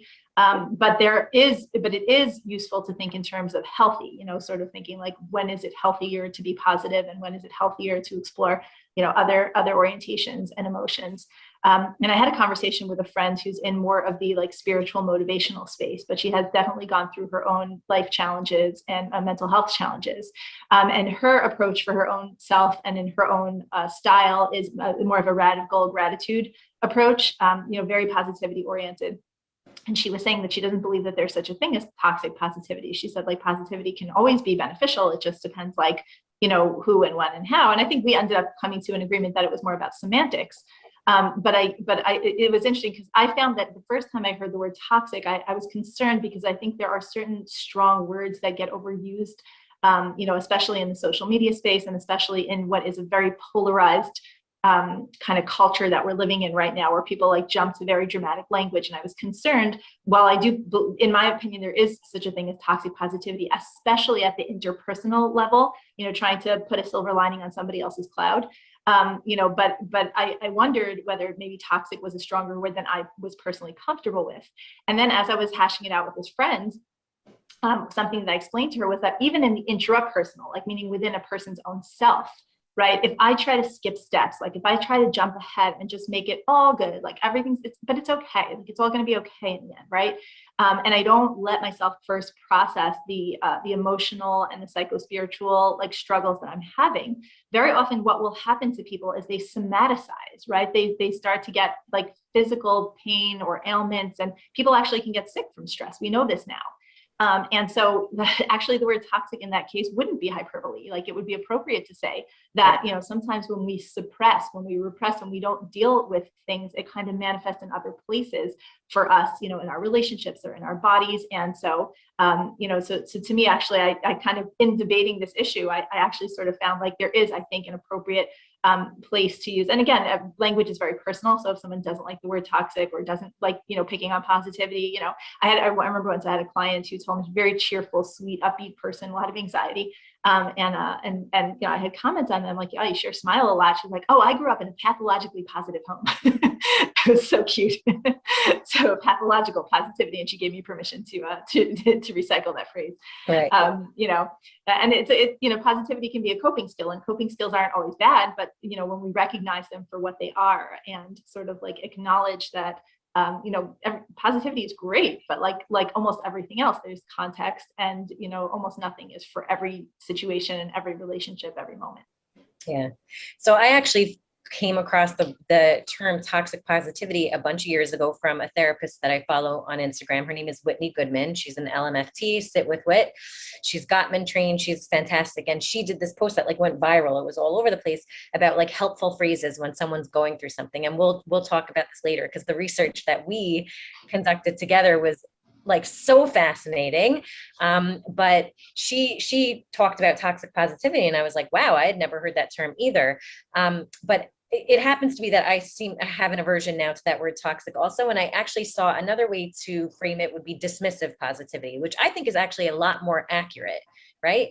Because if someone is going through something, or we're going through something, and right away we look to put a positive spin on it, and we push away all other emotion, right? Not just we're trying to like focus on the positive or be optimistic, but we don't want to feel any of the negative. We are dismissing all other feelings. So I think that dismissive positivity made a lot more sense, right? That there's no room for any negative feelings, and we have to avoid those. And what that does is kind of like what you just said, is it just delays the inevitable. Like if you shove those feelings down and pretend they don't exist, it will come back in some way, either in your physical health, like in your body, you'll be feeling it, or emotionally, like you're just waiting to erupt. So I think that the whole idea of like toxic positivity is just, again, it doesn't acknowledge or make room for fear or pain or sadness or anger. And some of the things that I've seen are like, the one that drives me the craziest is really like, happy girls are the prettiest, right? Like, oh, so if you're not happy, you're like ugly and disgusting, and we're always just supposed to smile, right? Or like good vibes only. Like, of course, we all want like good vibes in our life, but like the reality is like it can't always be good vibes. And like, what do we do when it's not? And so I think it is important for us to address kind of finding the balance between like what's optimism versus toxic positivity. Let's talk about the emotional, spiritual, intellectual components here. Let's talk about the difference between using positivity with yourself versus using it with someone else, right? Because there's a huge difference. Like telling yourself like God has a plan and there's a reason for this, that could be so helpful, but to someone else, it could be like really, really hurtful and not helpful. And so I think that, you know, again, there is a place for positivity, and I don't want to leave anybody, you know, with the idea that we should never be positive or hopeful, but we do need to know, you know, that a lot of the time, I think positivity is usually more helpful for us than for other people. And we shouldn't make assumptions about what people need or want to hear in moments of sadness. So something that we kind of touched on in our discussion before this was we were talking about the difference between using positivity with yourself versus someone else. And I guess now would be a good time for us to get into like our unofficial research that we can do. Yeah, because I think that really would open up a lot of the different places we would go with this. Yeah. Can I interject something before we go there? I just wanted to comment on something that Rachel Tuckman just said. You were saying how there's a very big difference between preaching to someone else, you know, like the perspective, God has a plan kind of messaging versus giving ourselves that messaging. And I completely agree with that. But I also want to say that even within the self, there's not always a consistent level of propriety. So I think like even within ourselves, there are times that we can sort of be more motivational in terms of telling ourselves like what we want to believe and using our belief and faith and strength to bolster ourselves in times of challenge. But also even within the self, saying like that's not always, sometimes even that can be dismissive, that even like within the self, that there are going to be times where that might not be what I need to hear even in my own head. And that's okay too. It doesn't, we'll get into that more, but it doesn't mean that you're a person of lower faith if you have to go through that process. In fact, faith gets refined and strengthened by being, you know, sort of challenged in times where the emotions challenge them. But anyway, we'll get into that more, but I just wanted, because you mentioned it. That is very important. And I do want to talk about that because I do feel like people believe that it's like a lack of faith or a lack of amuna to like not be positive in hard times. But I think that's even like the problem with dismissive positivity, toxic positivity, is that it uses all or nothing language. So like everything happens for a reason. It's all for the best. Sometimes maybe, but then how do we believe that if like, you know, a young child dies, or God forbid in cases of like horrible abuse, like how can we say everything happens for a reason? Like we cannot use that line of thinking there. So I think that all or nothing language can be really unhelpful and detrimental. And it also kind of like makes us think that emotions are like nice and clean and simple and like, you know, happiness is a choice. Like, yeah, but sometimes it's not the healthy choice, right? And sometimes if you have depression, it's literally not a choice, right? So it stigmatizes a whole group of people and creates a lot of shame and judgment and misunderstanding, right? So if you have a family member who's struggling with depression, happiness is a choice. Why can't you just get out of bed? Why can't you just take your medication? Why, right? It creates this whole level of like misunderstanding or lack of compassion or lack of empathy because we think it's so simple, you know, just don't be angry, just stop crying. Like, but that's not how humans work. You know, we need a lot more space. We need a lot more empathy. Sometimes the only way out is through, you know, we can't avoid, like you were saying, we can't avoid those feelings. We asked on our platforms, our social media platforms, we kind of polled our audiences and said, like, when you were going through a struggle, what was something that you were told that was helpful, hurtful, and something that gave you hope? And what we ended up finding was that there was literally the same answer for each column, right? What was helpful for some was hurtful for others. What was hopeful. Right. God has a plan. God has a plan was in all three categories. And all three of us polled our own audiences, yes. And all three of us got repeat answers in all the columns. It was fascinating, right? Like it was so interesting that literally people would say, like, you will get through this. I know it. That was hurtful for someone. Like, how do you know I'm going to get through this? You know? And then it was helpful for people to hear, like, I'm going to get through this. Like, thank you for that vote of confidence. You know? I'm just looking through some of them now. Like, you're going to be fine. You're going to be okay. That was hurtful to hear. You're going to be fine. You're going to be okay. what can I do to help? Someone actually said that that was not helpful because they were like, just tell me how you're going to help me. Like, don't ask me. I'm overwhelmed with that. I don't want to hear what can I do to help. I heard both of those. Meaning there's people like to quote that one of like, don't just say, tell me what I can do to help because I'm confused and overwhelmed. Tell me what you're going to do to help. And then I've heard people say the other thing. So, well, now I have 12 lasagnas in my fridge because everybody told me they were going to give me a lasagna. So you can really play that both ways. One thing that I think did come across from the answers, I didn't mean to cut you off, I'll keep going, but is that I think the energy behind people's messaging more than the words was when the empathy comes through. So whether, and a couple of people mentioned this, is that when you feel like the person is like, I'm here with you, right? Like I'm present with you. And even if I don't know exactly what to say or do, I want you to know that I'm here to support you and I'm feeling pain with you. Then I think the language that they use is almost secondary to the sentiment that presence conveys. Like another one was like, people said like, I wish people would just call me and not send a text. And I've heard other people, it wasn't in this, but I've heard other people say like, why are they calling me? Just send a text. Like, sorry, Rachel, continue. No, it's true. And I think that's really what it is. I think the theme was that people wanted to just feel cared about, and I think that it's a lot of the time, I think it's important for us to realize that, like, we were saying earlier, what's helpful for me when I'm sad might not be helpful for you. And I think that the question of like, what can I do to be helpful? I want to be helpful is a great question. But yeah, then there's like, well, I don't know what I need and I don't know what will be helpful for me. And that's where I kind of say, okay, then we kind of have to just try to kind of figure it out. But definitely, I think that when we use things like, God has a plan and he was so good and that's why he was taken and only you can handle this and this will make you a stronger person and one day you'll be able to tell your story and strengthen people. I think we have good intentions. And again, sometimes those things were helpful in our poll. I saw that people sometimes did like hearing that.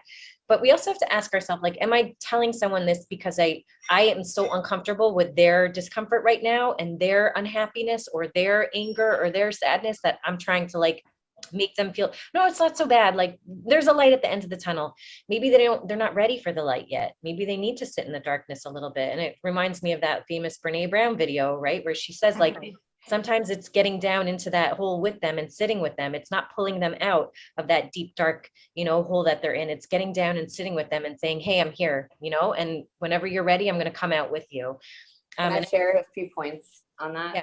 One of the things that I thought was interesting, first of all, was how quick people were to send us their input and their experiences, which I think that in and of itself was very telling in terms of that, like, this is something that is very universal, that life struggle is very universal, and that people, I think, do appreciate an opportunity to share what an experience meant for them and what they may have needed differently in that experience.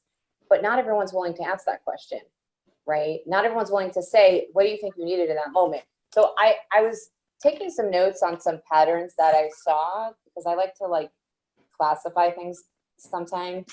And what I noticed was this: some of these lines touch on one's relationship to God, okay? Some of these things touch on your relationship to pain, okay? Just pain in general, feeling pain, right? Some of these things related to your relationship to time, right? So when people are saying things like, oh, like time heals all wounds, which like we saw that in all three categories. Yeah. Like people saying like, oh, with time it's going to get better. And there are people who are like, don't tell me that, like, you don't know that for sure. Yeah.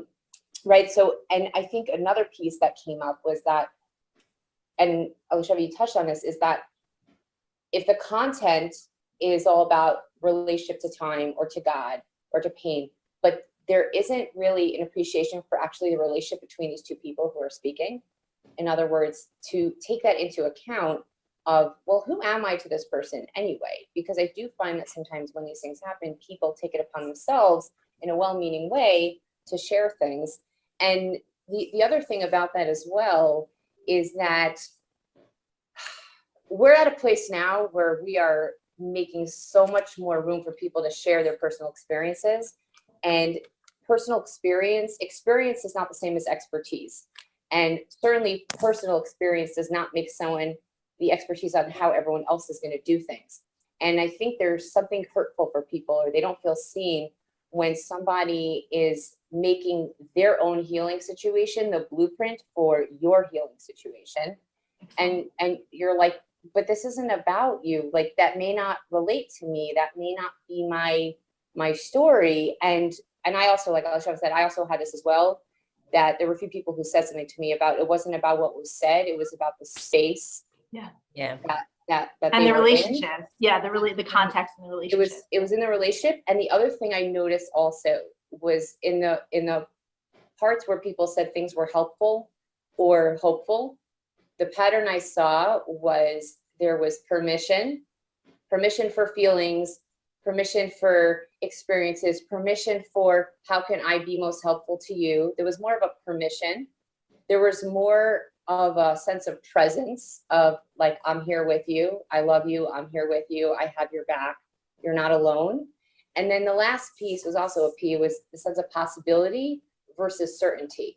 Yeah. I think that is something that is where it's very hard for us to sit with that uncertainty. I think they call it maybe land, right? It's hard to be in the maybe land when we're going through struggles, and that people can sometimes feel like it's being put upon them in the sense of certainty of I know exactly how it's going to go. And then it's not helpful for them because they feel like, are you trying to console me or just control a narrative here? So those were some of my, thank you. So those were some of my 1 a.m. observations, and I'm grateful that they still make sense in the morning, because 1 a.m. things, you're not always like, I think this makes sense. Yeah, I also noticed on, because some of the people who responded, most of them are people that I didn't know, but there were a handful of people that I did know. And just from those that were, I think, again, because of the way we did this research, it was more ad hoc and more generalized. But I think it also, we can't always lump challenges together in one category. So there's a difference between someone who's going through a challenge where like that maybe land where we don't know what's going to happen next, versus someone in the aftermath of a tragedy, where there's a mourning process. So let's say somebody wrote like, I hate when people this is someone who lost a loved one at a young age, said like, I don't want people to tell me it's going to get better. What's it? And how do they know it's going to get better? And maybe I don't want it to get better. Maybe I'm scared it's going to get better, whereas like, I remember, just to share a personal example, many years ago, my husband was very sick. Thank God he's well now. But there were people who were coming to us and saying, oh, I had that type of cancer and look at me, I'm all better now. And it was so interesting because his like feeling about that at the time was like, don't put that kind of pressure on me. Like, I don't know if I'm going to make it. Leave me alone. Like, don't, it's like, if you can do it, if I can do it, you can too, And for me, it was very encouraging to see people who had been, very, very ill, and now we're in such good health. And I don't think it's because he was the patient and I was the spouse. It could be, but I think it just has to do more with like the way different personalities process other people's input. And that's, I think, a good personal example of the distinction that you were making just now, Rachel, between experience and expertise. And so even something like that fell within all three categories of, someone coming along and saying, this something similar happened to me as well. And maybe my story can give you some encouragement or make you feel less alone. Some people found that incredibly like heartening and empathetic, and other people found it like threatening, or don't make this about you. It's not your time to shine, or, and so it's kind of like what you said before, read the room. Something that I sometimes will advise, like when people say like, okay, what am I supposed to do? I'm trying to reach out to a friend and I don't want to say the wrong thing, because I think the challenge is, and this is whether we're talking about tragedies, whether we're talking about stressors where we don't know the outcome, or even just more minor things, like people just struggling with something that wouldn't be considered by most people to be like a big life crisis, but they're struggling anyway, is that there are so many wrong things to say and so much fewer right things to say. And so, a lot of people sort of avoid, and avoidance was one of the things that was listed as something that people were hurt by. Like, hey, my sister didn't even reach out and she knew I was going through a hard time. It's like, well, there's a chance that your sister didn't reach out because she was so scared of saying the wrong thing, or maybe thought you needed your space. So something that I feel like you can't really go too wrong with in most scenarios is to reach out. And my bias is to do it not with a phone call, but in writing, saying, just like text or message, sort of saying like, hey, I'm thinking of you. I don't really know, sometimes it's not clear I wish I knew the right thing to say or to do or to offer. But I just wanted you to know that I'm here, thinking of you, available if you want to talk, or if there's something I can do, or if you want to just get together and talk about something totally different, just kind of like letting them, like kind of calling out the reality for what it is, of that, like, you're a person that's important to me, and I know that you're in pain, and I feel that for you. And so not pretending or guessing to know exactly what the right thing to say is, but that sometimes I find that just saying, I don't even know, or I wish I knew the right thing to say or do it, but I don't, but I also want to show up for you. I think people appreciate that, because it's kind of a blank page on which to offer like generic, not generic in a bad way, but sort of like gentle support. And it also kind of like offers the person to let you know, like, is there something that, because sometimes like when I've asked, let's say, clients who are going to be very open with me, like, how should your sister, your best friend, your neighbor, your mother-in-law, how should she have come through for you? Like, what would have been the better response? And very often they'll pause and they'll be like, you know what, I don't even know. Like, I don't even know what I really needed. I just know that what they did or didn't do wasn't right. But sometimes what they'll do is they'll look in the mirror and say, maybe there was nothing right to do in that moment. Maybe anyone doing anything or saying anything or avoiding, I was just in too much pain to receive any kind of support. And just having that acknowledgement that people do care about you at a tough time, even if there's nothing concrete or verbal that can make it better, is still better than nothing. Yeah. I think that, I don't remember which one of you guys said it when we were talking, but I think it might've been you, Rachel, but claim the credit, whoever said it, but one of you said one person's chizuk, one person's strength and encouragement, it can be another person's dagger in the heart. It was Elisheva. I say that, yeah. But that was like, for when you said that, I was like, whoa, that was like so poignant for me. I'm like, yes, that encompasses like our conversation so perfectly. Like, something that could be so encouraging for one could be so hurtful for another. And I think that's why, this conversation is important. I think we need to think about what are the norms in our community. Something that I heard on a David Beshevkin podcast with Josh Griejower, which was a really great podcast that I recommend people listen to. He was talking about his loss, and he was saying that, like, in our community, like, we don't have the language to handle sadness. We're afraid of negative emotion. And he found that people like didn't know how to approach him. Like, it was awkward for them and uncomfortable, and everybody had good intentions. And we were saying here, people intentions did matter, but for him, he was saying, it wasn't even good enough. The intentions didn't help because people were like fumbling, and it ended up being hurtful to him.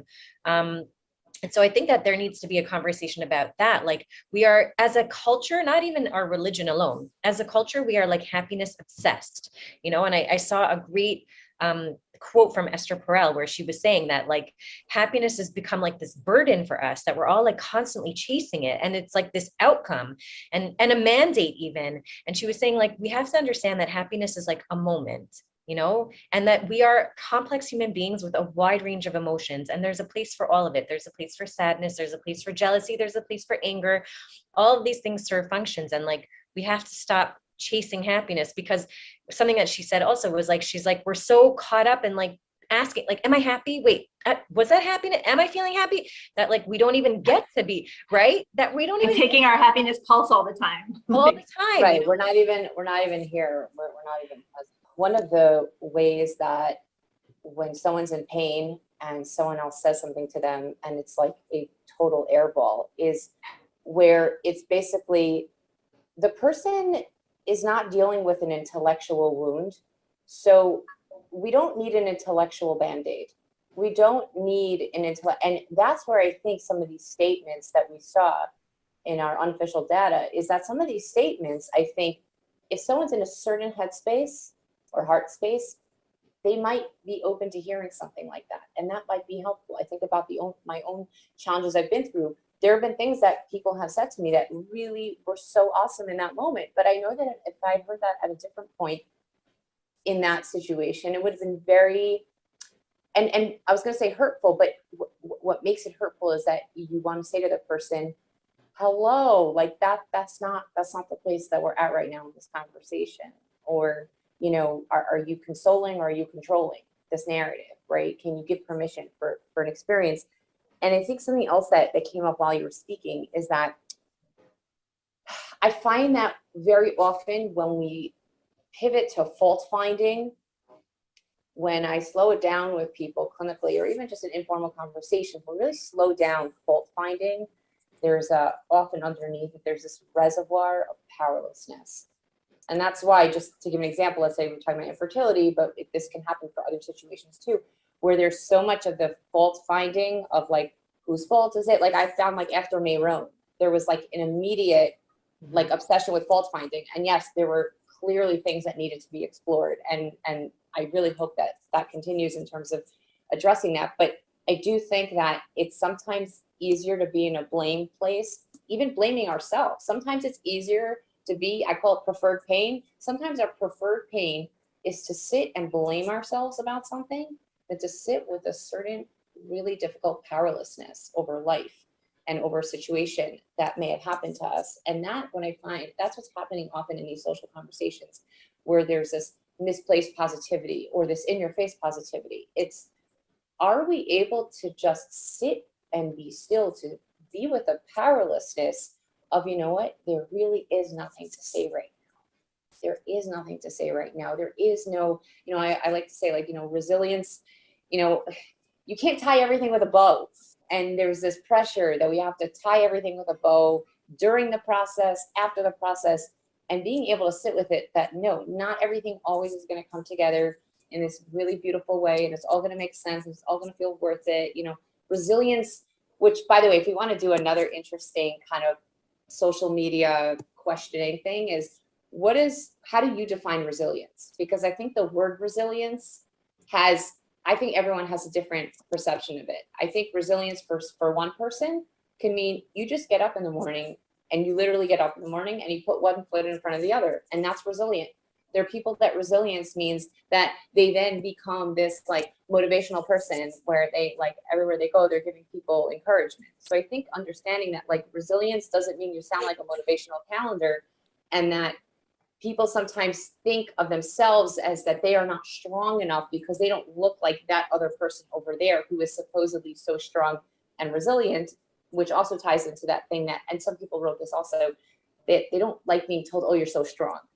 Because it's kind of like the analogy that comes up for me is, let's say like your car broke down and you're on the side of the road and you're changing your own tire, and someone's like, oh my gosh, you're like so good at changing tires. Wow. Like, I don't think you'd be flattered and be like, oh my God, thank you so much. Like, I feel so good that like you're saying I'm talented at changing tires. Because you'd be like, I don't want to be here right now. I don't want to be changing this tire. I want to be on the road with everyone else right now. Right.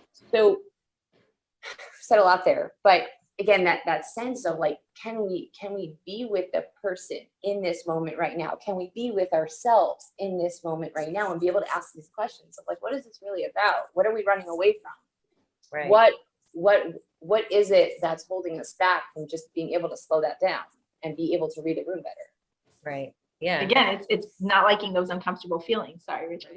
No, yeah. I mean, it's boiling down to like, we are always trying to fix, and we're so uncomfortable with brokenness, right? And like, we don't like the idea that some things just can't be fixed, and we have to just let things be. And I think sometimes people confuse comfort with like advice or encouragement.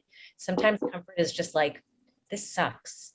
Like, oh, this is, I just feel so sad, and I wish this wasn't happening to you. And, you know, like, this isn't fair. Like, sometimes it's just acknowledging, and people are like, no, that's going to make them feel worse. But maybe it's just even saying nothing, just sitting there, you know, and letting it just be. But I think that we feel very afraid of brokenness. We feel very afraid of things that can't be fixed. We feel very afraid of uncertainty, which makes sense. You know, nobody likes that. We don't like to feel like we're hanging and we don't know what's going to be. And I think also, I know for me personally, like when I've grappled with like a discomfort with someone's sadness, it's because like we start feeling the fear of like, oh my God, like I remember that I'm vulnerable too, to be in this, you know? And I think a lot of time we're trying to comfort ourselves. Like, you're going to be okay. Like, I'm here for you. Yeah, I'm going to do, you're not alone in this, but we're like trying to wrap it up. But really we're trying to even comfort ourselves, because I realize, you know what, God forbid I could suffer the same fate as you. And like, I don't even want to sit with that reality. So I'm trying to like package it up nice and make it like, oh, you're so strong. And like, we're going to get through this. And, you know, and maybe that is the truth. They are going to get through this and they are going to find their strength. But that's not what they need right now in that moment. But I think sometimes it's because we face our own fears, our own mortality, our own whatever it is, and we try to push it away, you know? Yeah, I think people even sometimes feel like pain is contagious. You know what I mean? Like they're trying to protect themselves from it. there's a fear of being silent because silence is the worst thing ever, right? Like it's too awkward, right? And being able to just sit with the quiet and saying like, this is hard and I'm here and that's all I know how to do right now because I can't wrap it up with a bow and I can't fix it. And I think there's also, like you said, you get reminded of our own fragility, our own susceptibility right there, but for the grace of God and luck, we all, we are what we are, and it could have just as easily been us. And that's a scary feeling for people. But I think that people really are afraid that it's like, if I get too close to it, if I feel the empathy too much, I'm going to catch that energy. And I think even just knowing that that's something that people are sometimes uncomfortable from allows us to peel that back and say, wait, no, they're them and I'm me. And that's why boundaries are so important, because if I know that you're you and I'm me, then I can be there for you without becoming you, right? Without being absorbed by you.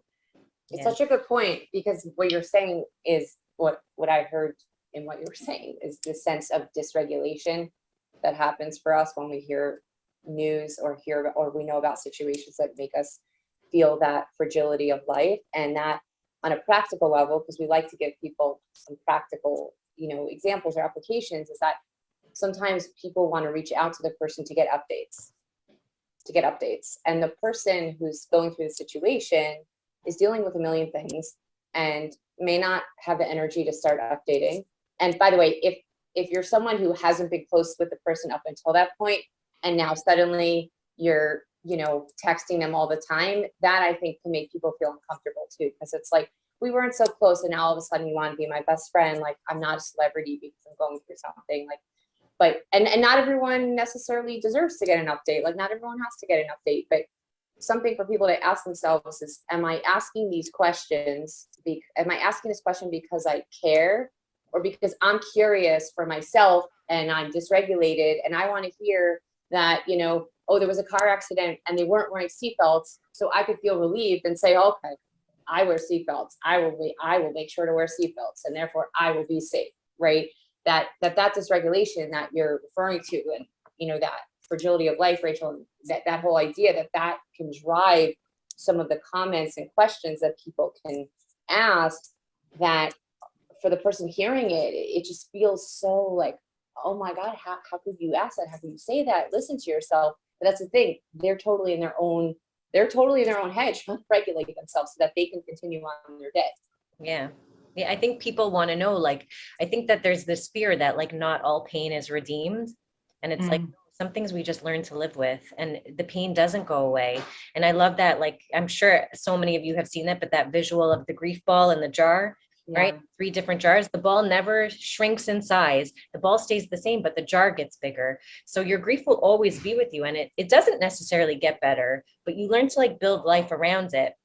And I think if we like just learn to get comfortable with that, or not even comfortable, we learn to be uncomfortable with that, then I think that's something that can be very empowering for us. And it could make these negative emotions less scary. But yeah, sometimes pain doesn't go away. And that's just a part of life.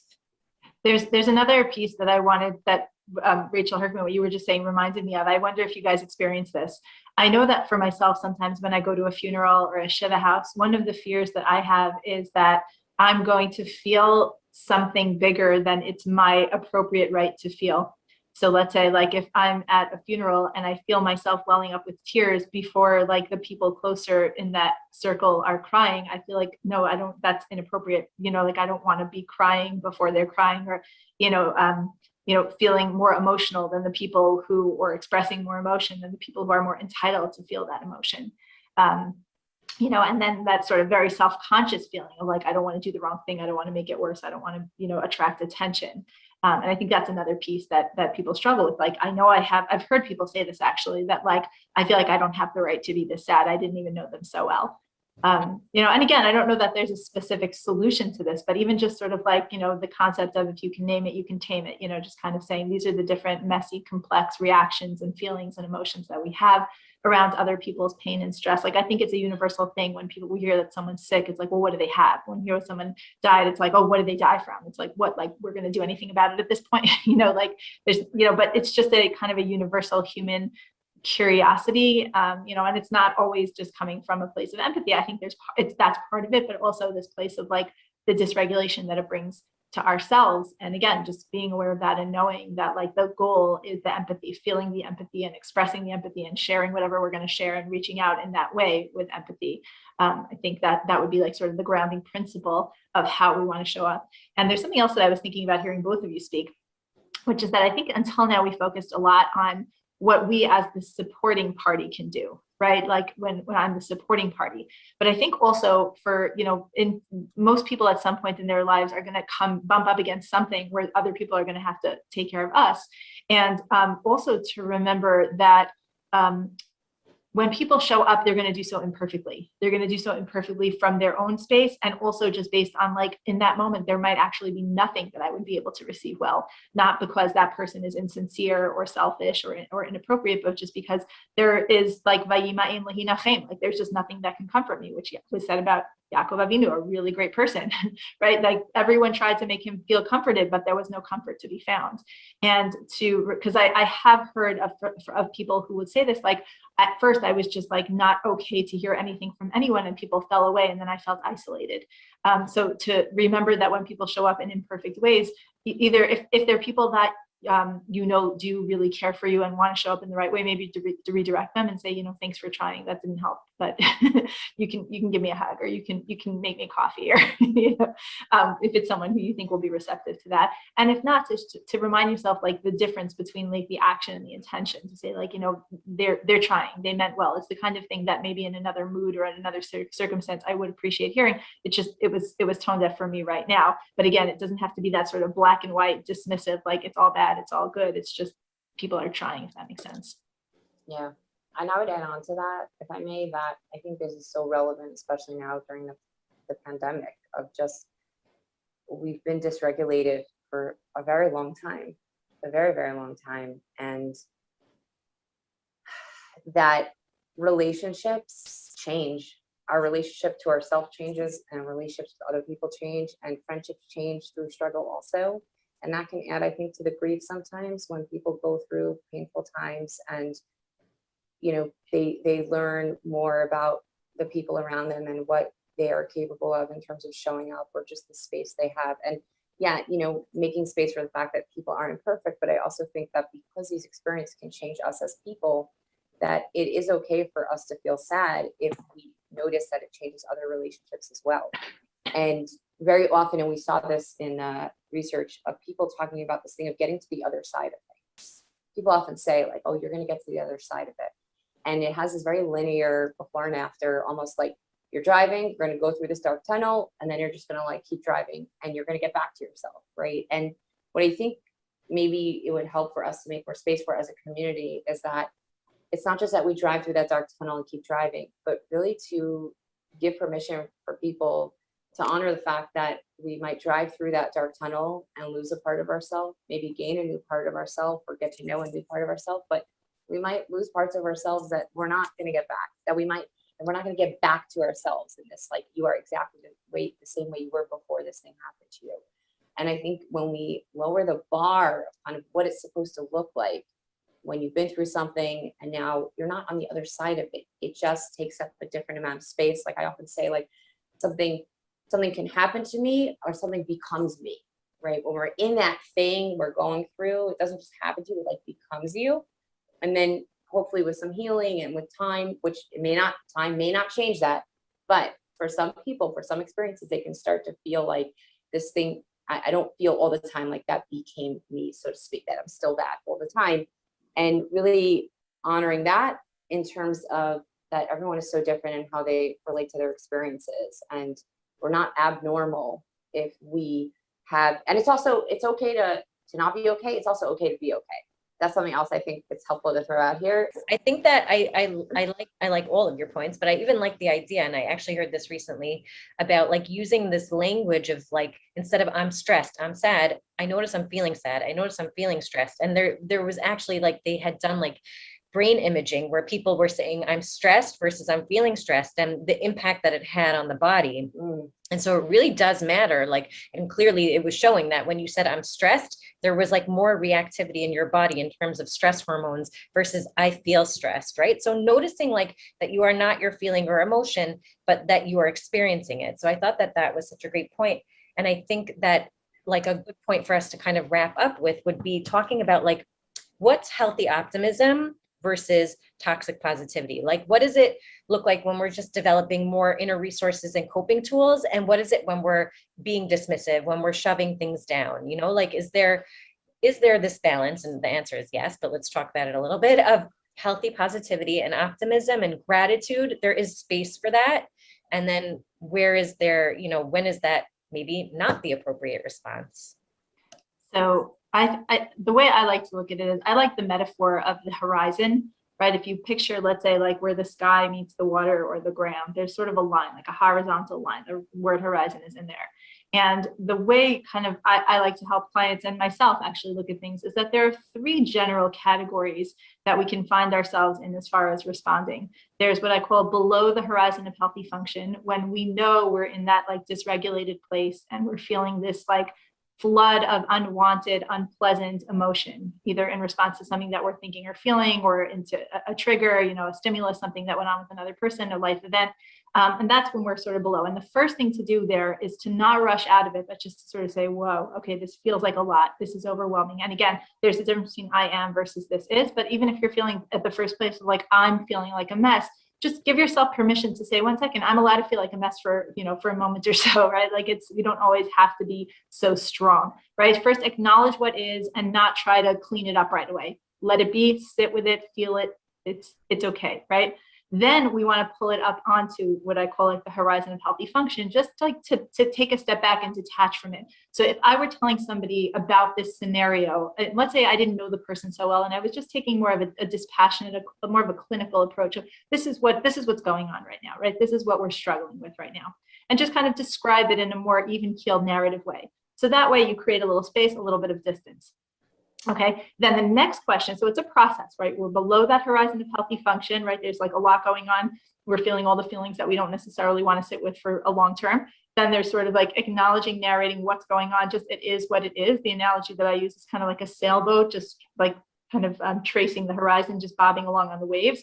And then the sort of the next step, which isn't always appropriate, but it's, you know, always a possibility, is to say, what would be not a positive, but a healthier way for me to engage with this reality, this stressor, this thought, this feeling, this relationship? Like, it's not ideal. It's not what I would have ordered. It's not what I would have asked for. But once I'm here, right, that space between stimulus and response, what, if anything, can I do from a place of realistic empowerment to say, can I make this a little bit better for myself? And that could have to do with something internal, right? Like generating a different way of thinking about it, something external, taking some sort of action. I always say like kind of it branches up between action and acceptance. Sometimes there's something I can do to make things a little bit better. Sometimes there's nothing I can do externally. So it has to do with kind of like taking some deep breaths and reassessing the language that I use even within myself to just sort of say, okay, but this is what it is right now. And maybe I can start to make some peace with that. So, you know, and to me, that feels very different than the Pollyanna-ish of like, you know, I had somebody who once told me that like she had a mentor that she used to call for like advice and encouragement, but she stopped reaching out to her because this mentor eventually at some point in the conversation would be like, but it's all good, right? Like, it's all good. Like, like, everything God does is for the best.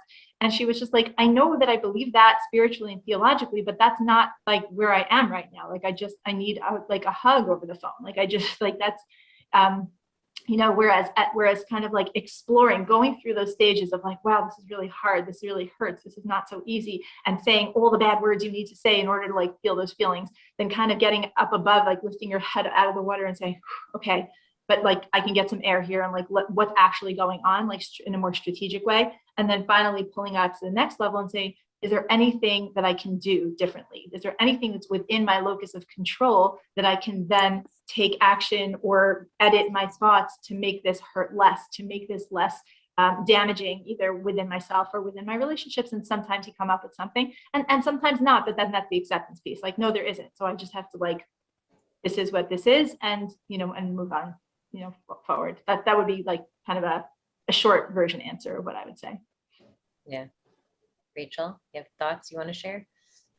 So many, so I'm going to try to sum it up. So a few pieces. So there was an answer that I got in a DM that I actually like, I was crying from it. It was just such a powerful story. This woman shared that when she was in seminary, she was very close with her teacher, and she confided in the teacher that she had relapsed regarding self-harm, that she had struggled with self-harm a couple of years before, and now in seminary she relapsed, and she told her teacher she was very close with, and her teacher responded and said, how many days had it been up until this relapse? And she said, it was like several hundred days, 500 days or something. And her teacher said, okay, well, we're going to go out to dinner, and I think we should celebrate that, because we have to celebrate that. And I have chills just thinking about it, because in the DM, it was basically saying like, it pulled me out of a despair that I really could have gotten sucked into. And it was really just, it hit that spot of, we're not going to just sugarcoat this, and we're not just going to say Gamzul Tova, and we're going to recognize that something happened here, but we're not going to do it in a way where we're dismissing the whole picture, where we're dismissing your feelings. And I was so happy she sent me that message, because it's so beautiful. And I think there's a difference between burying our feelings and being with our feelings. And we all have various ways that we might bury feelings. Sometimes we have to bury feelings because we have a lot to do right now and we can't deal with something, so we bury it. And people have different ways of burying feelings. The issue I find is that when we're always burying our feelings, and the ways we might bury it can be by just saying everything has to be positive, and we're not going to even allow ourselves to be with a feeling. We could bury feelings through other behaviors that we might call self-destructive, but are often meant to be self-soothing. And if we're always burying feelings, number one, we don't develop tools to deal with and be with our feelings. We don't develop the confidence that we can be with our feelings. And we think that feelings are always very heavy. And one of the reasons why we think the feelings or emotions are so heavy is not necessarily because the emotions are so heavy, but it's because if we're always burying feelings, that means we're always walking around with a shovel. Yeah. And there's something exhausting about that, of always having to be on guard, making sure the second a feeling might come up, we're going to bury it. And that process can happen within ourselves, of trying to bury our own feelings. And it can happen when people are trying to console someone else, that they're trying to bury the other person's feelings that to them sound negative or not hopeful. And the idea of can we be with our feelings? And if I would just wrap up with my last point, I think, and this we came across this in a lot of messages, the idea of that personal touch, that when someone is going through something and they feel alone, and they could be surrounded by other people, they could have 55 lasagnas in their freezer and still feel incredibly alone. I remember when I was going through something very difficult, and it wasn't a common diagnosis. I had this very rare lung tumor. And I remember saying, I feel really lucky and very lonely also, meaning I felt very grateful that I have, thank God, it was excellent prognosis and I recovered, but it was also a very lonely place to be diagnosed with something, and not something that a lot of people have. So the idea of the personal touch, and I think on a practical level, I think in between, let's say between sending someone a text message or calling, is sending a voice note.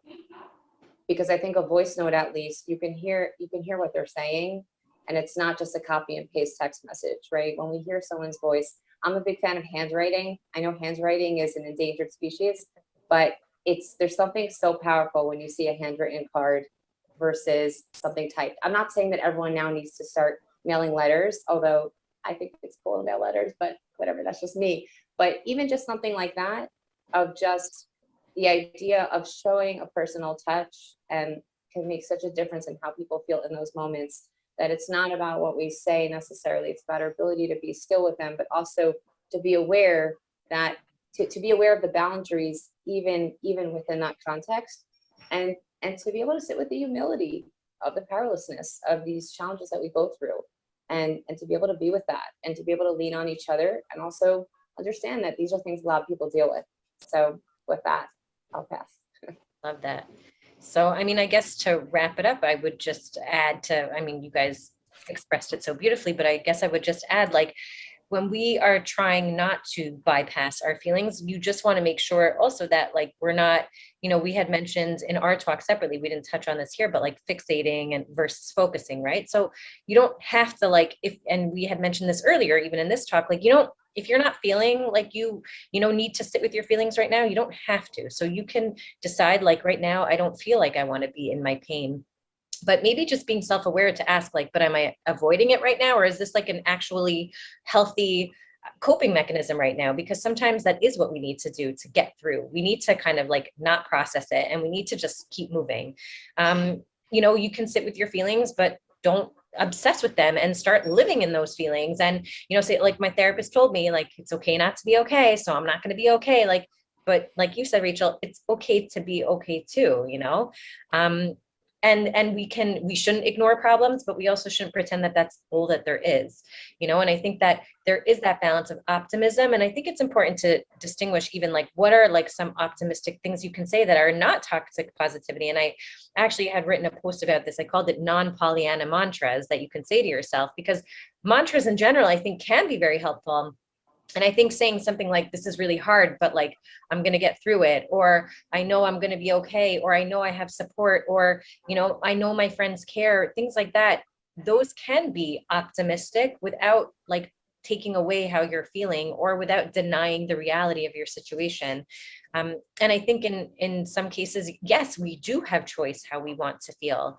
And I think that you should exercise that choice. Right now, I don't want to be miserable. I want to get up and take care of my kids because I have to. This is my choice right now, or I don't want to, but I'm going to make that choice to get up and do that. Or I don't want to show up at this thing, but I'm going to, because I know that ultimately, like, this is the path to healing.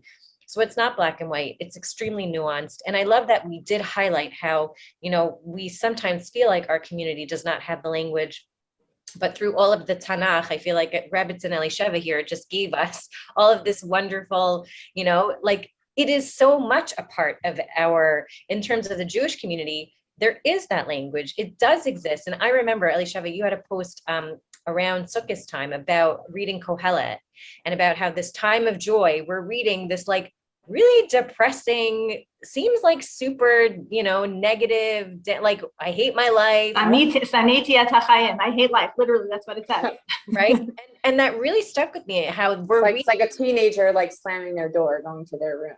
Yeah. Like it's this time of happiness, but we're reading about this guy who's like really like struggling. Brilliant. Yeah. Yeah. And I think that was like, again, it was such a reminder, like, and even in your caption, how you wrote it, but it was a reminder of like, there is a time, and we say that in Kohelet, there is a time for happiness, there's a time for sadness, there's a time for joy, there's a time for mourning. Like, we do have this language, and we do validate the range of human emotions, and we should do that within ourselves and with other people. And again, I think that something that stuck with me from the answers about what people said gave them hope was when they would hear stories from people who went through similar things, and not even about like their personal experience, but just when they would see those people show up and say like, look, I'm here, like, I went through it too, and I'm here. And I remember I had recently just gone to a Shiva house of someone who lost a spouse, and I went with a friend who had lost her spouse. And this person was saying like, seeing you here gives me so much comfort. You're smiling, and she's like, it just gives me comfort that you're smiling and you're laughing. Because right now I don't feel like I can, but like, I see that you're doing it. She hadn't even said a word. We were just sitting, and she was laughing at a story that the person who was mourning was sharing. And she's like, you're laughing and smiling. Like, I know one day I'm going to be able to. Yeah, me too. Her presence was so, like, she hadn't even. And that's the key. She didn't say, look, I'm smiling, so you will too. She didn't have to preach it. It's the showing up that made it less is more in a certain sense. Like, and I thought that was it was like, wow, she just came in the room, Presence. It was a presence. And I think the power of presence, I think that's kind of even what we have to emphasize. We don't have to fix, we don't have to put a bow, we don't have to tie it up, we don't have to promise everything's going to be okay, because we can't. Sometimes we have to, like I said, not all pain is redeemable. Sometimes we just have to like sit with that. So thank you guys so much for this. Thank you, Amudim, for creating this opportunity for us to just like chat and talk about these things. And we look forward to hearing feedback from you guys about your thoughts on this, and to good things in the future. Thank you.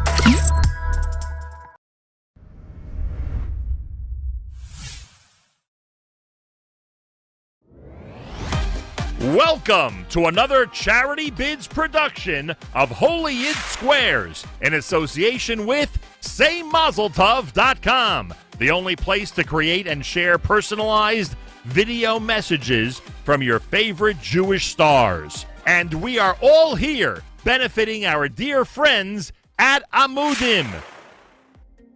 Tonight's Holy Yids: Barry Mitzman, Kosher Dills, Amy Stupnicki, Hillel Fuld, Benny Friedman, David Elephant, Mayor K, Gabriel Boxer, and Danny Finkelman.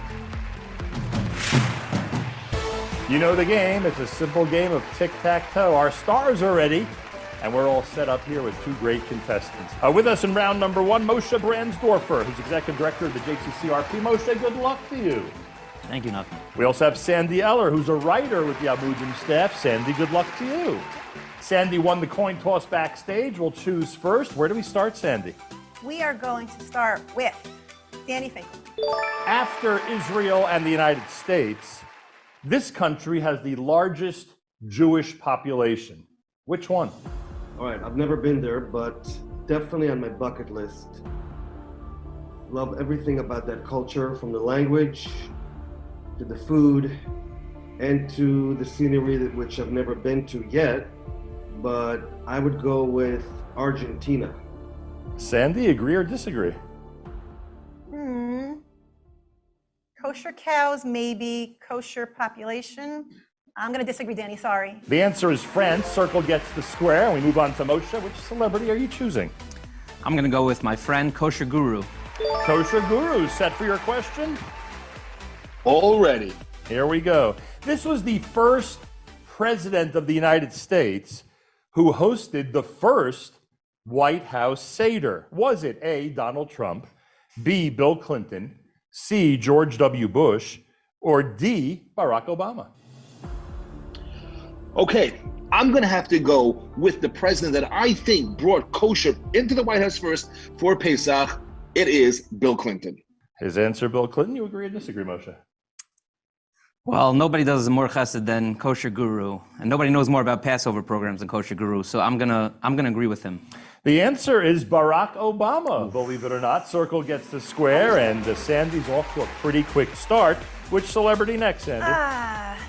Benny Friedman. Help me out, Benny Friedman. All right, Benny. Benny's been on quite a roll in Holy Yid Squares, and Benny has an opportunity here to move things along. Here we go, Benny. Because they fear for their lives, many Jews have been leaving this country. For the first time in 2,600 years, there is not even a minyan remaining in this country. Is it A, Vatican City, B, Yemen, C, Bahrain, D, Iran?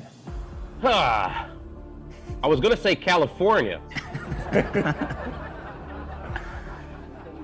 I would go with, knowing what I know about world geography and best place to find a minyan, I will go with D, Iran.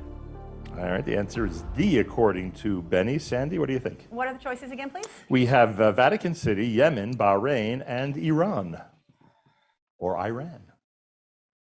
I'm gonna play the odds and disagree with Benny. No minyan remains in Yemen. Circle gets the square, and Sandy is rolling. Moshe, let's see if you can stop the steamrolling opponent. Where do we go? I knew that one. My wife's Yemenite. Ooh, I'm getting the wrong questions. We're going to go to our friend in Israel. We all love following and getting chizik from on social media, the wonderful Hillel Fuld. All right, Hillel, here's your question. It actually has to do with Israel, so I have a feeling Hillel has an advantage here. Come on, Hillel. Seems to always have an advantage when it has to do with Israel. The question is, which of these fruits and vegetables were invented, if you will, in Israel? A, the tangelo, B, cherry tomatoes, C, kiwis, or D, yellow peppers? Yeah, along with Waze, the disc on key thumb drive, and many of other amazing inventions invented in Israel, the answer is absolutely cherry tomatoes. Answer that he gives is cherry tomatoes. What does Moshe say? With such confidence coming from Hillel Fuld. I mean, who knows more about Israel than Hillel Fuld? Nobody. But I'm going to agree with Hillel Fuld on that one. The answer is the cherry tomato. X gets the square, and we move on. Sandy, you have a unique situation here. Where do you want to go? No question at all. Barry Mitzman, please. All righty. Barry, you ready for your question? Ready. Another one that some might argue would be a perfect Hillel question, but this one goes to you, Barry. The question is, which of these indispensable tech products was invented in Israel?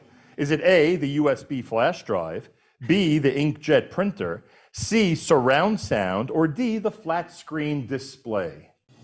Which one was invented in Israel? Though I work on social media, I have a little bit of an edge here because my husband works in web development and digital marketing. So I will say that the answer is A, the USB. She's going with the USB flash drive. Agree or disagree? Well, given that we just got this from Hillel as well, I think I'm going to agree. Two people giving the same answer. I'm going to hope they're both right. The answer is the USB flash drive. Circle gets a square, and the winner of round one is Sandy Eller. More coming up, everybody. Make sure to check out the next round right here at Holy Week Squares.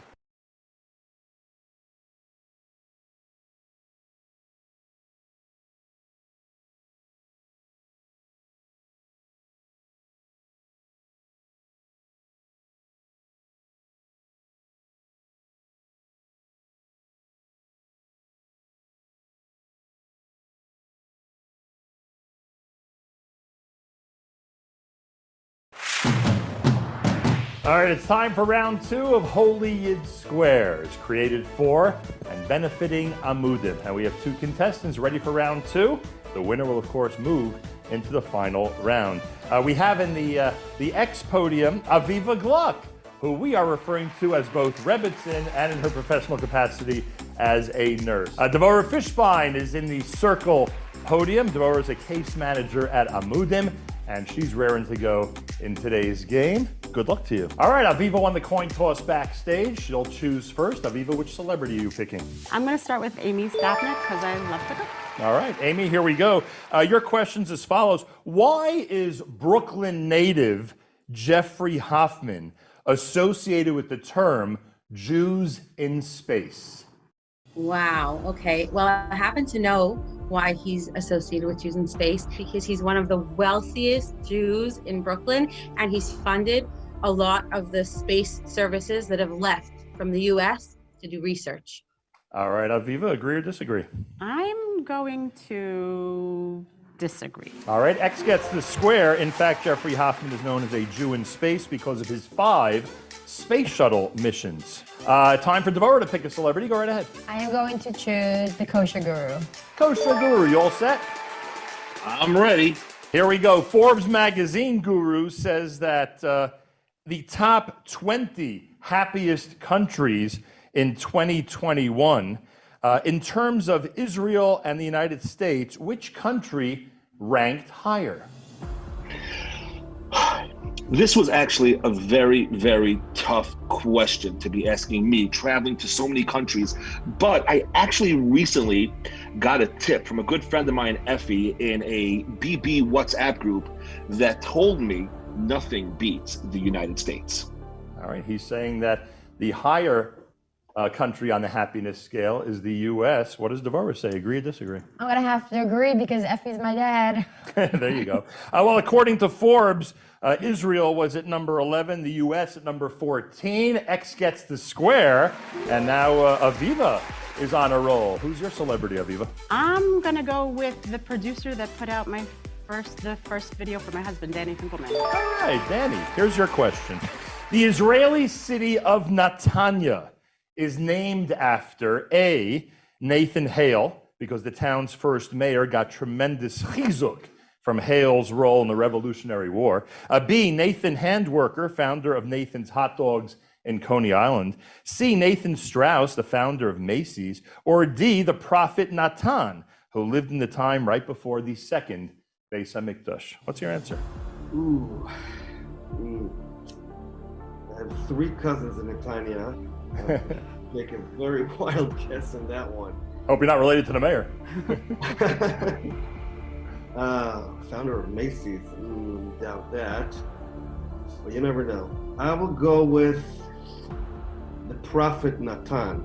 Agree or disagree? Where are we up to? Aviva, right? Aviva, Yeah. Agree or disagree? I'm going to disagree. Viva disagrees. The answer is Nathan Strauss, the founder of Macy's, who got the honor when he announced he'd be donating 2/3 of his fortune to projects in the Holy Land. X gets the square. Devora, you got some work to do here. Where do you want to go? I am going to choose Benny Friedman. Benny, you ready? I'm ready. He was born ready, that Benny I was Friedman. born ready. Benny, I think in an earlier episode you indicated you know something about kosher food and restaurants. Let's see if in fact you're an expert. After Tokyo and New York City, this city has the most sushi restaurants per capita. What city is it? Well, obviously it would be the city of Miami. It's not even a shiloh. Devora, he says Miami. What do you say? Agree or disagree? I'm going to have to disagree. The answer is Tel Aviv, and Circle gets the square. It's a successful block.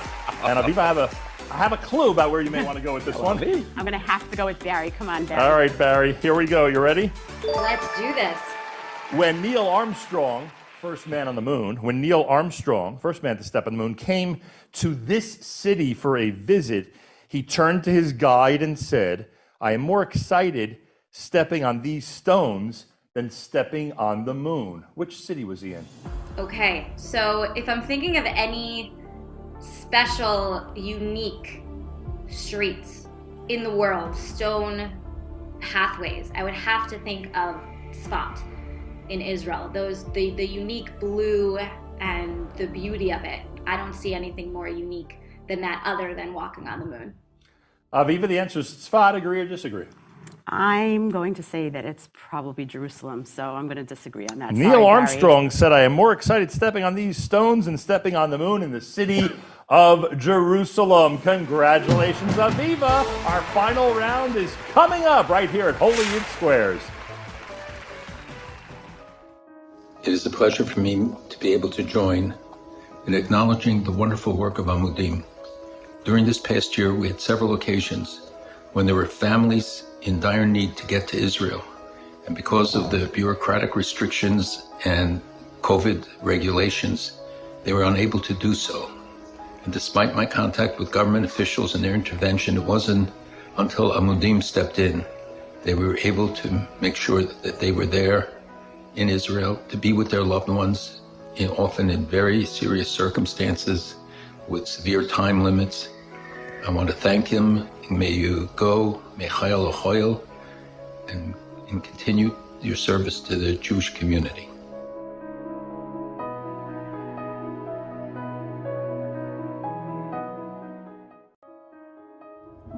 Shalom, my name is Rabbi Moshe Bamzer. I am a Rav in Albany, New York, and I've had the b'schus, the bracha, of knowing Rav Tzvi and knowing Rav David and knowing Amudim from its inception, the dream that became a reality on the part of one who wanted to serve not only Klal Yisrael but in the entire world. Being a Rav in a small community like Albany, New York, the challenges that come forward, the difficulties, certainly the crises that arise, need an address. Who do you turn to with a teenager? Who do you turn to with a young adult? Who do you turn to when it comes to issues of whether or not it's obsessions or whether or not it's addictions? Who do you turn to when you need a placement? Who do you turn to when you need help and guidance when it comes to a family? Amudim has been and continues to be an extraordinary address on the part of Klal Yisrael. We have been direct beneficiaries of its activities. We wish mazel and bracha. We applaud and we hope that they will go mechayel el from strength to strength. They are inseparable. They are indomitable. And certainly they are a core of our Jewish community, providing help, guidance, and support, always with a smile and always with a sense of commitment and concern. Yasher koach. Chazak v'yamatz.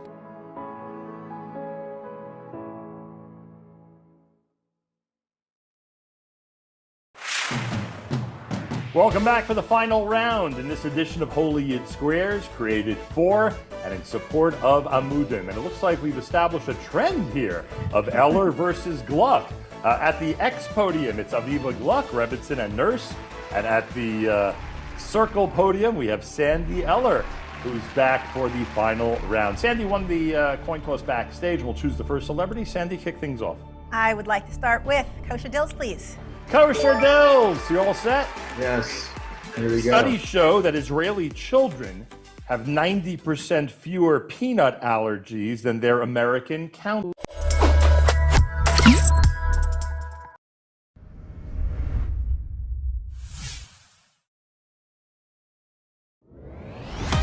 Welcome to another Charity Bids production of Holy Yid Squares in association with SayMazelTov.com, the only place to create and share personalized video messages from your favorite Jewish stars. And we are all here benefiting our dear friends at Amudim.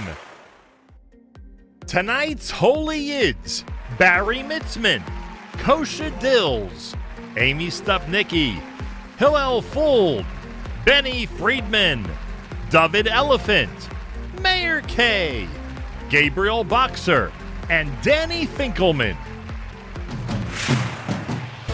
You know the game. It's a simple game of tic-tac-toe. Our stars are ready, and we're all set up here with two great contestants. With us in round number one, Moshe Brandsdorfer, who's Executive Director of the JCCRP. Moshe, good luck to you. Thank you, Nathan. We also have Sandy Eller, who's a writer with the Amudim staff. Sandy, good luck to you. Sandy won the coin toss backstage. We'll choose first. Where do we start, Sandy? We are going to start with Danny Finkel. After Israel and the United States, this country has the largest Jewish population. Which one? All right, I've never been there, but definitely on my bucket list. Love everything about that culture, from the language to the food and to the scenery, which I've never been to yet, but I would go with Argentina. Sandy, agree or disagree? Kosher cows, maybe. Kosher population. I'm going to disagree, Danny. Sorry. The answer is France. Circle gets the square. We move on to Moshe. Which celebrity are you choosing? I'm going to go with my friend Kosher Guru. Kosher Guru, set for your question? All ready. Here we go. This was the first president of the United States who hosted the first White House Seder. Was it A, Donald Trump, B, Bill Clinton, C, George W. Bush, or D, Barack Obama? Okay, I'm going to have to go with the president that I think brought kosher into the White House first for Pesach. It is Bill Clinton. His answer, Bill Clinton. You agree or disagree, Moshe? Well, nobody does more chesed than Kosher Guru, and nobody knows more about Passover programs than Kosher Guru, so I'm gonna agree with him. The answer is Barack Obama, believe it or not. Circle gets the square, and Sandy's off to a pretty quick start. Which celebrity next, Sandy? Benny Friedman. Help me out, Benny Friedman. All right, Benny. Benny's been on quite a roll in Holy Yid Squares, and Benny has an opportunity here to move things along. Here we go, Benny. Because they fear for their lives, many Jews have been leaving this country. For the first time in 2,600 years, there is not even a minyan remaining in this country. Is it A, Vatican City, B, Yemen, C, Bahrain, D, Iran? I was going to say California. I would go with, knowing what I know about world geography and best place to find a minyan, I will go with D, Iran. All right, the answer is D, according to Benny. Sandy, what do you think? What are the choices again, please? We have Vatican City, Yemen, Bahrain, and Iran, or Iran. I'm gonna play the odds and disagree with Benny. No minyan remains in Yemen. Circle gets the square, and Sandy is rolling. Moshe, let's see if you can stop the steamrolling opponent. Where do we go? I knew that one. My wife's Yemenite. Ooh, I'm getting the wrong questions. We're going to go to our friend in Israel, we all love following and getting chizik from on social media, the wonderful Hillel Fuld. All right, Hillel, here's your question. It actually has to do with Israel, so I have a feeling Hillel has an advantage here. Come on, Hillel. Seems to always have an advantage when it has to do with Israel. The question is, which of these fruits and vegetables were invented, if you will, in Israel? A, the tangelo, B, cherry tomatoes, C, kiwis, or D, yellow peppers? Yeah, along with Waze, the disc on key thumb drive, and many of other amazing inventions invented in Israel, the answer is absolutely cherry tomatoes. Answer that he gives is cherry tomatoes. What does Moshe say? With such confidence coming from Hillel Fold. I mean, who knows more about Israel than Hillel Fold? Nobody. But I'm going to agree with Hillel Fold on that one. The answer is the cherry tomato. X gets the square, and we move on. Sandy, you have a unique situation here. Where do you want to go? No question at all. Barry Mitzman, please. All righty. Barry, you ready for your question? Ready. Another one that some might argue would be a perfect Hillel question, but this one goes to you, Barry. The question is, which of these indispensable tech products was invented in Israel? Is it A, the USB flash drive, B, the inkjet printer, C, surround sound, or D, the flat screen display? Which one was invented in Israel? Though I work on social media, I have a little bit of an edge here because my husband works in web development and digital marketing. So I will say that the answer is A, the USB. She's going with the USB flash drive. Agree or disagree? Well, given that we just got this from Hillel as well, I think I'm going to agree. Two people giving the same answer. I'm going to hope they're both right. The answer is the USB flash drive. Circle gets a square, and the winner of round one is Sandy Eller. More coming up, everybody. Make sure to check out the next round right here at Holy in Squares.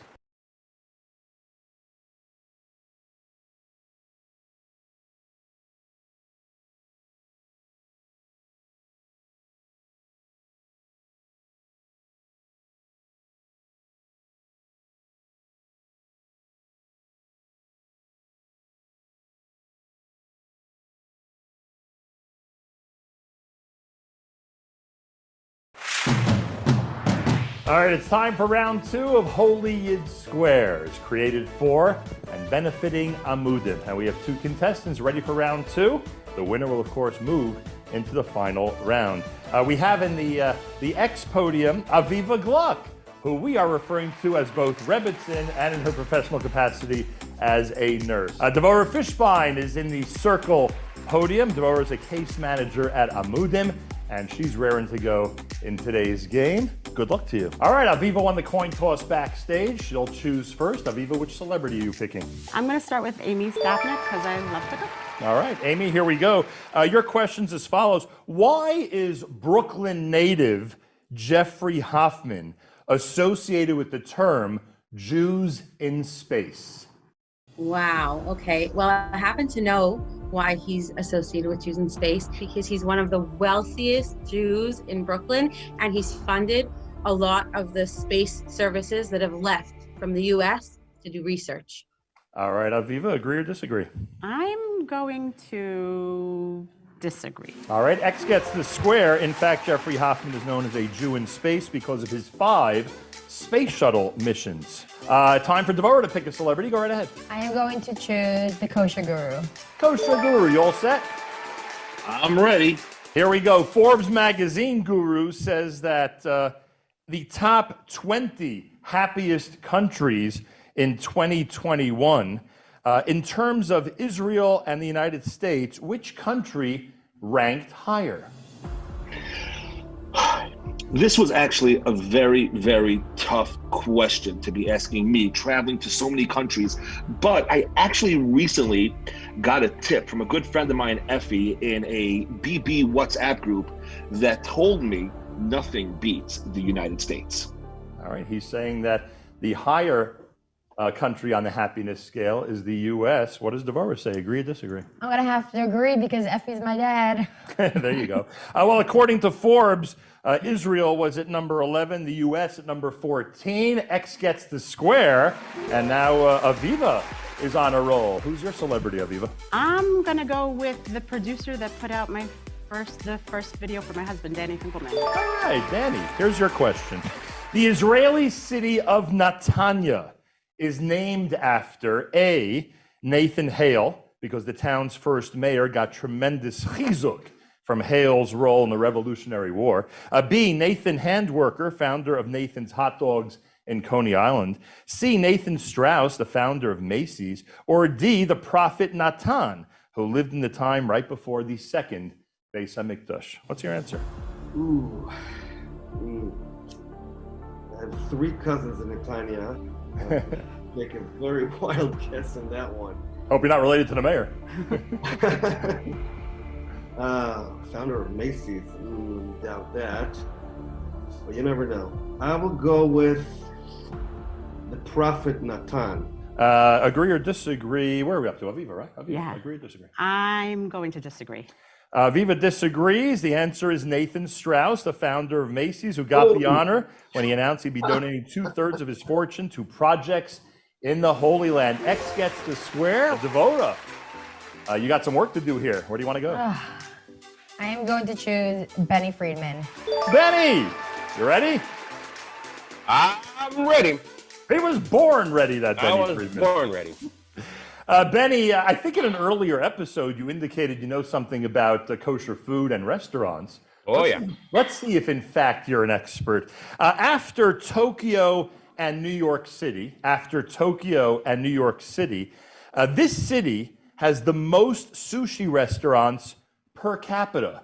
What city is it? Well, obviously it would be the city of Miami. It's not even a shiloh. Devora, he says Miami. What do you say? Agree or disagree? I'm going to have to disagree. The answer is Tel Aviv, and Circle gets the square. It's a successful block. And Aviva, I have a clue about where you may want to go with this one. I'm going to have to go with Barry. Come on, Barry. All right, Barry, here we go. You ready? Let's do this. When Neil Armstrong, first man on the moon, when Neil Armstrong, first man to step on the moon, came to this city for a visit, he turned to his guide and said, I am more excited stepping on these stones than stepping on the moon. Which city was he in? Okay, so if I'm thinking of any special, unique streets in the world, stone pathways, I would have to think of Tzfat in Israel. The unique blue and the beauty of it. I don't see anything more unique than that other than walking on the moon. Aviva, the answer is Tzfat. Agree or disagree? I'm going to say that it's probably Jerusalem, so I'm going to disagree on that. Neil Armstrong said, I am more excited stepping on these stones than stepping on the moon in the city of Jerusalem. Congratulations, Aviva. Our final round is coming up right here at Holy Yid Squares. It is a pleasure for me to be able to join in acknowledging the wonderful work of Amudim. During this past year, we had several occasions when there were families in dire need to get to Israel. And because of the bureaucratic restrictions and COVID regulations, they were unable to do so. And despite my contact with government officials and their intervention, it wasn't until Amudim stepped in, they were able to make sure that they were there in Israel to be with their loved ones, often in very serious circumstances with severe time limits. I want to thank him. May you go, Mechayel Ochoyel, and continue your service to the Jewish community.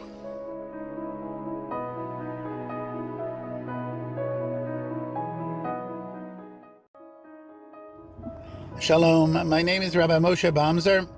I am a Rav in Albany, New York, and I've had the b'schus, the bracha, of knowing Rav Tzvi and knowing Rav David and knowing Amudim from its inception, the dream that became a reality on the part of one who wanted to serve not only Klal Yisrael but in the entire world.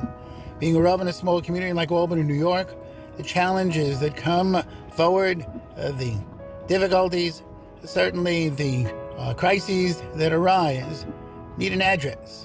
Who do you turn to with a teenager? Who do you turn to with a young adult? Who do you turn to when it comes to issues of whether or not it's obsessions or whether or not it's addictions?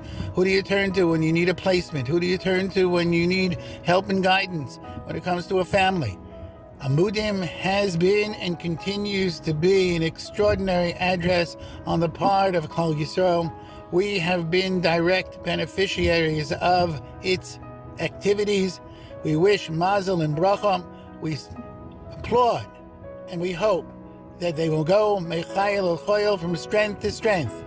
They are inseparable They are indomitable, and certainly they are a core of our Jewish community, providing help, guidance, and support, always with a smile and always with a sense of commitment and concern.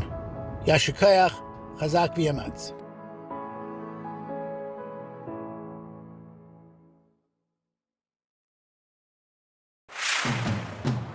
Welcome back for the final round in this edition of Holy Yid Squares, created for and in support of Amudim. And it looks like we've established a trend here of Eller versus Gluck. At the X podium, it's Aviva Gluck, Rebbitzin, and Nurse. And at the Circle podium, we have Sandy Eller, who's back for the final round. Sandy won the coin toss backstage, and we'll choose the first celebrity. Sandy, kick things off. I would like to start with kosher dills, please. Kosher Dills, you all set? Yes, here we go. Studies show that Israeli children have 90% fewer peanut allergies than their American counterparts. Why? I would say because there are less Ashkenazis possibly in Israel than America. That would be my first immediate answer. All right. More Sephardim and less Ashkenazim. What does Sandy, right? We're up to Sandy. What does Sandy say? Does she agree or disagree? As a mother of a kid with peanut allergies, I'm going to have to disagree on that one. Sorry. The answer is because of the bamba that they're raised on from a very, very young age. And Circle gets the square. And Aviva, it's time for you to choose a celebrity. Kosher Guru. Kosher Guru, here we go. We have a movie question for you, a cinematic question. While shows about traditional Jews, like those on Shtisel and Menashe, they seem relatively new and watchworthy, it's not the first time that the world of entertainment has shown a spotlight on the Hasidic community. Which of these is not the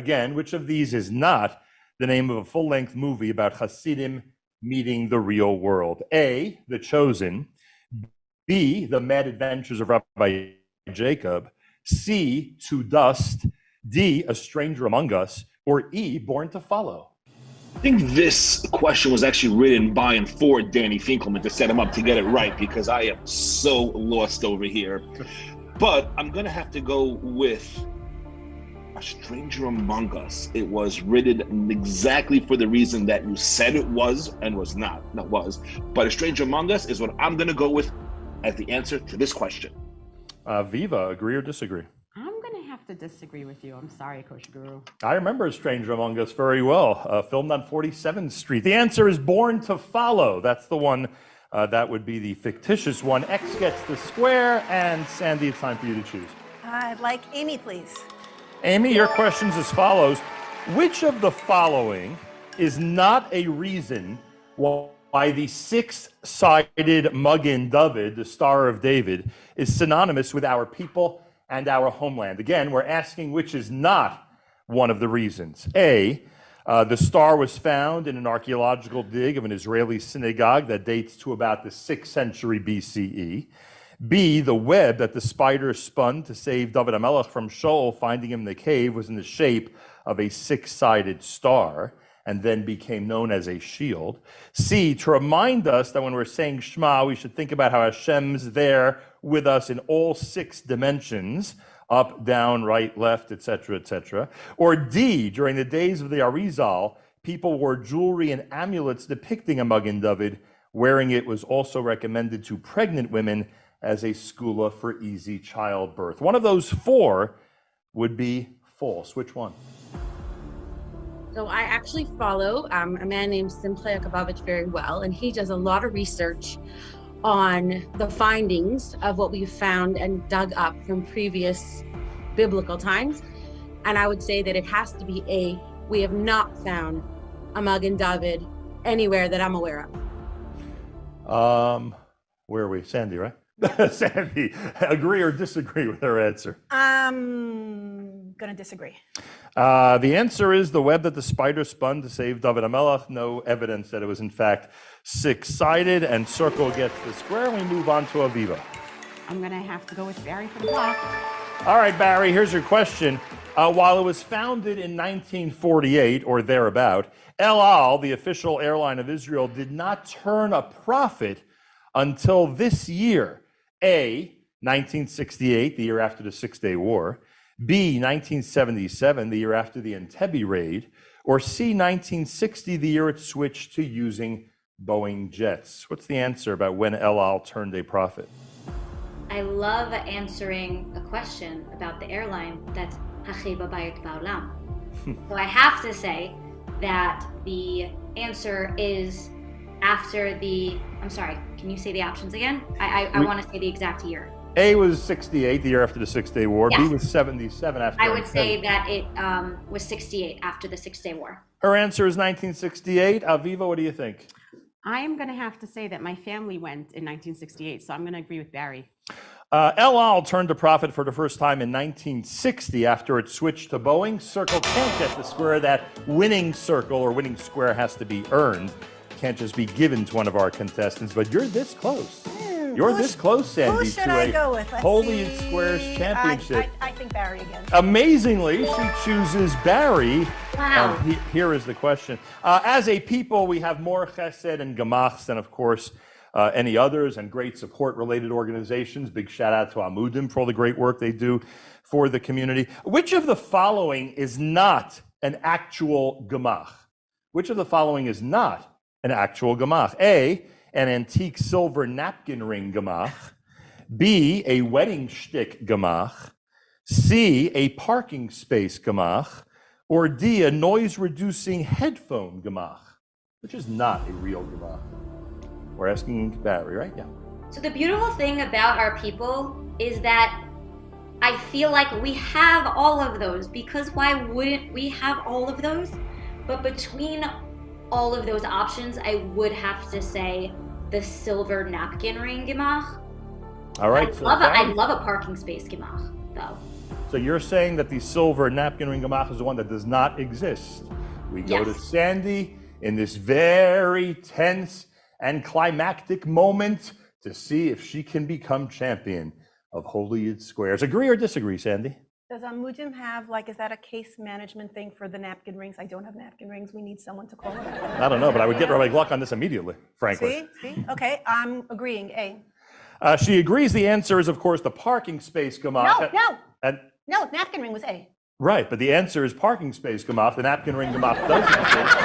And that means X will get the square. And now Aviva can add to the Gluck list of victories with the right choice and the right answer. Aviva, who's your celebrity for this question? Well, also because you go back to your roots, and we share Scranton as our roots, so I'm going to go with David Elephant. There you go. My mother's a kid, so yeah. Oh, Scranton as your roots. Does that mean we're on Lincoln Street or Jefferson Street? I would assume Jefferson, right? That's the center of the neighborhood. Am I right? What is up, everybody? There you go. All right, here's your question, and this is, of course, for the victory. The whole kit and caboodle, as they say in Scranton. Which of these toys was not invented by someone Jewish? Which of these toys was not invented by someone Jewish? A, the teddy bear. B, Barbie dolls. C, the slinky. D, the ant farm. Or E, Hot Wheels. Which was not invented by someone Jewish? Wow. I believe there are actually two items over there that were not invented by someone Jewish. I think you're mixing up. There's just one Jewish last name. The answer, obviously, everybody here knows, is E, Hot Wheels. Hot Wheels is your choice. Is he correct or incorrect? I'm going to agree. The answer is the slinky. Circle gets the square, and we move on. Sandy, which celebrity is yours for the next question? Would this be a good time to mention the Eller family has roots that go way, way back to Scranton? Also, I didn't know that. The big star of this episode. How do you like that? There's the Scranton. I can't take it. He's taken already. Gosh. Oh, yes, sir. He's your square. Mayor K. Mayor K, star of the Nachum Segal Network 2021 Kosher Halftime Show. Look how he's beaming when I mention it. Mayor, we have a question for you. Here we go. To better serve their Jewish customers, the Oregon-based Pacific Coast Biscuit Company added Passover matzahs to their 1916 product line. Shortly afterward, a lawsuit from Nabisco forced them to change their packaging so that their matzahs, as well as all PCB products, no longer featured this symbol. What was the symbol, Mayor K? Great question. Good to see everybody here. So when it comes to Pesach goodies, I am the one who knows because growing up in a household which I had, we had all the chocolates and the cookies and the cakes. And so I'm an expert when it comes to these types of treats. Now, when it came to this particular case, they had a printing error that took place, and it was quite obvious, but there was actually this bread, like this classic emoji bread that we see and use. It was printed on these boxes, and they had to pull them back for obvious reasons with Pesach. And also big mistake there. There's a few of these boxes still in random museums throughout the States in various Jewish museums. So definitely worth checking out on your next visit on the Chol Hamoed trip, perhaps on Pesach. But I'll have to go with that reason. All right, Mayor K is saying that there was a bread image. Can I hear the question again? To better serve the Oregon-based Pacific Coast Biscuit Company added matzahs to their 1916 product line. Afterwards was a lawsuit from Nabisco, which forced them to change their packaging to get rid of this symbol. What was the symbol that was on the matzah box? According to Mayor K, it was a bread image. I'm going to disagree, Mayor. Sorry. Believe it or not, the symbol on the package was a swastika, and that has to be removed. Circle gets the square, and we move on to Aviva. Well, who's your choice for the next question? I'm going to go with Hillel Full, please. Hillel, you ready? I am ready. Okay, let's go with this one. Which of these everyday items was not invented by someone Jewish? Everyday item not invented by someone Jewish. A, the ballpoint pen. B, audio headphones. C, the TV remote control. Or D, Duracell batteries, which was not invented by someone Jewish. I know that all of them were except for the headphones. He says audio headphones. What does Aviva say? Since he's a technology guru, I would say, I'm going to have to agree with Hillel. X gets the square. That's correct. It's the audio headphones. Very nice job on both of your part. Where are we going, Sandy? Who's your celebrity for the next question? Benny. I want Benny. Oh, Benny would Benny, let's go. Benny, are you ready? I'm ready. I'm wondering if I'm ready, frankly, after that performance. But here we go. Benny Friedman for the win. Which of these now ubiquitous technologies was invented by someone who wasn't Jewish? Which of these technologies was invented by someone who was not Jewish? A, spread spectrum, the technology that paved the way for cell phones. B, camera phones. C, video games. And D, the microwave oven. Which one was invented by someone who was not Jewish? 1 second. The first time you asked, you said ubiquitous. Our writers have quite a vocabulary, Benny. Ubiquitous. Microwave oven, is that something that's ubiquitous?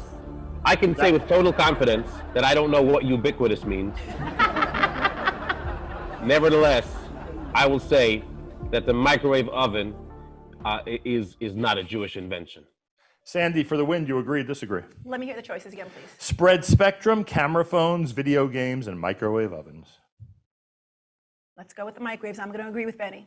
And in fact, Circle gets the square. It is the microwave oven, and Sandy Eller is the champion in this episode of Holy It's Squares. Thanks so much for joining us, everybody. Keep on tuning in for the next edition of Holy It's Squares.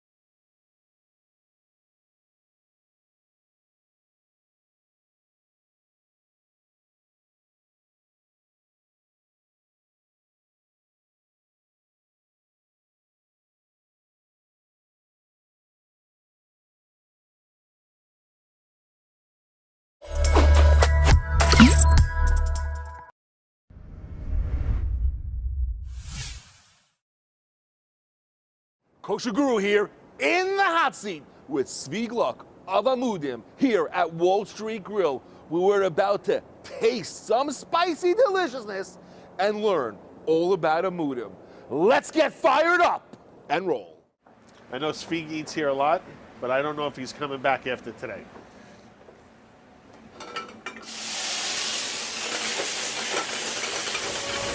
On fire! Zvi Gluck, Amudim. Do you even know what is happening here today at Wall Street Grill? I gotta be honest, I don't. All I know is I was told that I'm gonna be eating spicy food, which I don't do. But you're gonna do it. And not only gonna do it, but Chef Joseph Paulino, executive chef of Wall Street Grill, created, cooked, curated some of the most spiciest foods in the world, because I'm told you would do anything for Amudim. Are you up for the challenge? Honestly? No, lie to me over here. Of course, honestly. I'm not, but I'm gonna do it anyway because it has to be done. So let's bring out the heat. Okay. First course is jalapeno. It's a pineapple and jalapeno brine chicken thigh with a spicy jalapeno guacamole. Enjoy. Thank you, Chef. Second. I thought that it's supposed to start, and build its way up. We're starting off with jalapeno. This is... Just because you hear the word jalapeno, don't get too scared right now. And Zvi, we're about to see how far you'll go for Amudim. Go for it.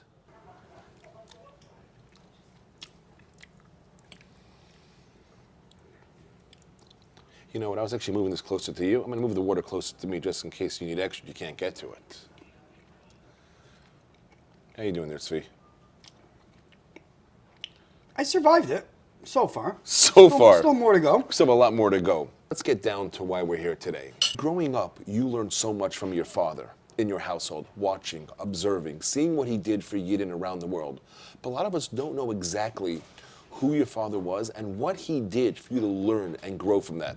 So I was blessed to be raised in a great home. My father, Rabbi Edgar Gluck, may he live and be well until 180 years old, otherwise known as Rabbi Chaim Baruch Gluck, has been in public service since he was very young. He actually started at the tender age of, I think, 18, 19. My father was one of the founding members of Hatzalah.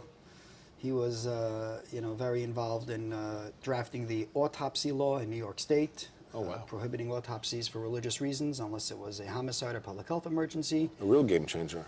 My father is, growing up, he was the only game in town. Any emergency, someone needed to get an emergency passport, somebody passed away in one country, another country, someone needed to get any sort of government red tape, it didn't matter. He would figure it out, find ways to make it happen. And Baruch Hashem, he's doing great, and he should continue to, but he's a man that, you say the word chesed, he personifies it, to the umpteenth degree. I don't know how much you're going to be able to eat later on as the spiciness gets hotter. So you might as well have a little more right now and take another bite and enjoy. It's not like you're giving me much of a choice over here. And no, I'm not.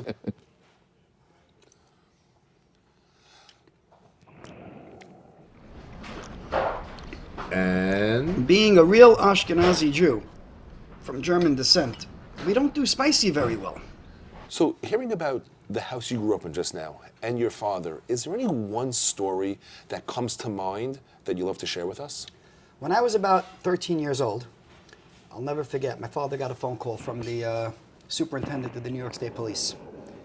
Said to him, Rabbi, we got a problem. We got, a bunch of people that are driving up to the Catskills on, Thursday in the summertime.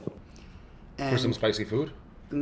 Maybe, but I don't know if back then there was as many restaurants up in the mountains, but there was definitely water for the spicy food. That I can tell you. And he says, these guys are pulling over on the side of the road and it's very dangerous and they're just standing outside their cars and they're shaking and the kids are running around and we're going to start a very serious enforcement of this. So my father, realizing that this was people looking to daven mincha, right, before his man, figured it out. Shaking, shuckling. He said to them, you know what, I have a better idea.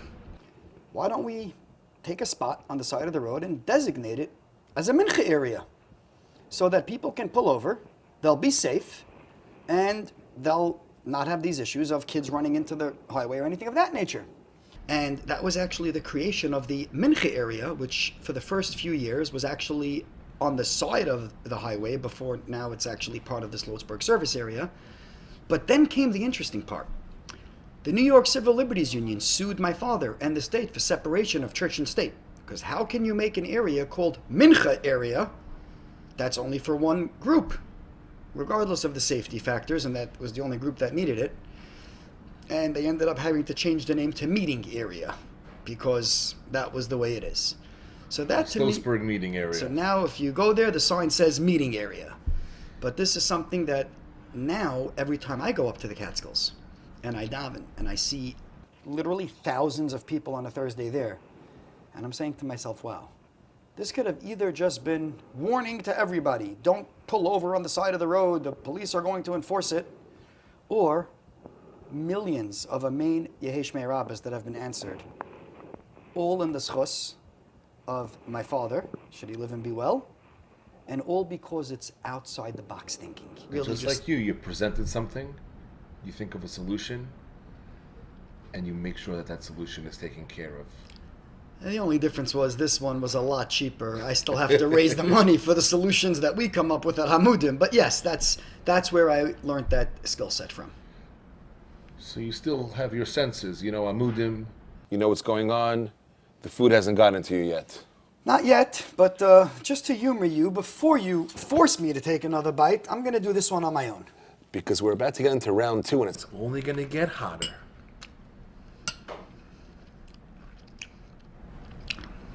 It's for the people. Zvi, we're ready for round 2. Chef, bring it on out. When you say we're ready? Oh, meaning me and the chef. Oh, okay, just making sure we got that. No, we're on the same page with that one. Okay, that's great. Round 2, Serrano. We have slowly cooked lamb belly ribs in a Serrano oil with a Serrano salsa verde. By the way, chef, that envelope I gave you is to make everything 10 times hotter the next few rounds. Yes, sir. Thank No you. problem. Since these are ribs, I'm going to use Zvi, my fingers. All I could tell you is that these ribs smell insane. I can't tell you how hot they are, how insanely spicy they are, but they smell delicious.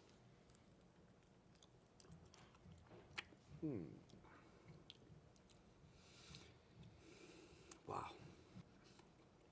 Good thing I got a napkin here. And I think I'm going to need a refill on the water in a minute. You know what? I'm going to put mine over here. I'll be nice, just Wow, in case. that is so sweet of you. Ooh, okay. Getting into what we're here for. So when was the first time Zvi got involved with Rabbi Gluck's work? Whew, that was actually a very interesting story. So my father was leaving once to Europe, and he used to have different people that would help him out when he went away and carry his beeper for him. So my father was leaving. Oh, 1 second. It's hot. Wow. He was actually going to Poland. One of his other many projects was, reclaiming cemeteries and mass graves throughout Europe. So he was actually heading out. And I said to him, Dad, I'll take your beeper this time. And I'll never forget, his face lit up, like completely lit up. Like this was like the best he could have ever had, because I'm not going to lie to you. It was very difficult for me being the son of the man. So for him to see me saying, I'll handle your emergencies while you're gone, was like a huge thing. Anyway, he was on the plane. It was a Sunday. I'll never forget this. And he was actually in the air. The pager goes off. Message about somebody that passed away, and they wanted to do an autopsy, and the family wanted to get the burial done immediately. So I rushed over to my parents' house, and I took out my father's Rolodex from his desk, and I looked up the phone number to the chief medical examiner of New York. Here I thought you were about to say it was not in alphabetical order. You had to put it all in and find it. It took you hours. Listen, my father, being born in Germany, right? Okay. The last name is Gluck with an umlaut. I always tell people, I'm always exactly a half hour late, but you can count on it being 30 minutes. Anyway, so I call up and I don't know what to say. I mean, I've overheard my father having conversations, but I never really, I was in schools, many schools at that point, but that's a separate issue. I decided to test out as many yeshivas as I could because, I just wanted to know if I have boys, where to send them to. So I made the rounds. And I called Market research. Oh, absolutely. The only way to do it. So I call up the chief medical examiner and I said, "Hi, Doc. It's Tzvi Gluck, Rabbi Gluck's son. I'm not sure what I'm supposed to ask you to do, but here's the name of the person who passed away. Here's the location that they're at. And what I need you to please do is arrange that this should be released immediately because they need to fly this body to another country for burial and call me when it's done so I can let the funeral home know to go pick it up." And I hung up.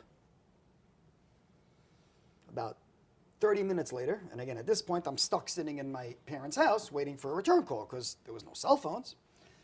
And about 30 minutes later, the phone rings, and it's the chief medical examiner. He goes, "Tzvi, it's all taken care of. Tell the funeral home to go, and you tell your father that when he gets back, I want him to bring you to my office." I wasn't sure what to make of it.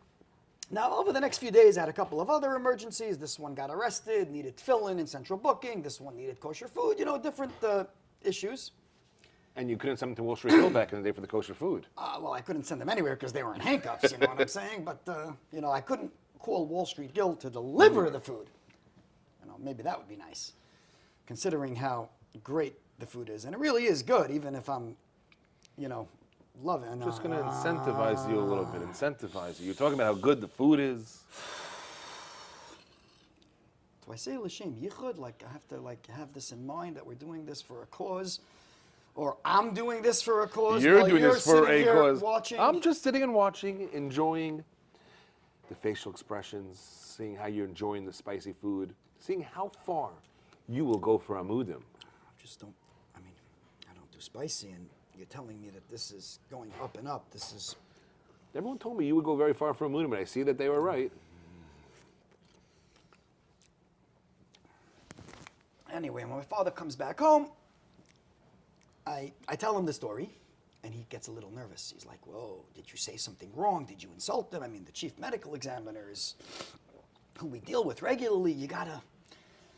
And I was like, "No, I don't know. I just called him, and I told my father exactly how the conversation went." And he's like, "You didn't ask, you didn't, I'm like, "I don't know. I just got to get it done. Get it done." So he says, "Okay." He calls up the chief medical examiner. He goes, "I'll be there tomorrow." At the same time, I said to my father, "Here's your beeper back, and I never want to see this again." And he goes, "Why not?" I said, "I got to tell you, these people call, they want help. I'm doing what they need, and then I'm getting yelled at afterwards. They're cursing me out. Nothing's ever good enough. This is not for me. I am not going to be I don't know how you live your whole life with people just, stepping on you." So my father tells me the story that has been written, over many years of the child that was born, was an orphan from the day he was born. And he was raised by the rabbi in town from the day he was born till he walked down the aisle. And when he was about 18 years old, the rabbi gave him an envelope and said, "This is a present for you." It's getting to you. It's kicking in. It is kicking in. Oh, my gosh. He says, "Here's a present for you, but you can't open it until you get married." Of course, he opens it up, and he finds these two beautiful stones in there. So he figures, wow, the rabbi gave me these stones. It's a gift to give to my wife. Let me see what it's worth. And he takes it to one store. "Oh, I've never seen anything so exquisite. You got to take it to the big city, and the big city, and the big city." Finally ends up in Minsk. Takes it to the biggest jeweler there, and the guy looks at it and goes, "These are the most beautiful, clear rocks I've ever seen. They're worthless." So he goes back to the rabbi, goes, "I know I wasn't supposed to open this, but can you tell me the story?" He goes, "Yeah. We have a custom that when people do something nice for you, you throw stones at them. So my request is when you throw stones at me, it should be these small little pebbles and not big boulders." And my father says to me, "I understand if you don't want to get involved in public service. But if you do, you're going to have rocks thrown at you, and they're going to be boulders too." And I must say, he's right. So at what point did it click in your head that you want to get into public service and do what Tzvi Gluck does? Public service, I kept saying, was not something I wanted to get involved in. I wanted to go out, real estate, hedge funds, make money. I wasn't, the public service wasn't a life for me. Eat food that's not so spicy. Yeah, I mean, you know, for sure. At least not for closing a deal. I don't have to worry about spicy food. But when I was 19 years old, I had two close friends of mine that passed away back to back. One of them was driving while he was high on drugs and got into a car accident. And the other one, unfortunately, committed suicide, leaving a suicide note about the abuse that he had endured, sexual abuse when he was younger. And at that point, I still wanted to make money, but I realized that, you know, there were problems out there, and I started volunteering. Our place had just opened up in Brooklyn on Avenue M. Chaim Glantz, Mike Spinnick, a few other very special people, and I went there and I started volunteering, you know, and then all of a sudden this kid from our place got arrested, and I would get a call and go down there, and this one needed to go to a rehab, and it just slowly grew until my father decided one day it was time to get me some credentials, and my mother went crazy because she's like, well, if you get him credentials, if he doesn't have smicha, he can't use the word rabbi, so I ended up going for smicha because got to make my mother happy, because we all have to make our mothers happy. And but really that was the irony, is getting back to the other story, when we went to the medical examiner's office. So my father was nervous, and the chief medical examiner looks at my father, looks at me, and he goes, Edgar, your son, he's got chutzpah, the kind we like. I want him to carry an ID card like you do from this office and get more involved in helping. And that was my first public service, was they made me what's called rabbinical consultant for the office of the chief medical examiner. They made me an ID card. Didn't know what that meant, but still trying to make money, because I, you know, growing up, I always had friends that were wealthier than I am. And, you know, my parents are both public servants, so as it got you into more things, we're actually about to take the level of fireness to another different level. Are you ready? I was kind of hoping we could keep this going for a while and forget about the rest of the dishes. We only have the restaurant for a little bit more time, so we got to get going over here. If you say so. I say so. Let's get ready for the next round. I'm ready. Thai Redbird chili is our next course. Some short-rib flanken, marinated 24 hours at Redbird chilies. Enjoy. Wall Street Grill knows how to spice it up. Cooked for many hours to get that spice into it. Svi, you're up. You know, I really thought that the partners in Wall Street Grill were my friends and that they would have my back. Oh, trust me, they have your back when it comes to Amudim, not when it comes to the spice level. The smell of this is already, this is, so I'm going to do it in small pieces just to I think get that might be a good idea.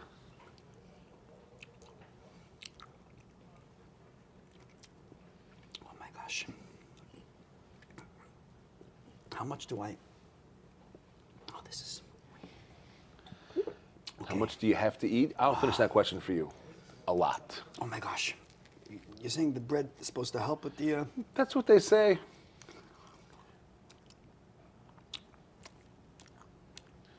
And here I thought at Wall Street Grill, we'd be just enjoying a nice meal. And Svi, you're quivering in your chair over here. When do I get my taste buds back? 3 to 6 weeks. It's not even funny. Maybe for you, but for us it is. Describe how you're feeling right now. The taste, the flavors, the spiciness. Honestly, I'll tell you, I don't do spicy at all, ever. But the one thought that's going through my mind, as spicy as this is, and we got a few more to go, it doesn't come close to the pain and suffering that the people that need our help are going through. And if this is the little bit that I have to do to endure this pain, to help alleviate the pain and suffering of others, I'm going to keep doing it. So we're talking about the pain and suffering of others. Besides the pain and suffering that you're going through right now, Amudim, how did it start?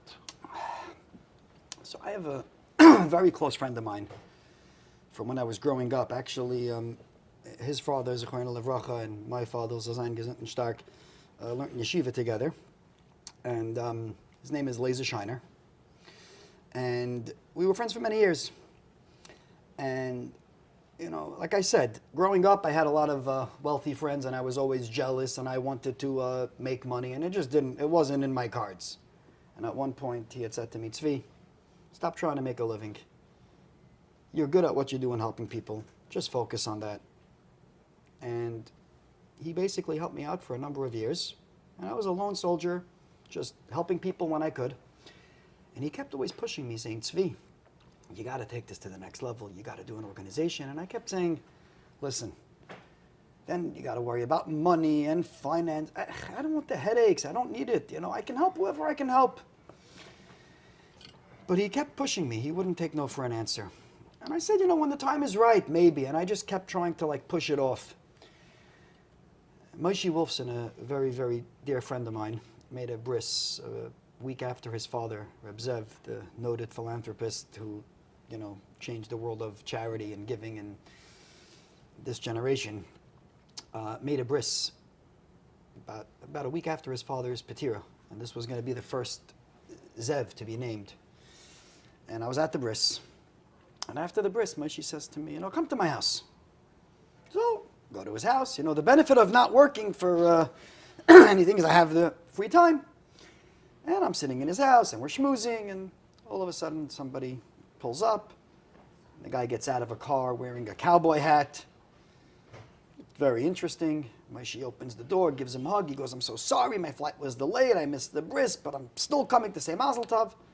And we're sitting on Moshe's back deck just schmoozing, the three of us.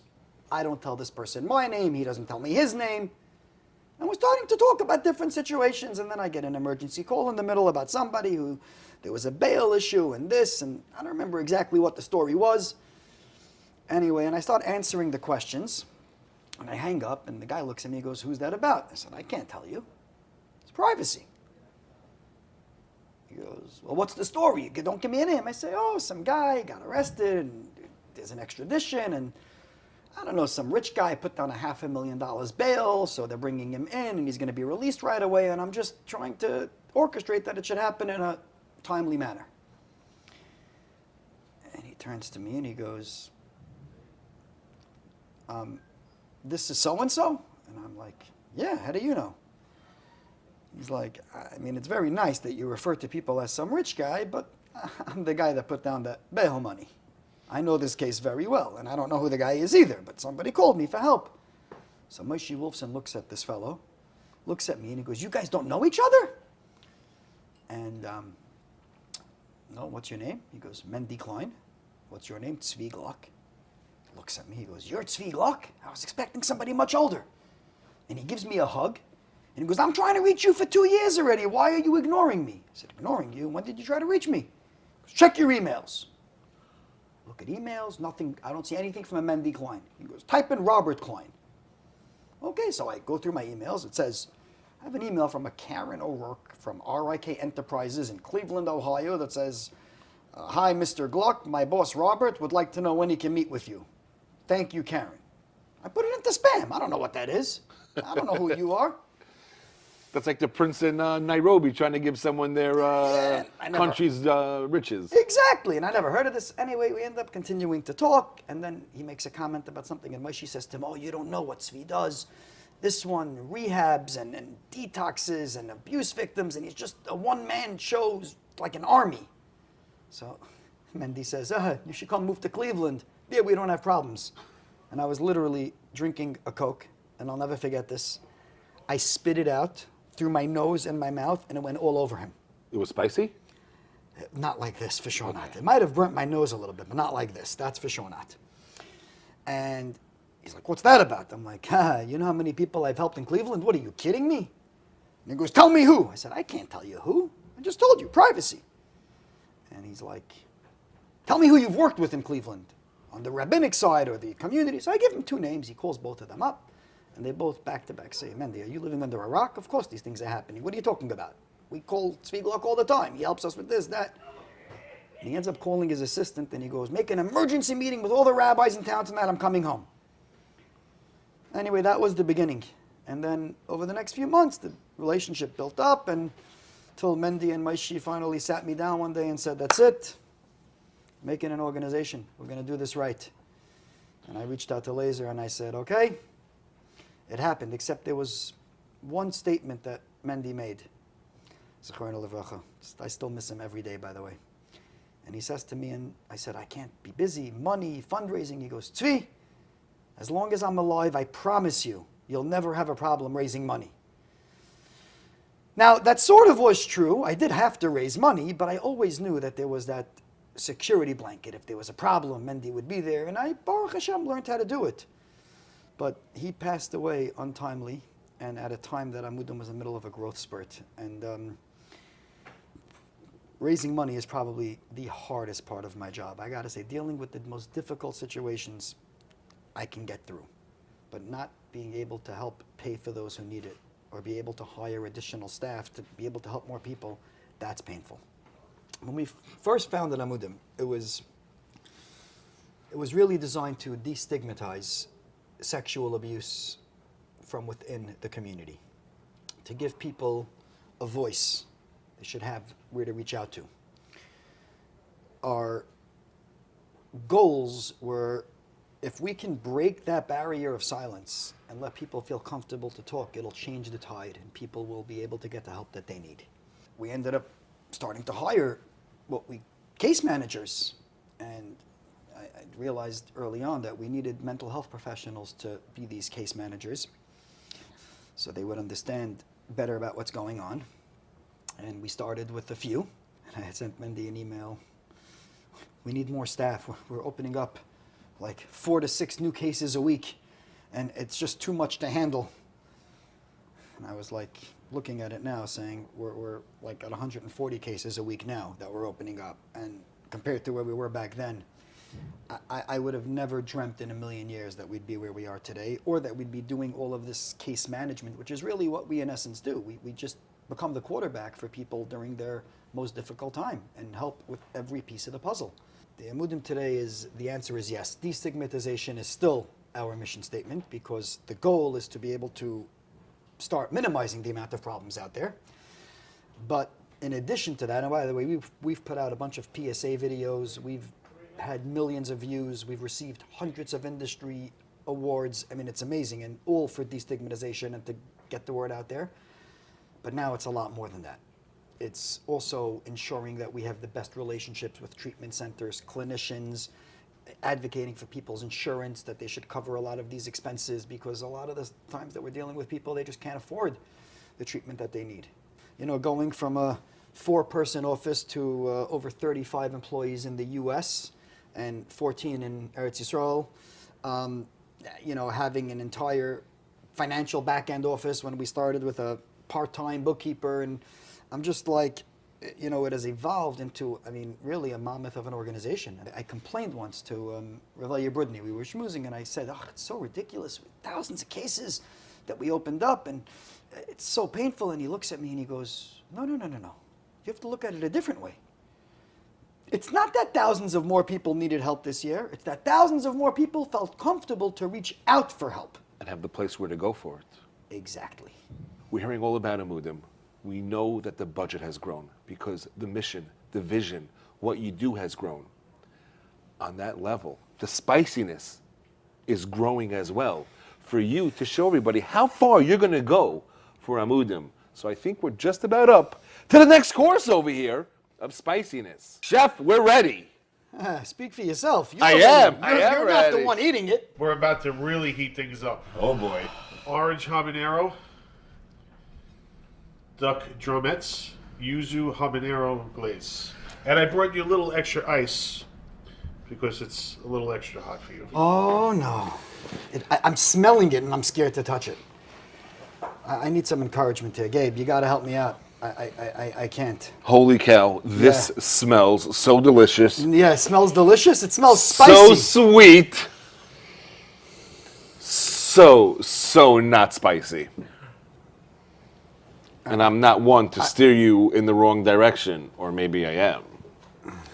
I got to do this because... Tzvi, you got to do this. Let me do tell you this. something. We're here at one of the most amazing restaurants in New York City and beyond. You have prepared dishes from the most amazing and talented chefs there are. You're about to bite down into spicy, hot, super, super hot deliciousness. You okay there? No. I'm just trying to figure out if I should eat it all at once. I'm just trying You're to not figure out gonna if I should cry or laugh over here. Or actually go get Don't medical do help. spicy. You okay?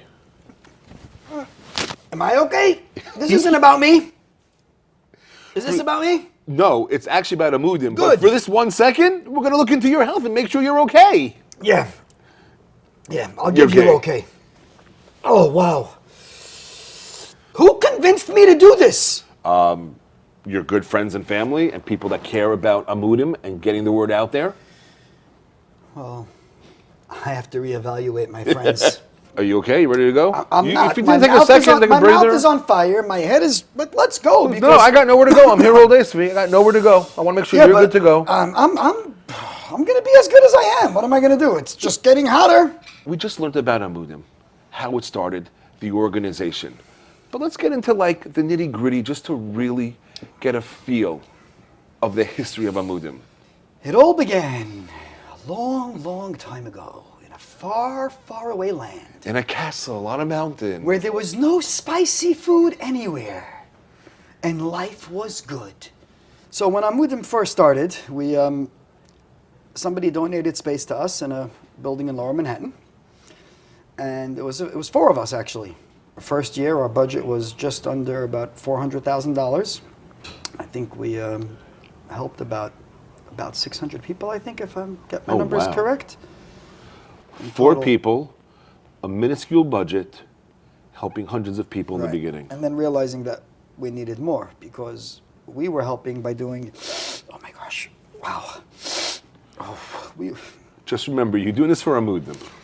So it was just a few of us, and then we realized that, helping them get to the services was great, but then a lot of people couldn't afford it, and things had to just keep growing from there. And by our second year, our budget was over $1.3 million in year two of operation. We were about 11 employees at that point, and I got to tell you, year to date, so far in 2021, we're already just north of $8 million. And how many years later is this? It's 7.5 years. 7.5 years later. And we have over 34, 35 employees in the U.S. 1 second. You just said the U.S. Where else is Amudim located? Oh, I opened an office in Israel a couple of years ago. And there's actually talk now about a few other countries Really? around the globe where, again, let's be honest, the issues that we deal with, we deal with everywhere. We've had clients in over 50 countries. I was just about to ask, where do the calls and emails come in other than where your office is in America and in Israel? All over. I don't think there's a single community in the world that we have not received a call from. Really? And I'm talking, it could be one or two, and it could be 100 to 200. In the United Kingdom alone, we've had over 400 some odd clients over the years. Canada, we've had about 700, 800. In the U.S., we've had clients in, I think, over 37 states, 38 states. I'm hearing all about what you have done, what Amudim does, what you built for the people out there that had nowhere else to turn to. It's amazing. It truly is amazing. Where do you see Amudim going? Well, I have a joke that I say, if Amudim was an investment firm, our investors would be thrilled because this year alone, we've serviced over 4,500 clients. Oh, wow. In total, since inception, it's already over 11,000 people that we have helped. Wow. And based on the current numbers, it looks like it's going to keep growing. But again, I keep telling myself, it doesn't mean more people have problems. I'm listening to Rav Rudney's words. It means more people are reaching out. And I must say this, if not for the dedicated staff, And they have access to it as well. They have access to it. They have where to call. They have who to reach out to. And we're blessed with the most amazing dedicated staff from all sides of Amudim who really give it their heart and soul, because I promise you, there is nobody that's working at Amudim for the money. I can tell you that for certain. How has Amudim changed, functioned, veered this way or that way during COVID? COVID was very difficult for everybody. We had a couple of things that really was on our side, because at Amudim we always allowed staff to work 1 day a week from home. So the remote working was easy for us because that was already in play.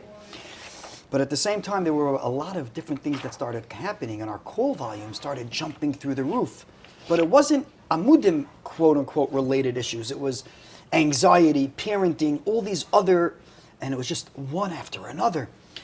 So we had reached out to a bunch of our partner organizations that we've done a lot of work with, and we launched a support line that was open 7 days a week, Shabbos, Yom Tov, Pesach. Didn't make a difference. It was right before Pesach that we launched it, staffed with volunteer mental health professionals, answered thousands of calls from 8 a.m. till midnight to be able to provide a service. And we were getting calls from all over the world. And that was just one of the things. You know, you have to step up. But I also have a policy at Amudim.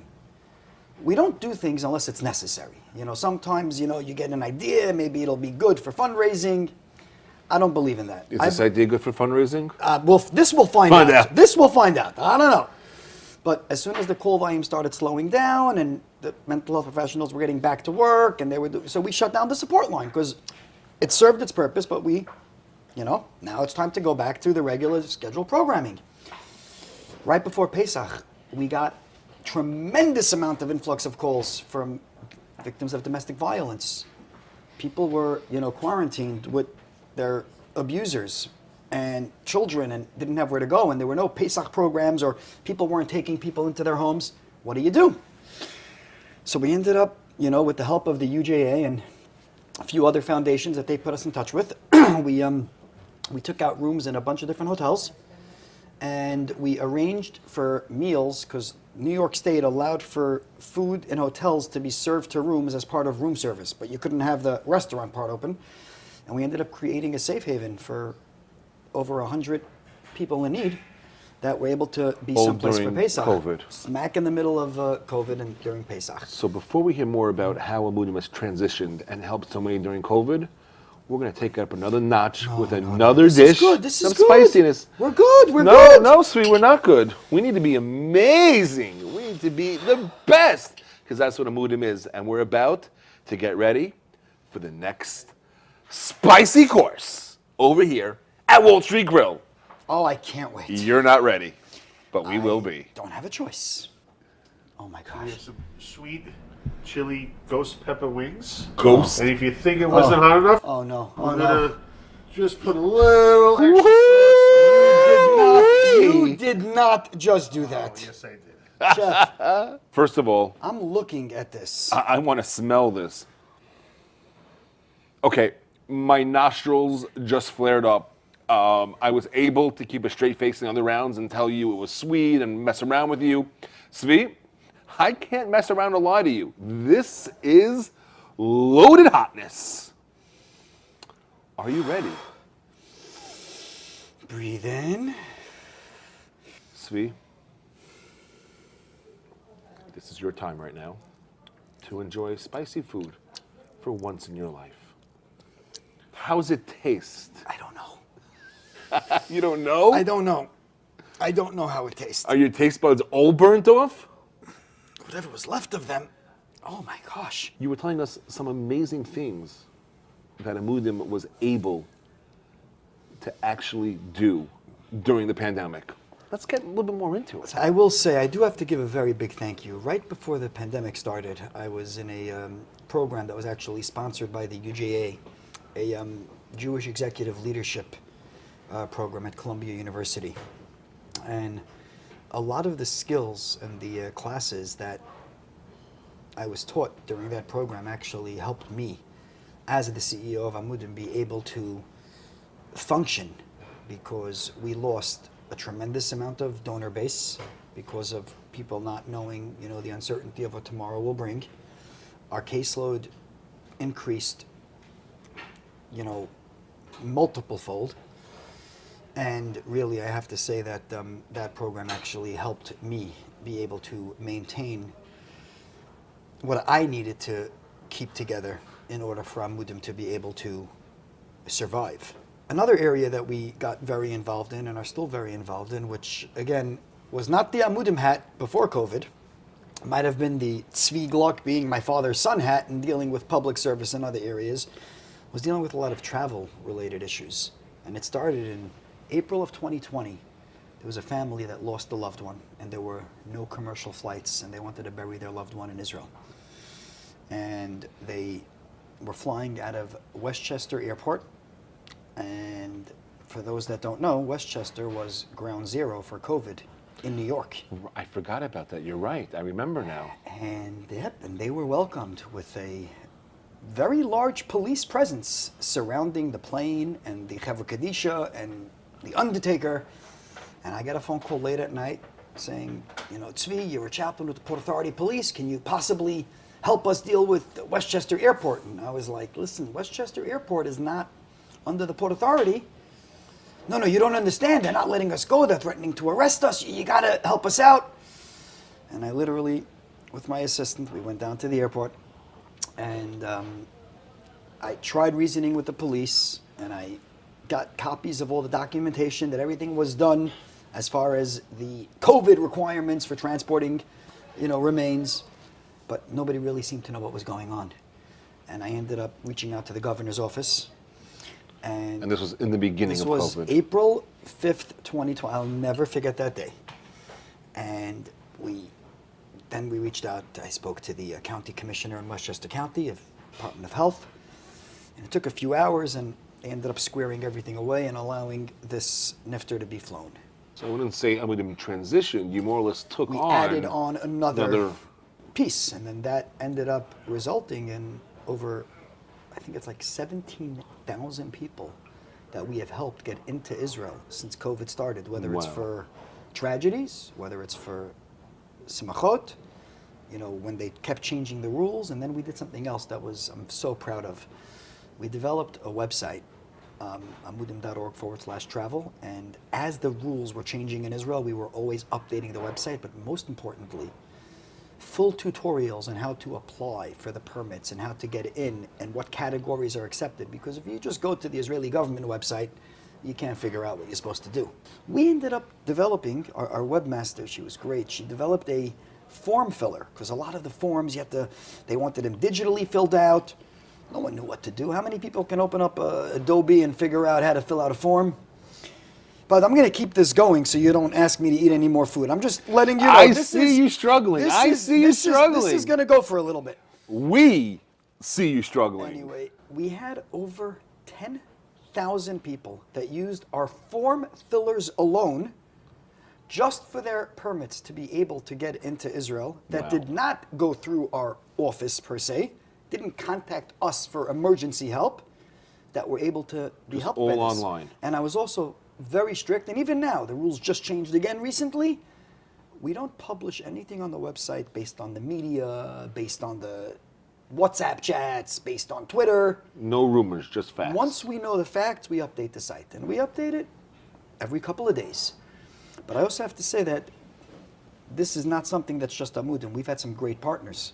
The Israeli consulate in New York has been amazing. The staff over there bend over backwards all the time, especially Did you for work with emergencies. them before this as well, or this really sort of catapulted that relationship? No, so in my previous life, once I started with public service, and I was dealing, again, like I had mentioned, with people getting arrested and tefillin and food, so I always maintained a relationship with the Israeli consulate because they would call me and say, we just found out an Israeli was arrested by ICE. And at one point I was the chaplain at the detention center on Varick Street, so I would go down there, make sure they have what they needed. So I always maintained a relationship with the consulate, but it's never been like what it is now. I mean, we're speaking to them daily, and it's people that really care. I must tell you that the staff at the consulate, they don't get paid overtime, and what they get paid, I'm embarrassed to even tell you, they're not, nobody's getting rich there, but they care. They really, really care.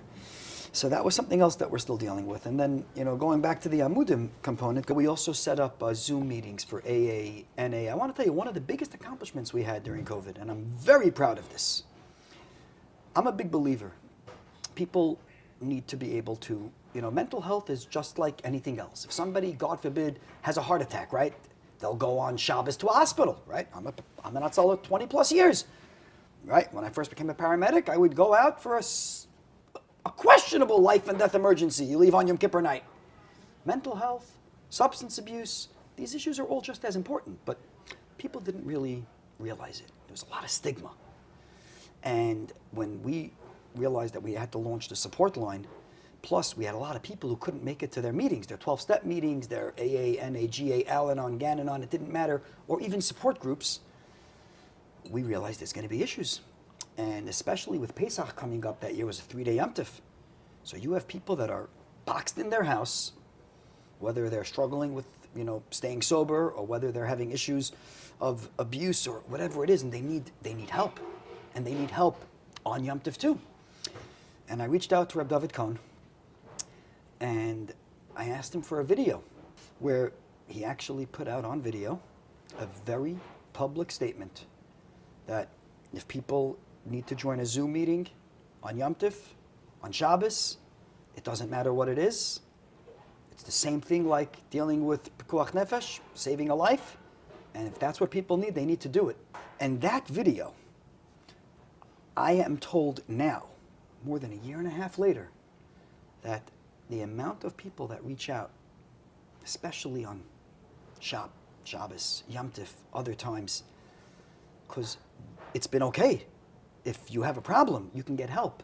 And it also took the concept of mental health, addiction, abuse, to a very public level, where You broke down all those barriers. The biggest rabbi in America today who answers halachic questions is stating publicly you can do this. But then something interesting happened. I got a phone call from a therapist in Lakewood, and he says to me, he says, Tzvi, that video is amazing, but I have clients of mine that they hold the Reb David Cohn, but it would be better if you got a Lakewood Rav to also put out a video. And my first thought was, this is ridiculous. I got a paisik that anybody would call him with any halachic question in Jewish law, they'll take it all of a sudden now. It's not good enough for them, Give me a break. But then I said to myself, it's not about me. It's not about me having an opinion over which rabbi is what. If there are people in a community that need help, and it's going to mean that you need somebody local to do it, then that's what we're going to have to do. And we got the dayan of Lakewood Yeshiva, Rabbi Katz, and he also did a video. And in his video, he even went a step stronger. And he actually said, Shabbos? Yom Tif? If people need to go to meetings to stay sober, you do whatever it takes, even if you have to drive there. Of course you can go on Zoom and do it in the meantime. And if you have a problem, you reach out for help and you call somebody. And if you have to make a call, you do it. And I will tell you, between those two videos, first of all, we saw the amount of calls that came into the support line over Yom Tif, to the point that we needed to call backup clinicians to be on shift. And we had 5 on at a time. So when people say, what was your, the biggest thing that COVID did, it's really, and I got to say this, I know it might not be the, wow, but just getting these 2 videos out were huge in being able to destigmatize mental health and addiction, sobriety, more than anything. It was just, and it just carries a lot of weight. And don't get me wrong, Rebbitzin Leah called me afterwards and goes, you know how much flack my husband's getting for that video? But we love you, Tzvi. No, that's my order. No. No, that's my order. Please. You know what? I'm going to be a nice guy. There you go. Oh, wow. As we're bringing up the level of heatness, wow, that just hotness, kicked in. some spiciness. 1 second. You're the food genius, right? I don't know about the food genius, So but you know what? Kosher guru. What was that? It just, out of nowhere, it just hit me in the back of my throat. Ghost peppers just pop like there's no tomorrow. And what we're about to do, Tzvi, is get ready for the next round. This is specially brought over for the fire department for the last round. That's how hot we're going to get. So I'm going to keep this real close to you. It's getting real. Like, really real. And we present the Carolina Reaper. OMG. Oh, no. No, you see what that is? A volcano with the lava of peppers. Bring on the lava. What is this? That's the Carolina Rebbe. What? Yeah. It is going to burn, baby burn. Yeah, we'll give you some burn. But everyone says, will Tzvi Gluck go all the way for Amudim? Ah, the guilt trip. Yes, the guilt Are trip. you a Jewish mother by any chance? Thank God I have a Jewish mother, so we all know what the Jewish guilt trip is all about. Okay. I'm gonna do what... Oh my God. This is like... Thank God we have the fire extinguisher just in case. I'm just putting this all on the fork at once because I'm gonna... I think if I just do it fast... You're building up. The problem is that you have these Carolina Reapers here that are so stealthily spicy. They're just gonna creep up. And yeah, bring that level of spiciness. Ooh, he did it. He did it. Tzvi Gluck. Yes, Tzvi Gluck just put the most spicy things that we have right here. Okay, this is gonna be funny. Into his mouth, drinking the water. He's shivering, he's quaking. Oh my God. Piece of bread?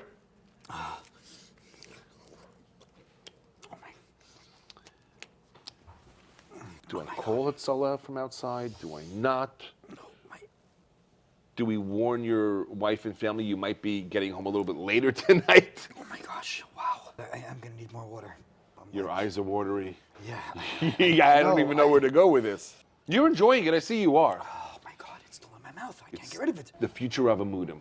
Where is Amudim going? I want to tell you something, and I mean this very, very seriously. If I would have known 7.5 years ago where Amudim would be today and all the pressure that we would have between trying to find the best help for those that need it, being able to find the money to cover the expenses for it, being able to ward off all the haters out there, I don't know if I would have agreed to do this. And I don't mean this. I mean Amudim. And for that, I'm thankful that I didn't know. Because at the end of the day, maybe it's selfish of me, I don't know. But there is no greater feeling than knowing that one is making a difference. And at Amudim, and it's not me, and I tell people all the time, you know, it's really not me. We have a team that really make that difference. And from the looks of it, if I had to guess, I would say, I would see various branches of Amudim starting to open up in other communities and other countries around the world, especially as the caseload is getting larger and larger from so many other places. And one of our board members actually said not too long ago, the same way there's Hatzalah in major cities and Tomchei Shabbos and Bikur Cholim and all these great organizations, I do believe that that's the direction that it's heading. And I'm not thrilled about it because that just means like more money that we have to raise and probably more spicy food that I'm going to have to eat because people are going to be like, Tzvi, for next year, if you go spicier, we'll give you more money. And things are not easy, but our job at Amudim is to alleviate the pain and suffering in as easy as a format as possible. And we're trying, and don't get me wrong, it's not just about putting out the fires, which definitely something that we need to talk about. But it's also about prevention. And we're actually embarking on some very, very large prevention programs, school-based curriculum, and many other areas where, while we can't stop dealing with the emergencies because we have to be available, we can try to stem the tide by doing proper and early, age-appropriate education to create a healthier society. By the way, something I have to add, just hearing everything you've said, the entire show so far, I am in awe of everyone who's on your team, but more so for their families. I will tell you the dedication, and it's not what keeps them going, it's what pushes to go. and I will tell you this, I've spoken, we do a retreat every year just for the staff and their families. It's not for the public. It's not one of these weekends it's just an internal, and it's a weekend of giving strength to each other. And, we have our clinical advisory board come, and the board of directors come with their families, and, some other, people that are very involved, but it's a closed weekend. It's not for the public. And I end up talking to the spouses of the staff just to get a feeling from them, because the truth is, I want to know if we're overworking people. It's important that, they know that we care and, try to figure out. And by the way, we do get feedback on both sides of the coin. But I will tell you, overwhelmingly, and it's something that we hear all the time, it's not just that they're not like, oh, it's okay, it's your job. It's encouraging.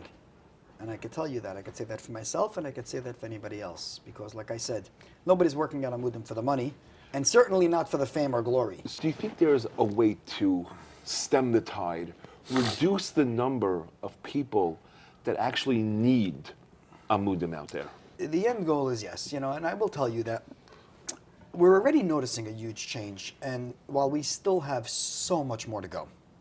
But I can tell you that from 7.5 years ago to today, parents are calling us much earlier on when they're finding out their children are having problems. People that have loved ones that are struggling with addiction are calling earlier, meaning a lot of that, what we used to see people would call years later, we're starting to get those calls much quicker. So there's definitely been a systemic change in the culture. I mean, we still have a long way to go, but we're heading in the right direction. And I do firmly believe that with continued awareness, education, with this school-based program, trying to create a healthier society, I do believe that the time will come where, things will be better and we will have a healthier society overall. And a lot has to do because of the work that you and Amudim have been doing for these 7.5+ years. No. It has to do with those that support the work so that Amudim can continue to do what Amudim does. Amudim is not a person. People always say to me, oh, you're Amudim? I go, no. Amudim belongs to the public. I happen to be tasked with the job of holding the reins right now. But I'm not Amudim. Amudim is everybody.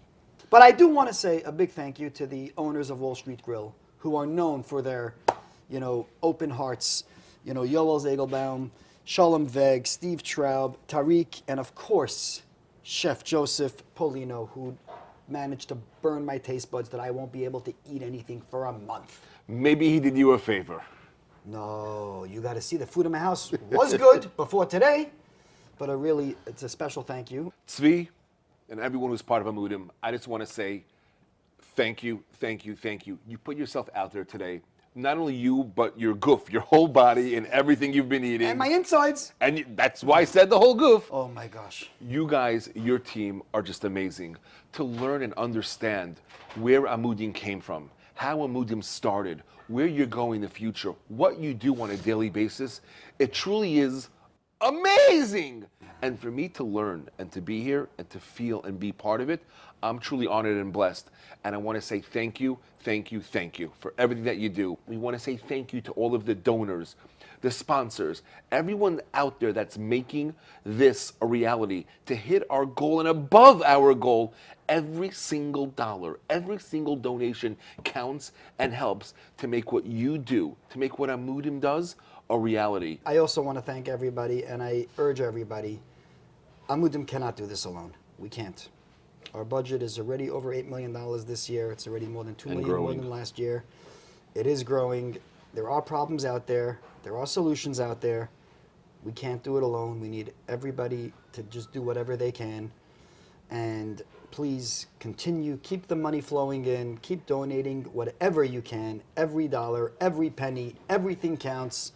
And Gabe, Kosher Guru, it was an honor.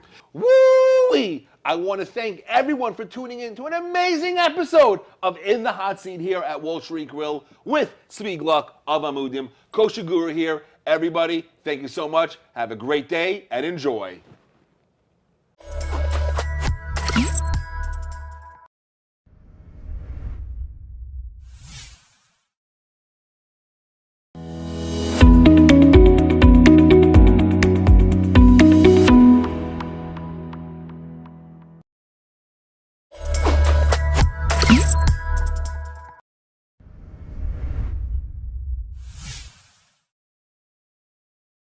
Thank you, everybody, for coming. We have a great evening prepared. Tonight is a tribute to one of the losses of COVID, the great comedian Jackie Mason. Jackie had critical acclaim on Broadway with his famous The World According to Me. What we're going to do here together is reimagine Jackie Mason, how he would comment on Chanukah. Chanukah, according to Jackie. The story of Chanukah is the story of the Greek-Syrian army that invaded Israel. They conquered the temple, and a small group of brothers banded together, known as the Maccabees, and they fought back against Antiochus and his evil marauders. For generations to come, this became a story of the few against the many, the weak against the strong. Who am I talking to? You know the story already. You know, one of the incredible miracles of the Chanukah story was that there was no more oil left to light the menorah in the temple. And just as our people were about to give up, they realized that a priest many years before had the foresight to put a little away. Somewhere, somehow, he had the vision, the audacity, the boldness. How much did he put aside? Enough to last barely one night. The truth is, our people notoriously save everywhere except when it comes to food. Food we never save. Gentiles save when it comes to food. That's why you see these hurricane preparedness kits. You ever see hurricane preparedness kits? They were not made by Jews. Why? You could have a family full of people stuck in a hurricane. You open up the backpack, suddenly people are starving. They're underground for days. They open it up. There's one little Snicker bar. The one little Snicker bar. There's nothing there. You can't eat. You see, if a Jew put together this bag, there would be a matzah sandwich with turkey, there'd be yapchik, there'd be chulent, there'd be to-go, there'd be leftovers, there'd be a smorgasbord, there'd be a whole feast ready inside this bag. There'd be latkes, there'd be sufganiot, which gets us back to the Chanukah story, because the miracle was a miracle of oil.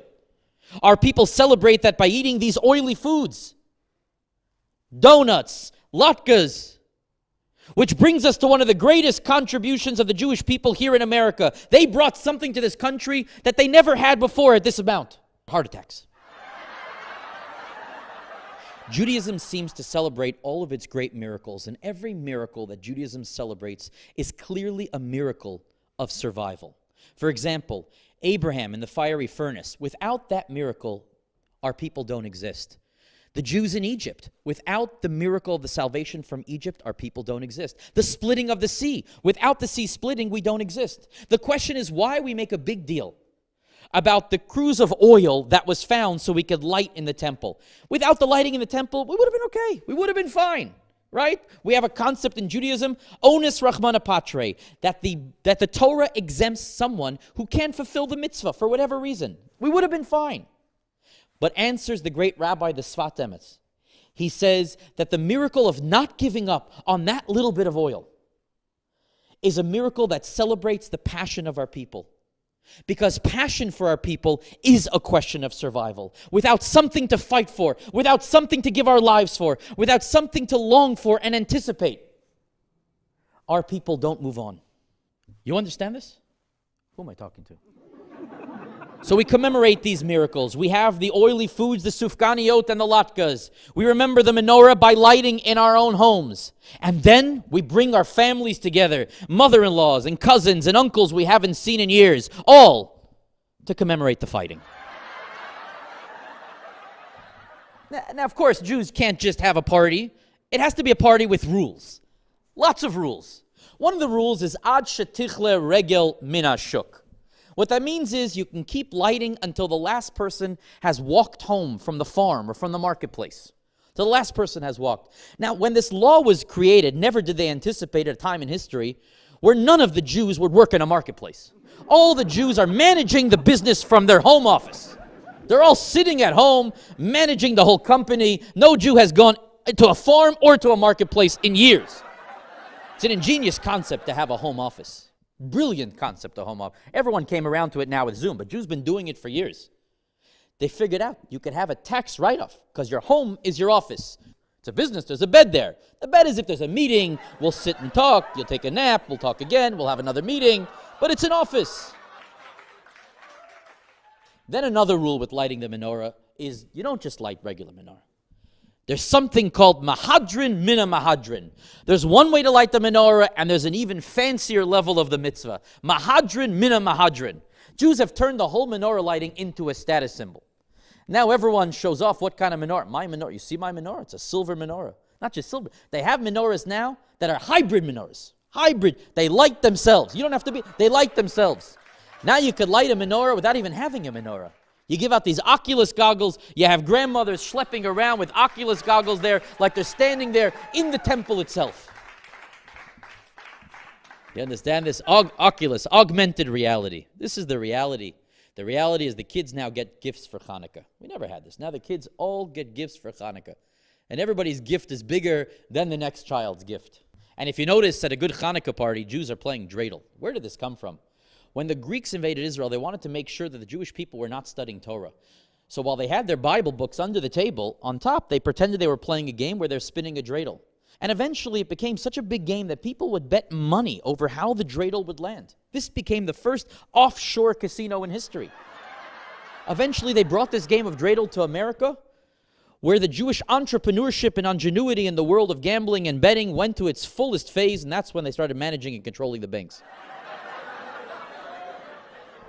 So now we give gifts on Chanukah. The kids all get gifts. See, it's gotten out of control. The thing has totally gotten out of control. Let me just say something about gift giving and Chanukah. The beautiful message that I've always felt is that Jews don't go around asking for gifts from people's homes. The opposite. Take, for example, the holiday of Purim. The holiday of Purim is about making sure mishloach manos matanos l'reo, that someone else has gifts. That's what our people represent. It's not about taking. It's about making sure that other people have the opportunities they need. We can celebrate on Chanukah. We can have a great time, but you first have to worry about that other people have enough. These gifts have gotten so out of control. I have a 6-year-old cousin. The parents got him a Tesla. Not any Tesla. Model S. Model S Tesla. You know what the S stands for? A schmuck.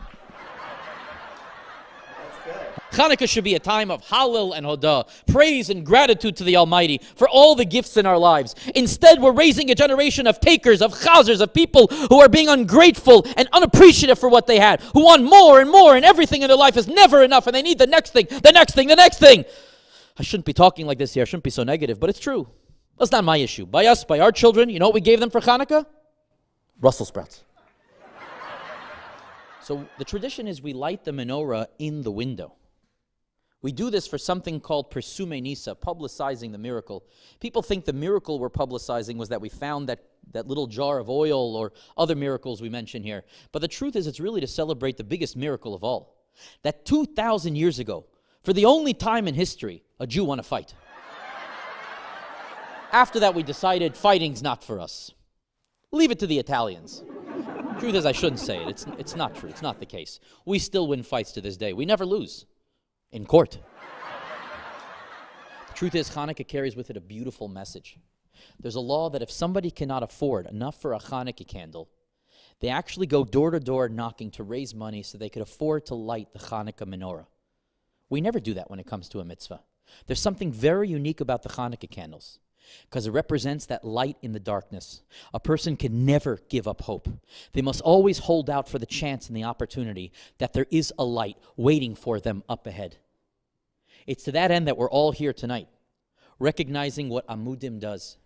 Amudim is an organization that represents a candle for those who are really literally sitting in the darkness, those suffering from mental health and abuse. Teaching them, reaching out to them, letting them know that there is an opportunity for them. There is a chance for them. Tonight is a night of laughter because we know that the most powerful weapon is joy, positivity, a smile. Have a happy Chanukah. Take care.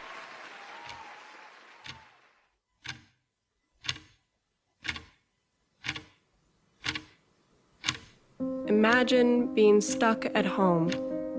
No friends to talk to, never going outside, never doing activities, never eating out, never exercising, not taking care of your home, not taking care of yourself,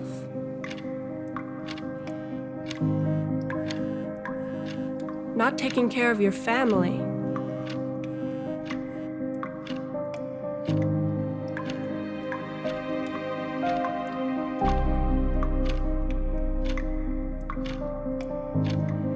Imagine feeling isolated, stressed, anxious, depressed. All day, every day, with no end in sight.